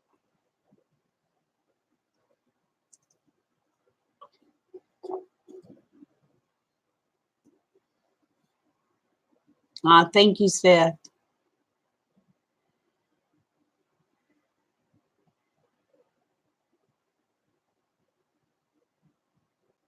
Girl, I'm gonna have to give you my phone number and you call me and talk. I'm gonna put my phone number down and let me know when you have it and I'll delete it. Okay?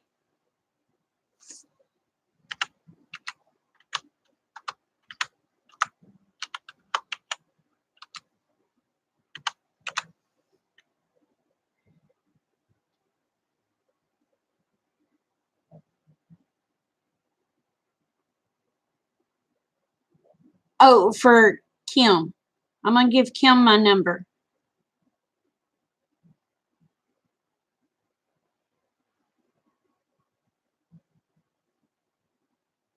Okay? I can't give it to you, Seth. I'm married, darling. I'm sorry. Let me know when you have it, Kim.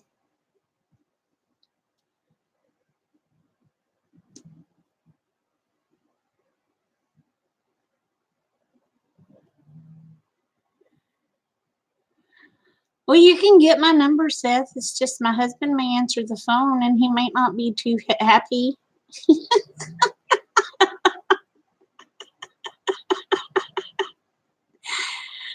Okay. Brenda, you can grab it too. Let me know when you got it.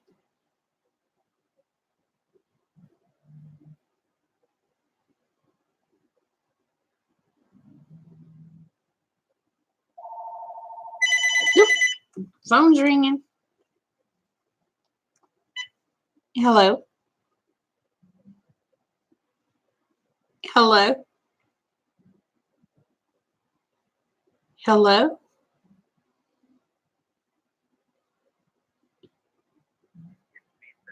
Oh.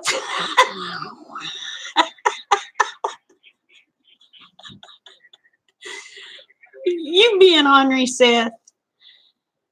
Oh, I said, you being ornery.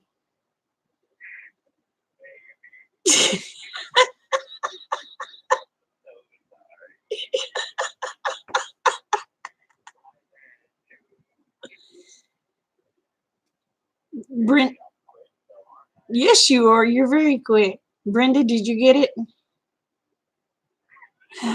Seth got it. I'm not in that. Oh, oh, you're so ornery.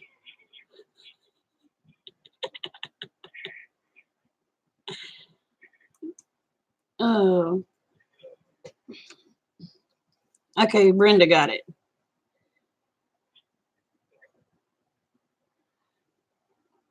Oh, shoot. Well, you want to tell everyone hi?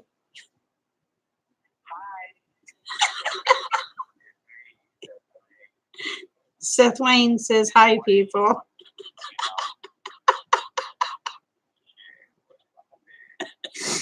Not much, not much. Oh, they said hi, Seth.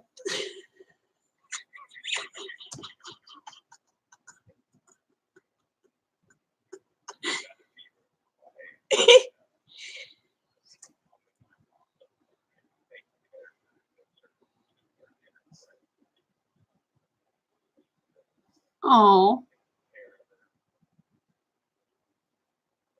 Evolving Bliss said hello, Seth. Okay. Well, I'm going to get off of here to where I can talk to everybody on the computer, okay? All right, honey. Bye bye.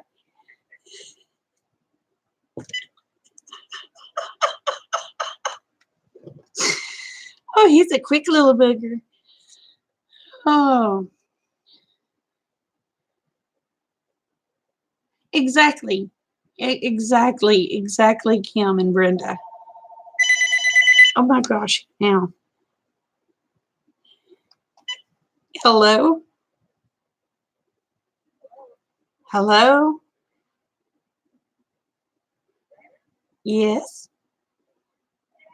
Hey, I have no clue. Kim? You sound like my sister-in-law.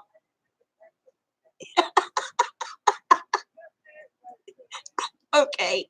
You sound like my sister-in-law, Jackie. You do. You sound just like my sister-in-law, Jackie. Yeah, the rough voice and all, it sounds just like Jackie. Okay. Oh, yeah? Uh-huh. Uh-huh. Uh-huh.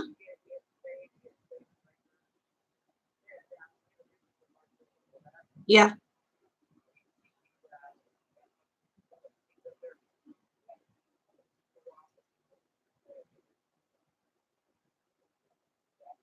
Yeah. There you go. Yeah. Ah, well, there you go. You're kidding. People say I sound like a little kid on the phone. Oh my God.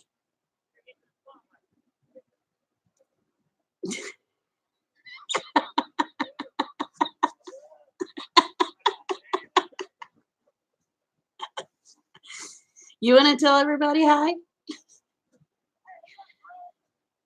All right. Now you can say it. Now y'all are talking to Kim. Let's see. Lynn and Seth and Dave and Brent.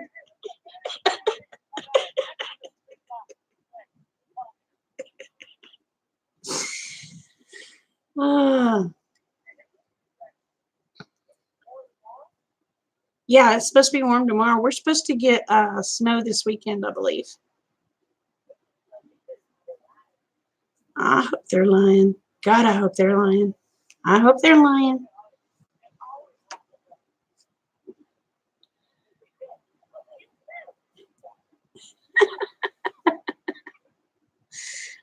Hmm.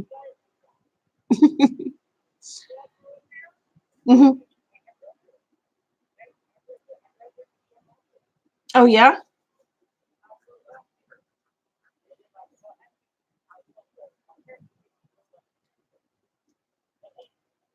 Oh no.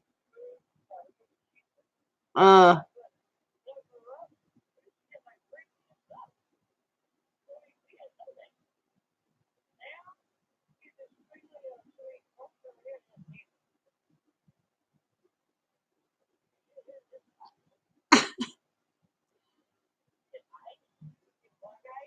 Yeah. That's pretty much like us.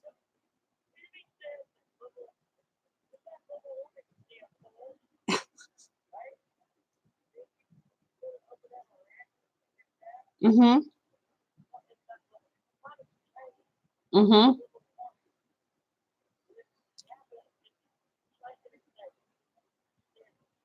Yep.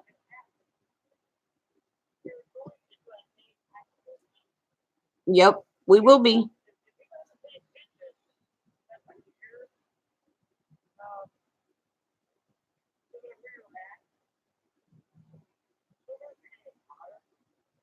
Mhm. Yep.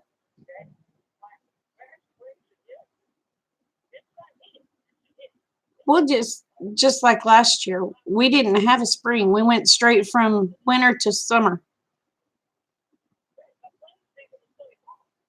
Yep.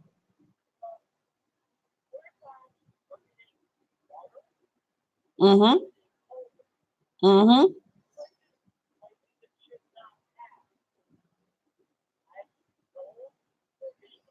Yep. Yep.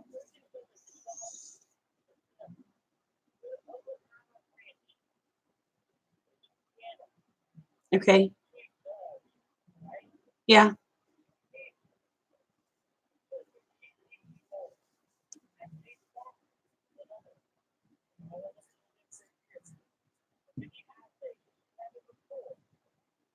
Yeah.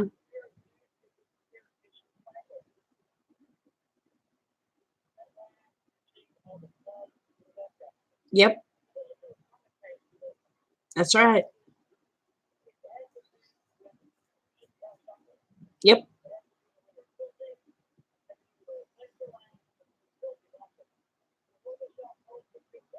Yep. Yep.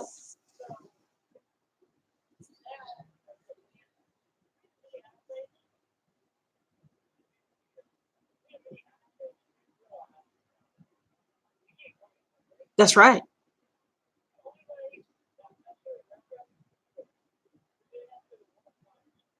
Mm. Yep. Unless you have your stuff stored.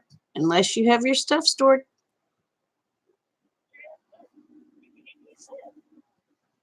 Well, we're gonna.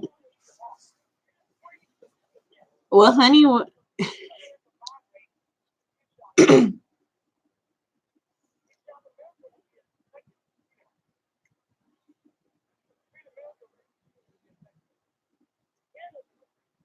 Yep.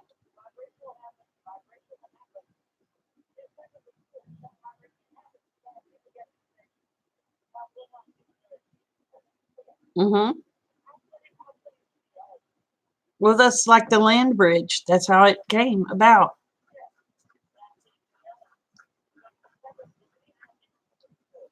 Yep.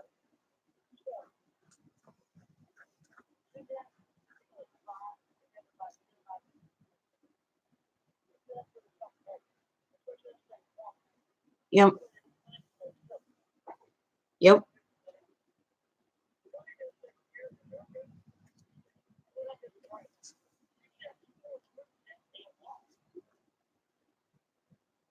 I don't figure I'll be there that much longer anyway. So.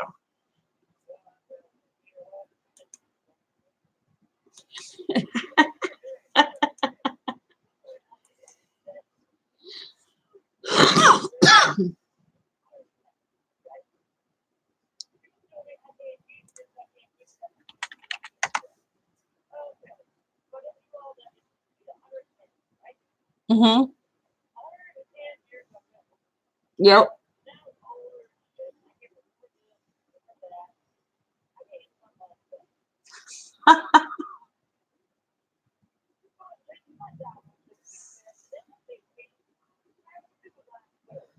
Uh-huh.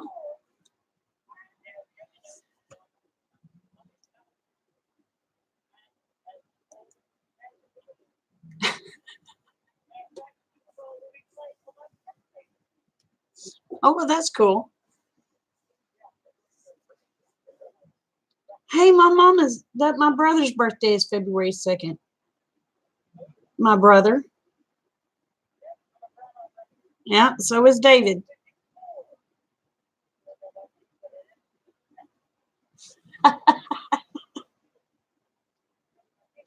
No. Cowboys?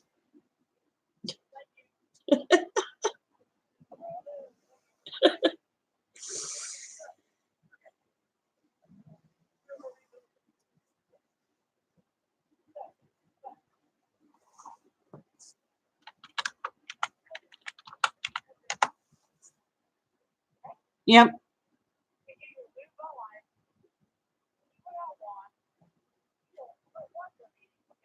Uh-huh. Yep. Yes, ma'am. Yep.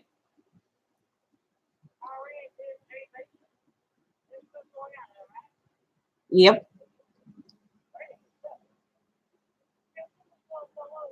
Yep. Yep. Me neither, girl.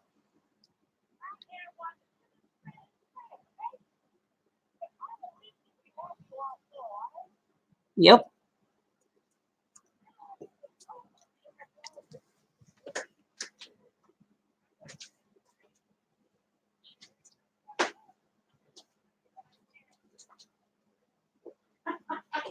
I know. I know.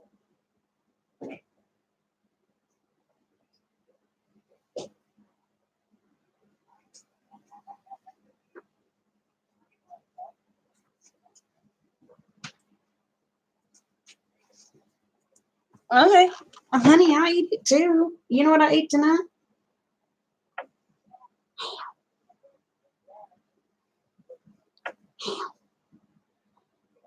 Mm-hmm.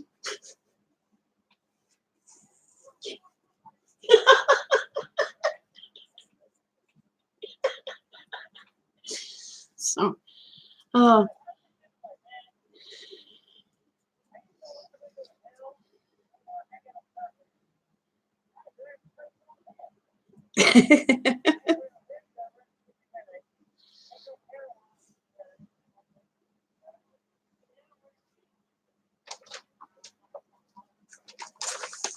yep.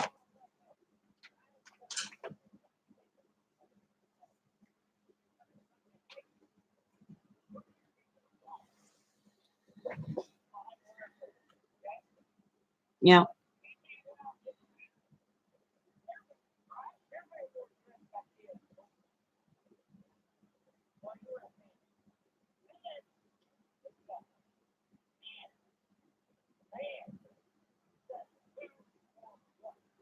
Yep.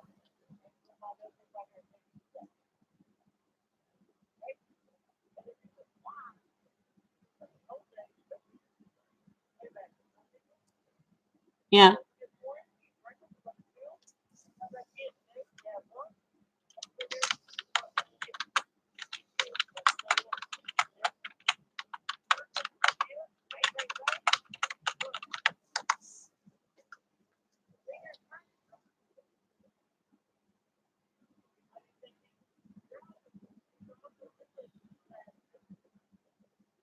Yep.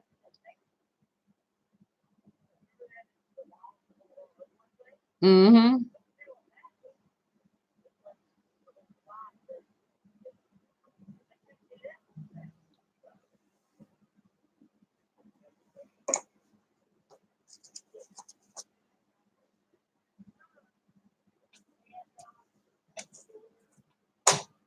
Yep.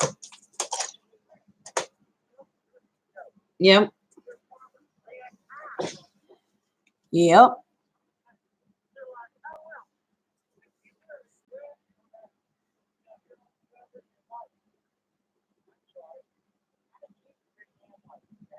Yep. No, I know how that is. I have no butt, but I do have a gut.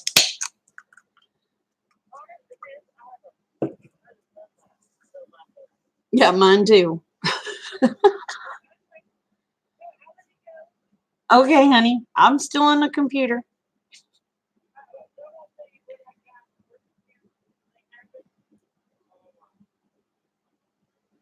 Okay.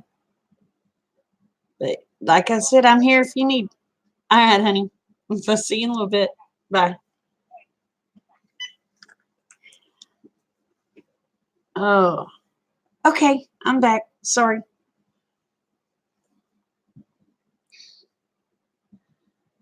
The, I don't know what to think about this stupid Iran stuff.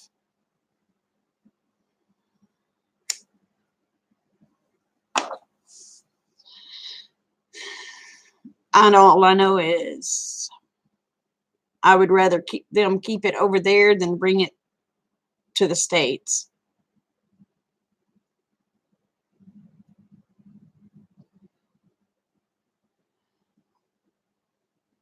If I say my true feelings, I'd probably end up losing every subscriber I have. So, yeah.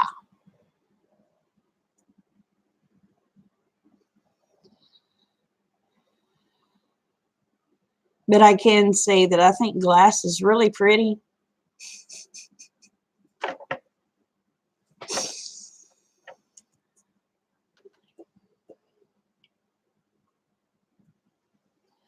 And y'all can take that context how you think I mean it.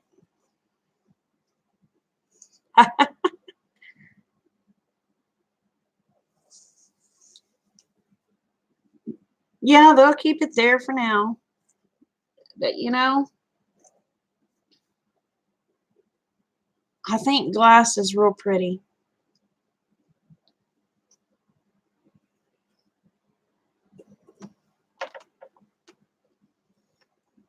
I mean, they can end it.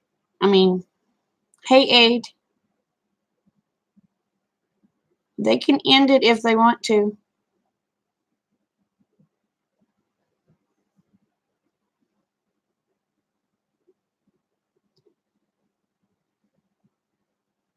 I think a glass desert would be beautiful.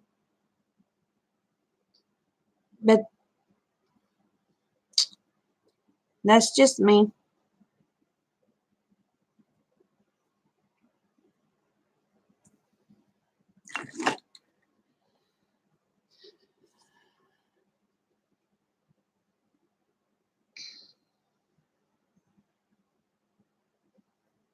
Oh, thank you, Seth.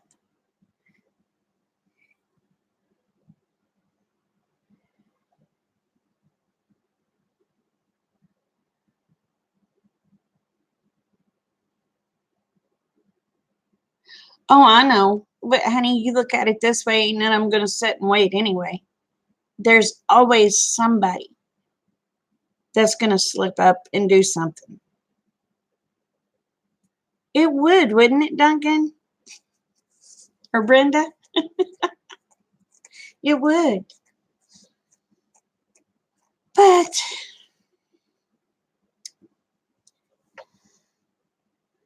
I'm glad I'm not the only one that feels that way.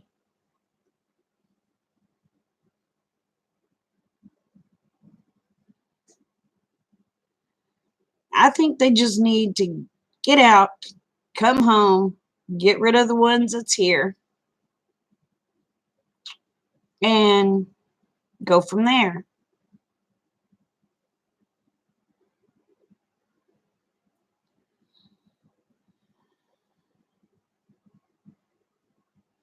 We need to take care of what's going on here first. And I don't mean it in a bad way. I mean, if they're coming here to cause stuff,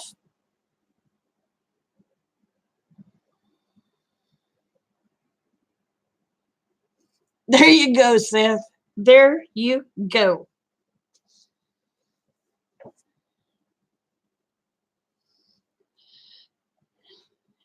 It's, they need to come here, wipe out the sleeper cells, and then go from there.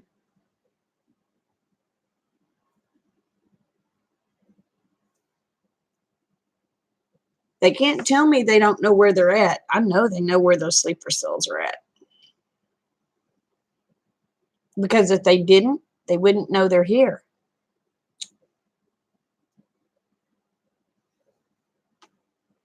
But what gets me is a certain party wants to take everyone's freedom sticks away from them to where they can't defend themselves against those cells. So,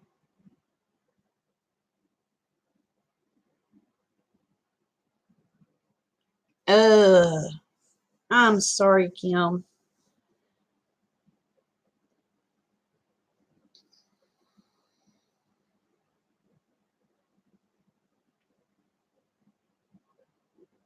Dang it, Evolving, I forgot your name. I had a brain fart.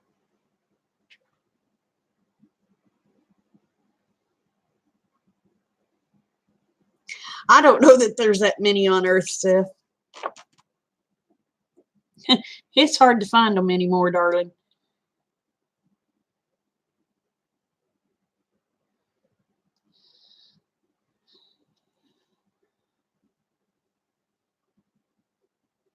But the thing of it is, it they want they just want to take over. I mean, humans cannot be happy with what they have. They have to have more. They can't be happy with the countries they got. They want more. It's this conquer crap. They got to be the biggest man on the totem pole. BS.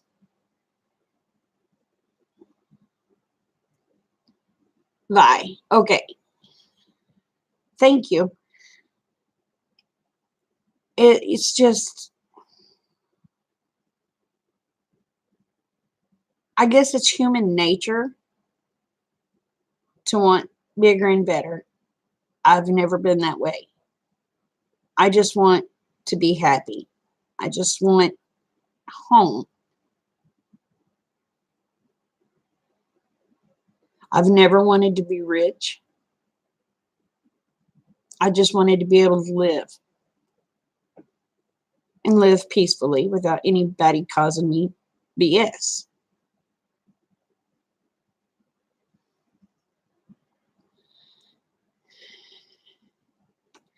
Exactly, Seth. Exactly. Exactly. That's like, I don't understand the racism. I don't have a racist bone in my body.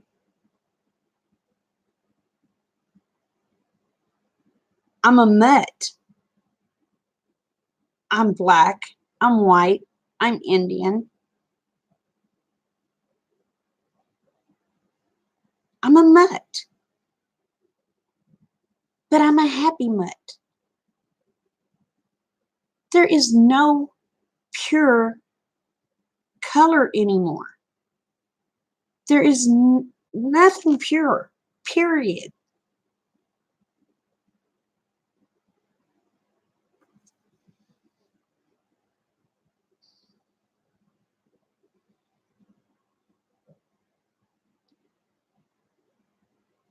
That's the problem. I don't want Shira law. I don't want somebody being able to take a 4-year-old child and have their way with it.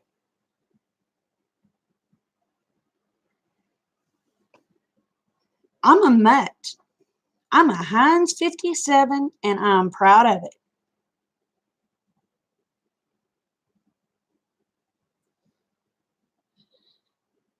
My great great grandfather was a freed black man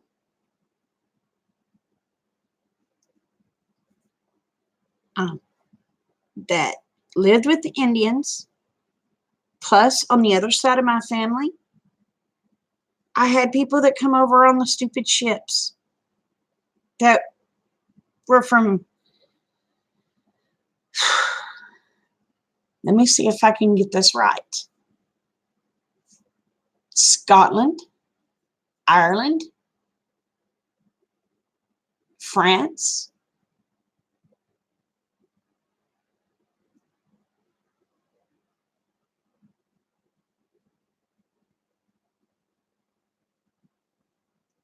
I'm just a whole, I'm a melting pot. And you know what? I'm proud of who I am. I don't care if I piss anybody off. I'm a mutt, and I'm proud of my mutt heritage.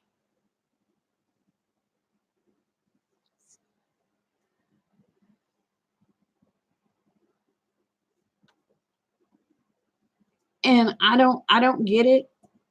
I don't get people hating each other. We all bleed the same color.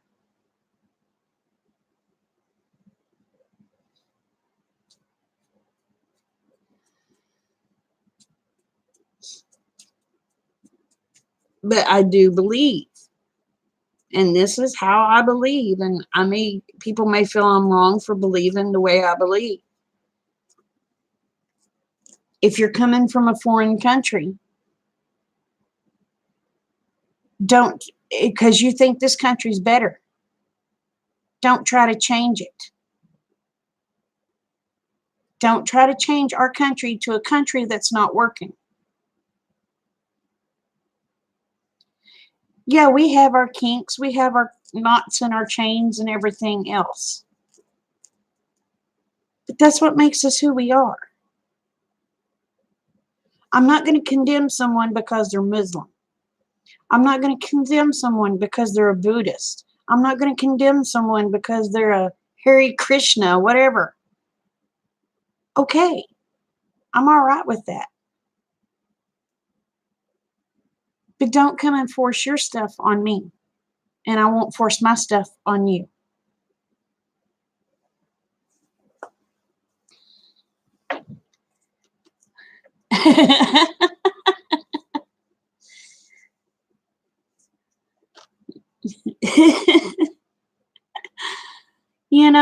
It's just, I don't know.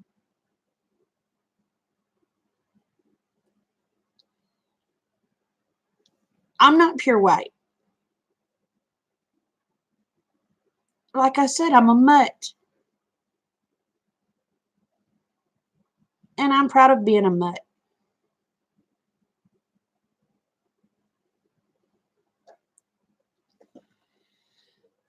I ain't this beautiful supermodel, but I'm proud of who I am.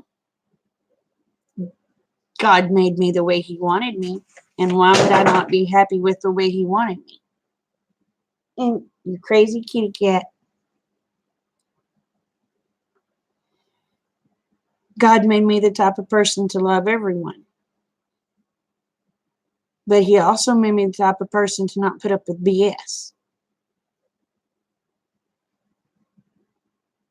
Ain't that right? Hey, Casey.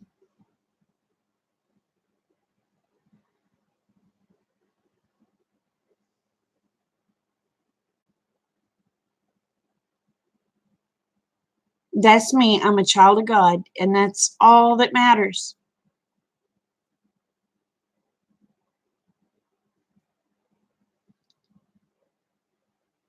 I'm Cherokee, Choctaw, Black, White.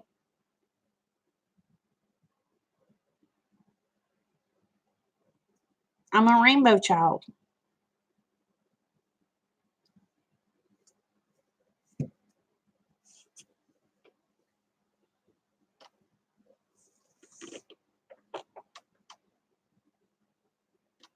See? I'll guarantee you not a one of us in here. Not even you, Yabby. You're not even pure. But not a one of us in here is a pure blood. Just like my cat. She's a mutt. Because she's part bobcat.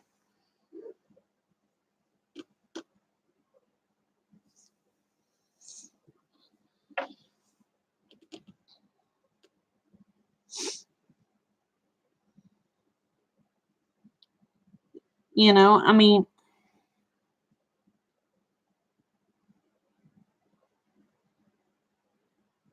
American, British, German, Indian. That's right. That's right, Vi. That's right.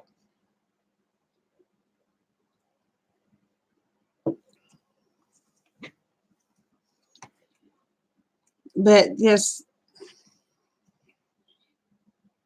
but I'm one of these people that I believe if somebody screws with us, don't take no BS. Just end it.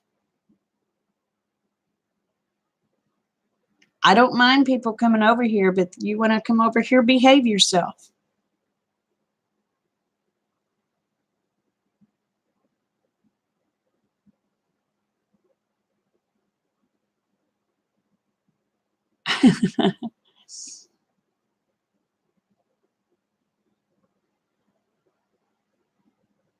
That's right. Aid's Celt. He's Celtic. But you know,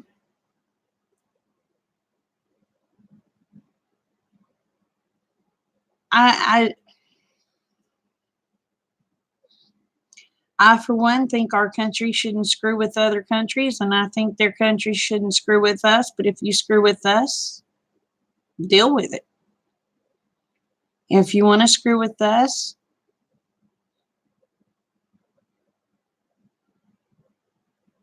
thank you, Seth. But I'm one of those. If you want to screw with us,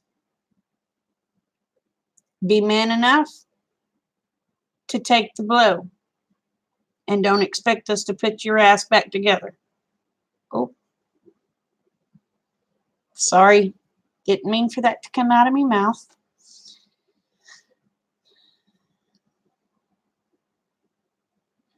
But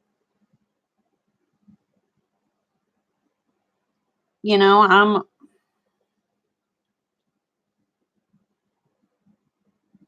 exactly, Seth.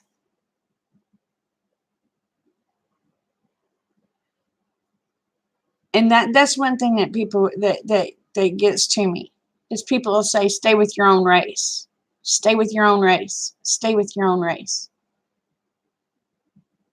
They realize what God was talking about, right? Think about it. You stay with your own race, the human race. You don't bed with animals. You stay with the human race. They're not talking about skin color. They're not talking about what region you're from.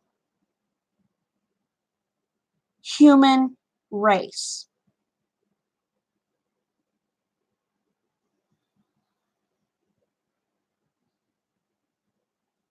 Exactly, Duncan or Brenda. Exactly.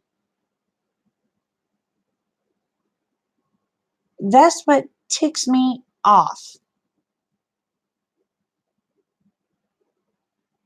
They want to come over here and say, "Oh, well, you've got to conform because what you're doing offends me." Well, if what I'm doing offends you, take your ass back home.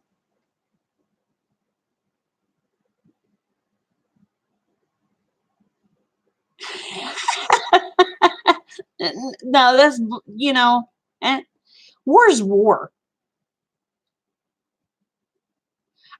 That's just like, okay, say Aid, you come over here and you hit me in the nose, you break my nose. Are you going to pay to fix my nose? No. So you come over here and we get in a fight and I break your nose. Am I going to pay for your nose? No, because we were in a fight. It don't make sense. You don't go and blow somebody up and then go back and build them bigger and better. That's stupid.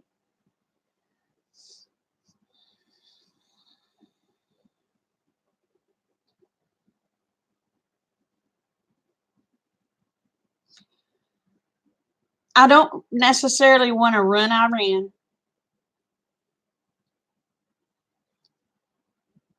but this is my deal. You screw with us, you don't poke a big dog unless you expect to get bit.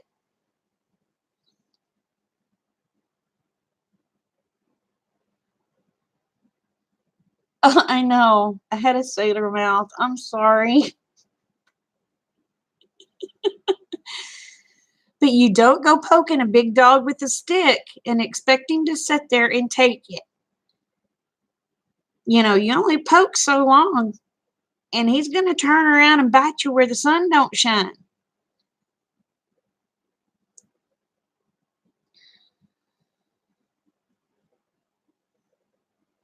No, we don't own the buildings. That's the thing. We go and build people bigger and better so they can still hate us and poke us with more sticks. But you still don't own the blame building.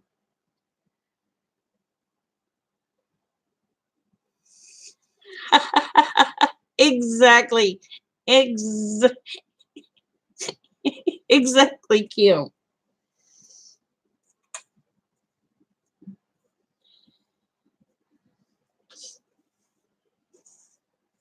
I mean, the thing of it is, I'm not trying to be mean, but so many presidents have.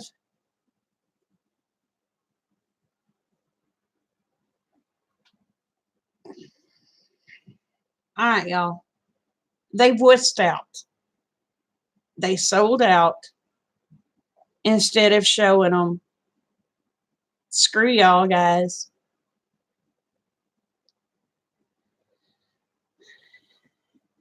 And I myself, I'm not a big fan of Trump. Okay, I'm not a poster child for him. Okay, that's for blame, sure, because there's a lot of stuff that man's done I do not agree with. But I have to say, un- unfortunately, there's more I agree with than I don't agree with.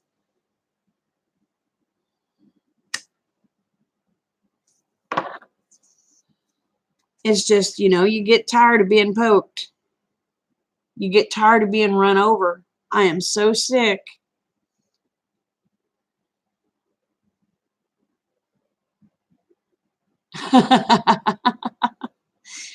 I'm so sick of people coming over here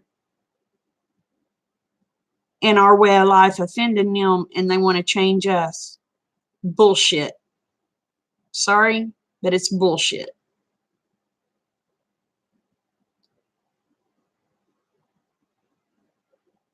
You come over here, you deal with our crap, or you stay in your own blame place.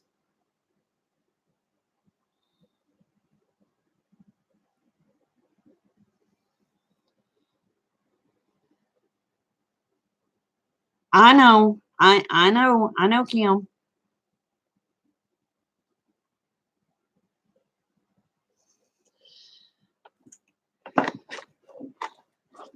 And like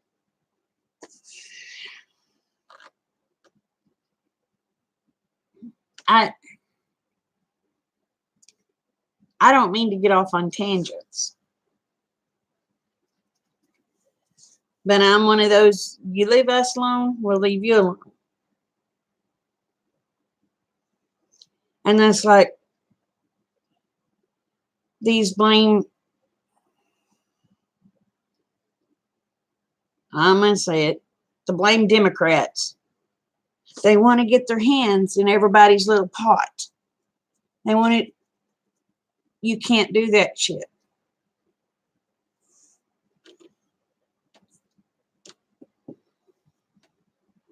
They want to take everything away from us to where we can't defend ourselves.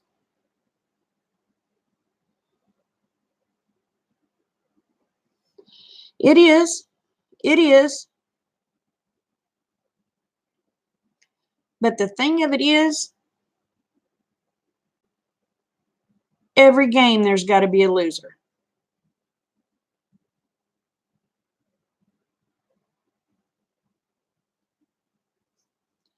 Every freaking game you play, there has to be a loser.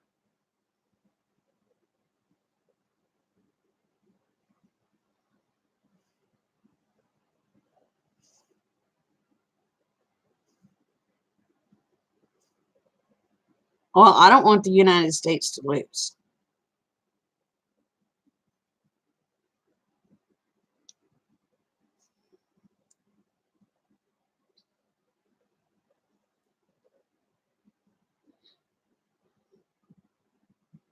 But they just need to take care of their business, get their butts home, take care of the sleeper cells. Tell them, okay, you either straighten up, fly right, or we'll fly your ass back home.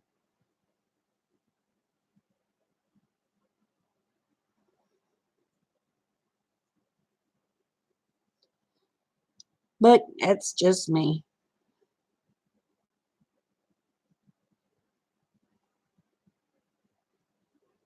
Oh my God, y'all, I've been on here 5 hours. This is the longest I've ever been on a live. Holy flipping crap.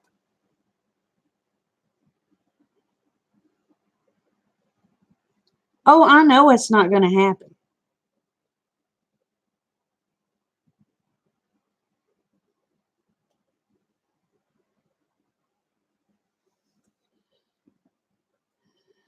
But I'm just so sick and tired of, there shouldn't be parties. There shouldn't be a Republican Party. There shouldn't be a Democrat Party. There shouldn't be liberals. The only party there should be is the American people. That's it. For the people. That's it. But no, they're for themselves. They're for the rich. They're for everybody but who they should be for.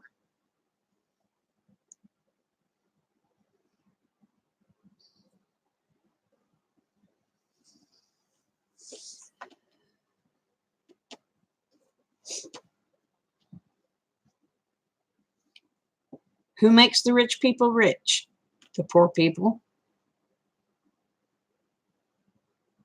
So who should you be for? The poor people.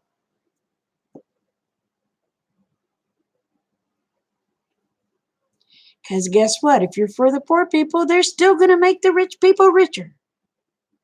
Oh, no, we can't get that. Let that be out. Let that be known. I'm sorry. I went on a tangent, y'all.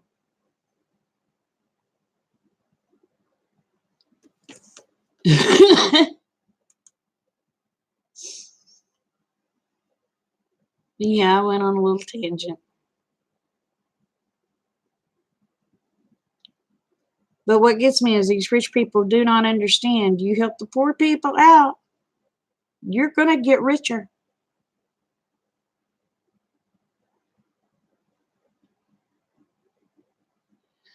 Well, but again, I'm just a dumb hillbilly. I don't know any better.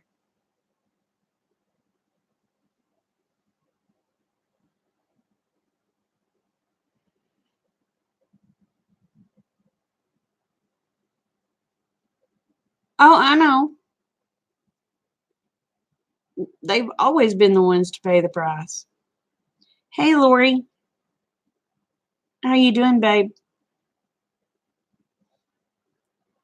It just,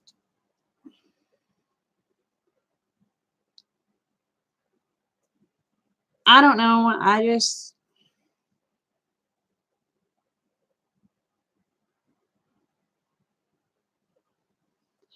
I'm doing good. We're sitting here talking about all the BS that's going on the news and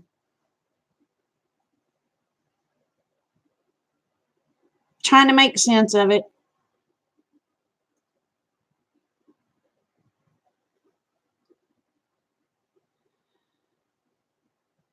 Well, that's the thing of it is, though. There's enough of us with freedom sticks that can take care of the little ones. They destroy those big ones. Us people that owns the freedom sticks can take care of the little ones. I guess so. I guess so. I have never been on here this long.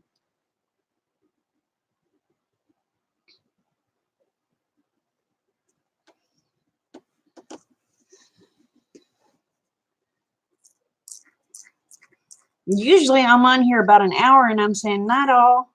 And I was saying good night, everybody. And then people started coming in and I just started talking more. And yeah. But there you go.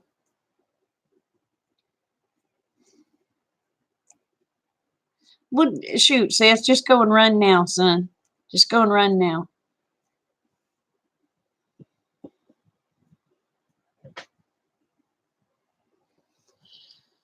But you know, it's just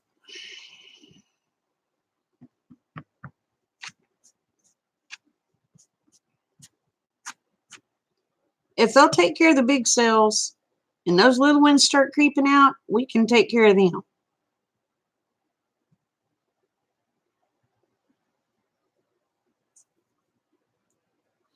Or the little ones may say, oh crap, we better get our crap together or they're going to come after us.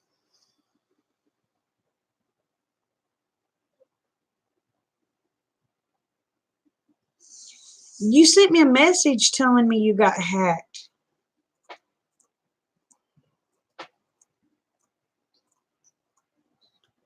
Yeah, you know what? I better get some wood in the fire. I've sat here 5 hours and not put no wood in that fire. I may not have a fire, y'all.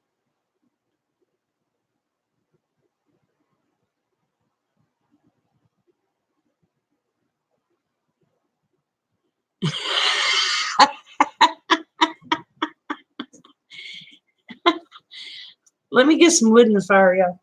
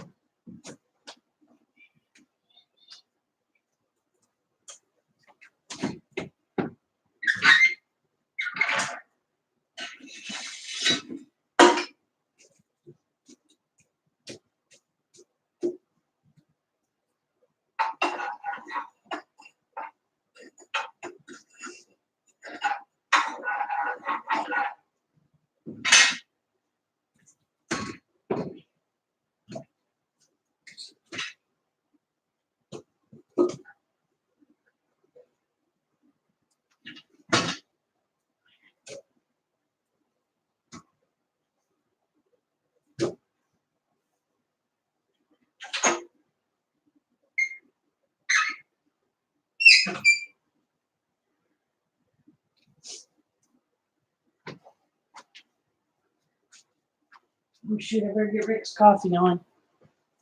Crap. I'll be there just a minute. I'll be there just a minute.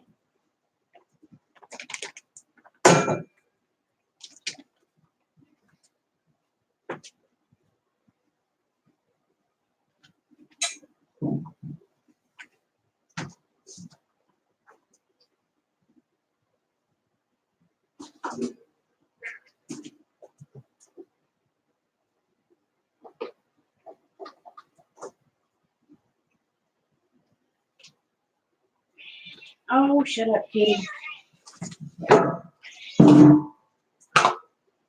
Crazy cat.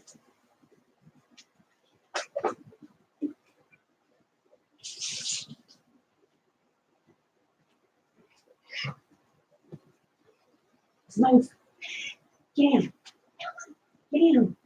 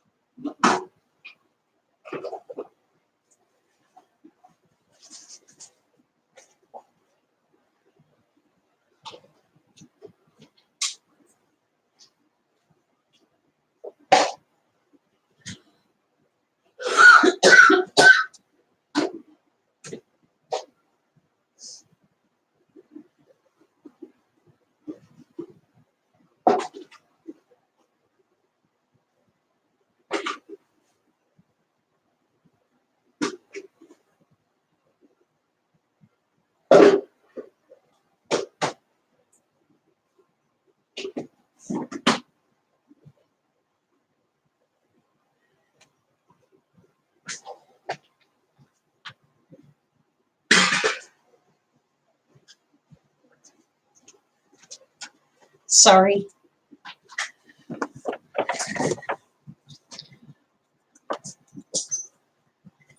Okay, let's see.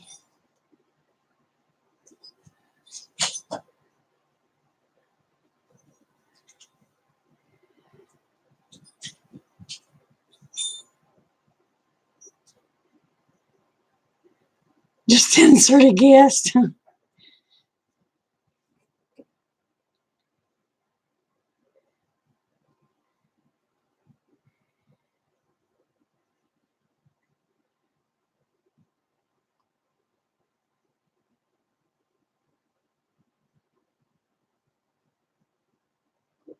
You're free, you're free.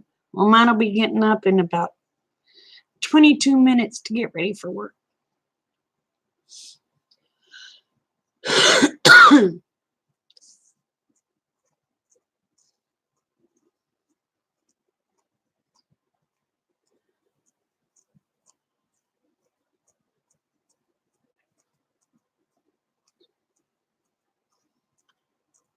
right, Lori, you take care.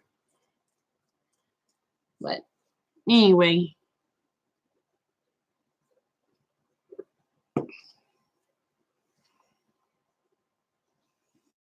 you're free to do housework. Yeah, I got to do housework after he leaves. I've got to get the rest of this Christmas crap now.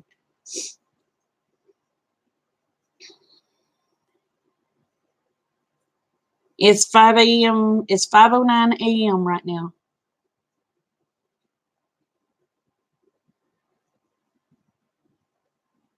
I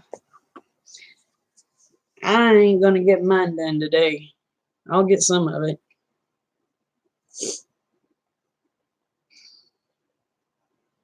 Oh, you're in Dallas? You're not far from Kim.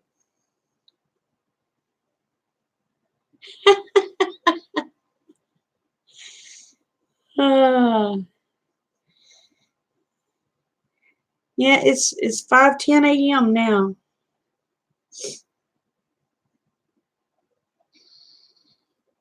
Oh, I've got a big old pot of beans on the crock pot. I hate beans. Hubby loves them. I'd rather take a beating than eat beans. But he likes them, so he gets them.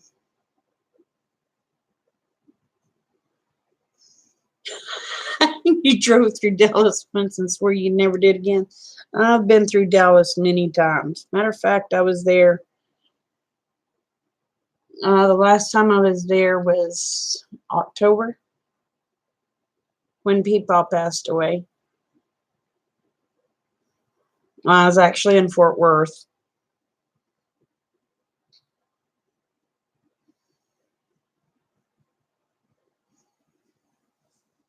Yep, not far from you. Oh, was you born in Dallas? I was born in McAllister by Golly, Oklahoma.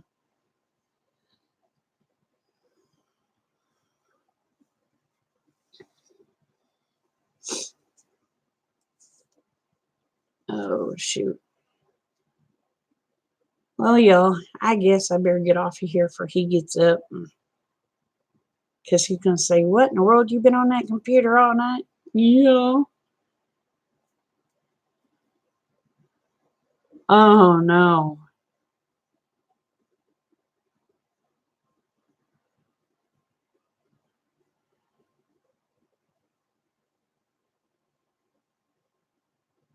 Dutch Homestead from Holland. There's someone I watch that's over there. I don't know if it's called Dutch Homestead.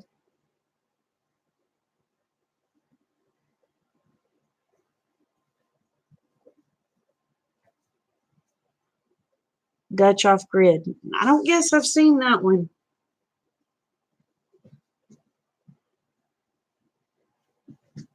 There was a guy I was watching.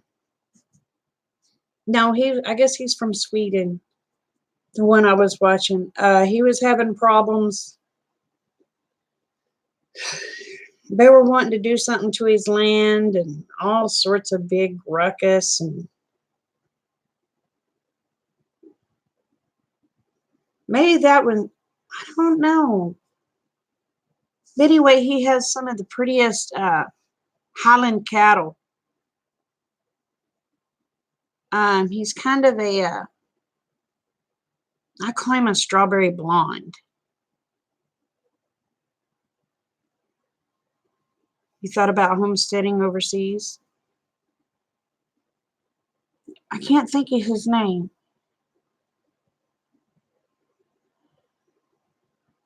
Yeah, we do.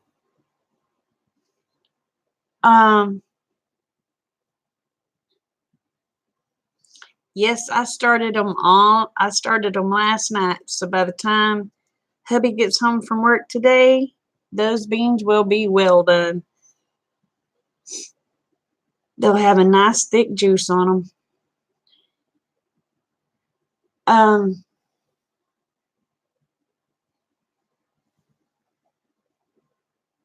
I think they were wanting to do drilling. Is that what the government was wanting to do on his land? The guy I used to watch. My mama burnt me out on beans, girl. That's all we had.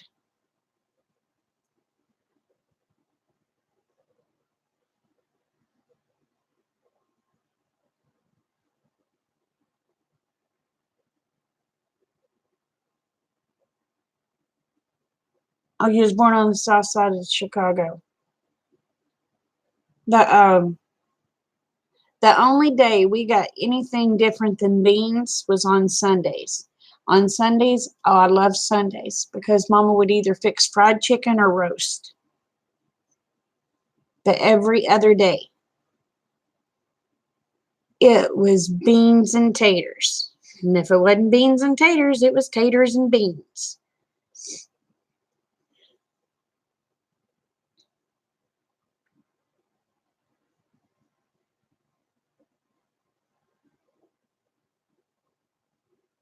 Oh,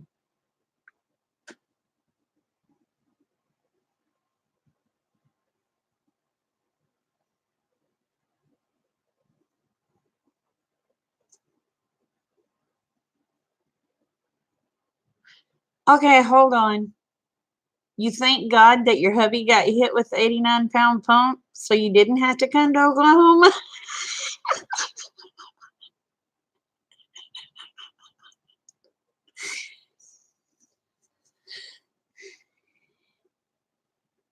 Oklahoma's a nice place. I'm here.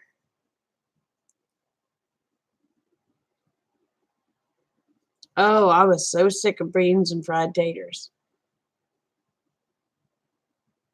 If I eat beans more than once a month, I've ate them. If I eat beans once a month, I've ate beans too many. I had to pick on you, Casey.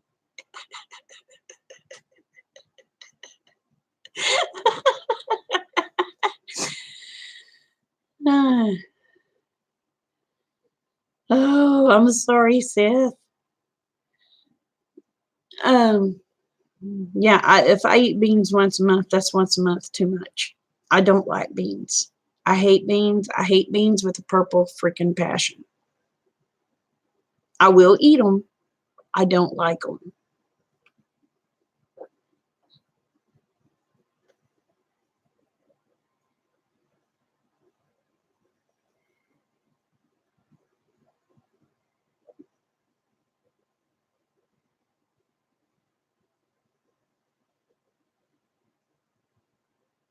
Oh, I might have liked them if I hadn't had them all the time.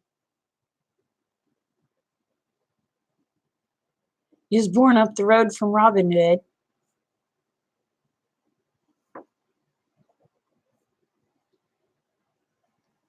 If we hadn't had them about every meal, I would have probably liked them. Well, I take that back. We got for breakfast, we had eggs, sausage, or bacon, or oatmeal. Then for lunch, we had beans and taters. Then for supper, we had beans and taters. Every day except for Sundays. Sundays for lunch, Mama made either the big pot roast or fried up a bunch of chicken so that we could have that the same at night. So yeah, I, mm-mm. I'm not a bean person. I like green beans, but I don't like pinto beans. I don't mind beans in my chili. But as far as just pinto beans, mm-mm. When it comes to just beans and cornbread, mm-mm.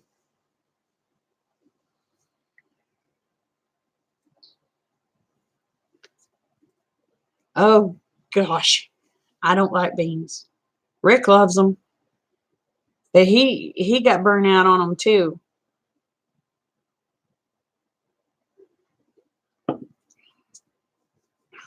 But he's got to where he likes them again, and he likes them pretty regular. I don't think I've ever had garbanzo beans.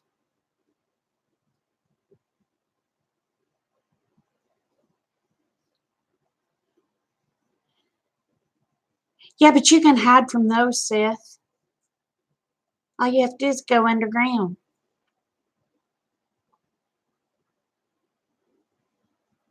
What are calico beans? What is hummus?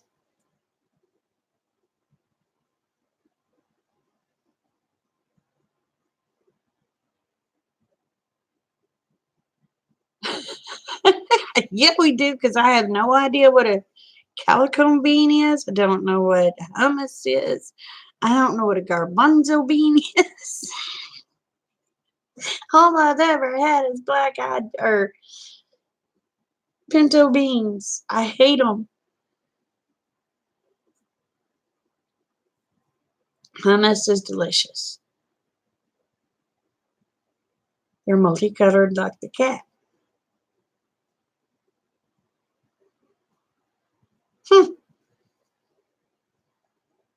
Now I've had what they call Anastasi beans.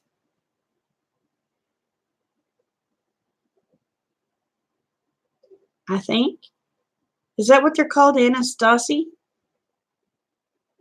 I like them. They're not as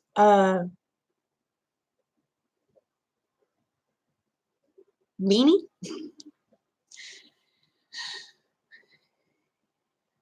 That's the problem. I need to. Dave says it's gross.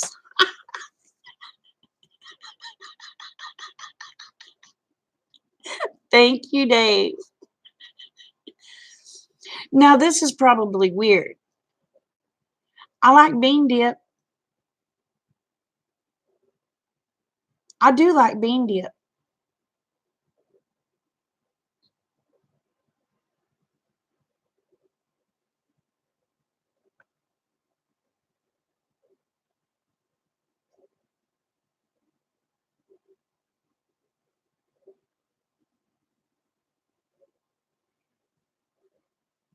Now I do like green bean dip, but it's got stuff in it. I don't know what all it's got in it. Now I like bean dip on corn chips,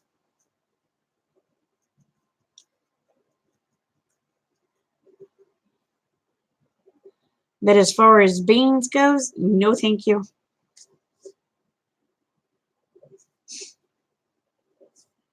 I don't like Bush's baked beans either. I love green beans.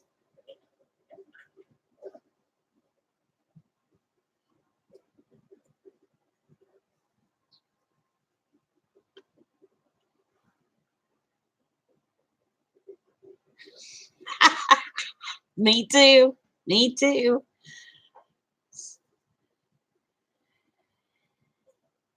It's a bland Middle Eastern taco.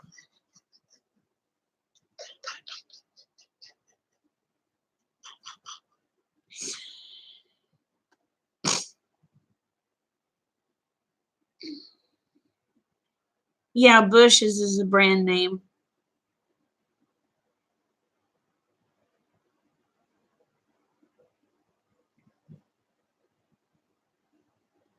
Nothing better. Yeah, I like green beans and new potatoes. I love green beans.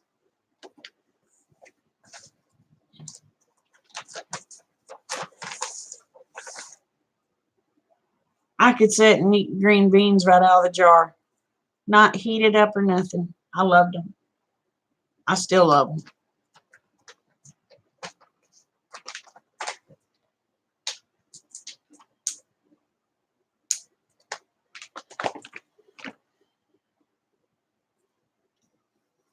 I've got ham in it in the beans.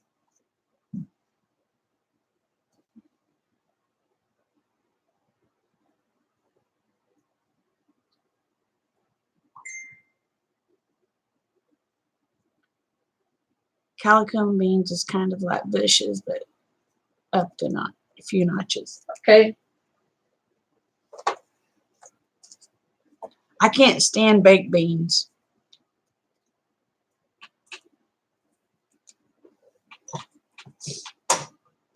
I know I'm odd.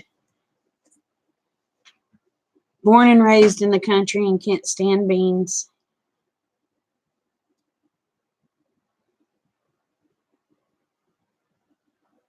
Oh, I use bacon grease and beans. I use bacon and grease. I use ham, or I use bacon in the beans. I use ham hocks.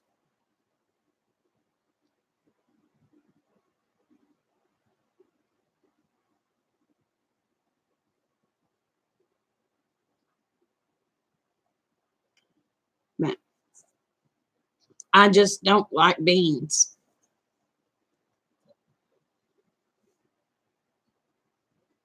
Other than bean dip.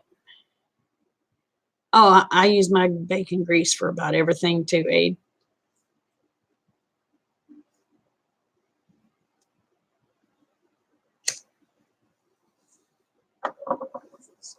Uh-oh.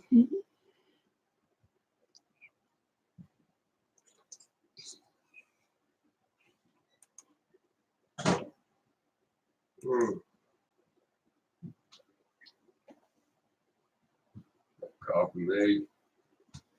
Yeah. You in a bad mood? No, I'm talking to people.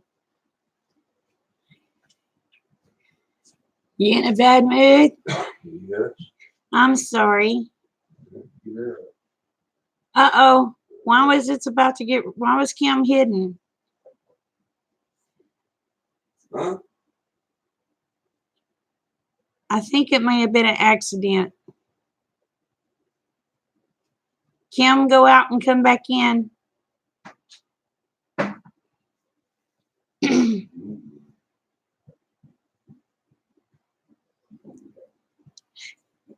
Yeah, I think it was an accident. I think Lynn did it on accident. There you go. Well, that's my chair. So, well, y'all, hubby's up. Thank y'all for keeping me company. So I'm gonna spend time with him before he heads off to work. Think somebody should keep a fire going. I forgot about the fire up until a little while ago, and I told Brenda, because Brenda mentioned, oh, I gotta get that. I said, oh shoot, Brenda. I said, I've been sitting here talking to everybody and forgot about the fire. So anyway, I will see y'all later. Remember? Okay. It'll be a while before I have some money, so remember, the world's a better place because y'all are in it. Don't ever, ever, ever forget it. Love y'all. Bye.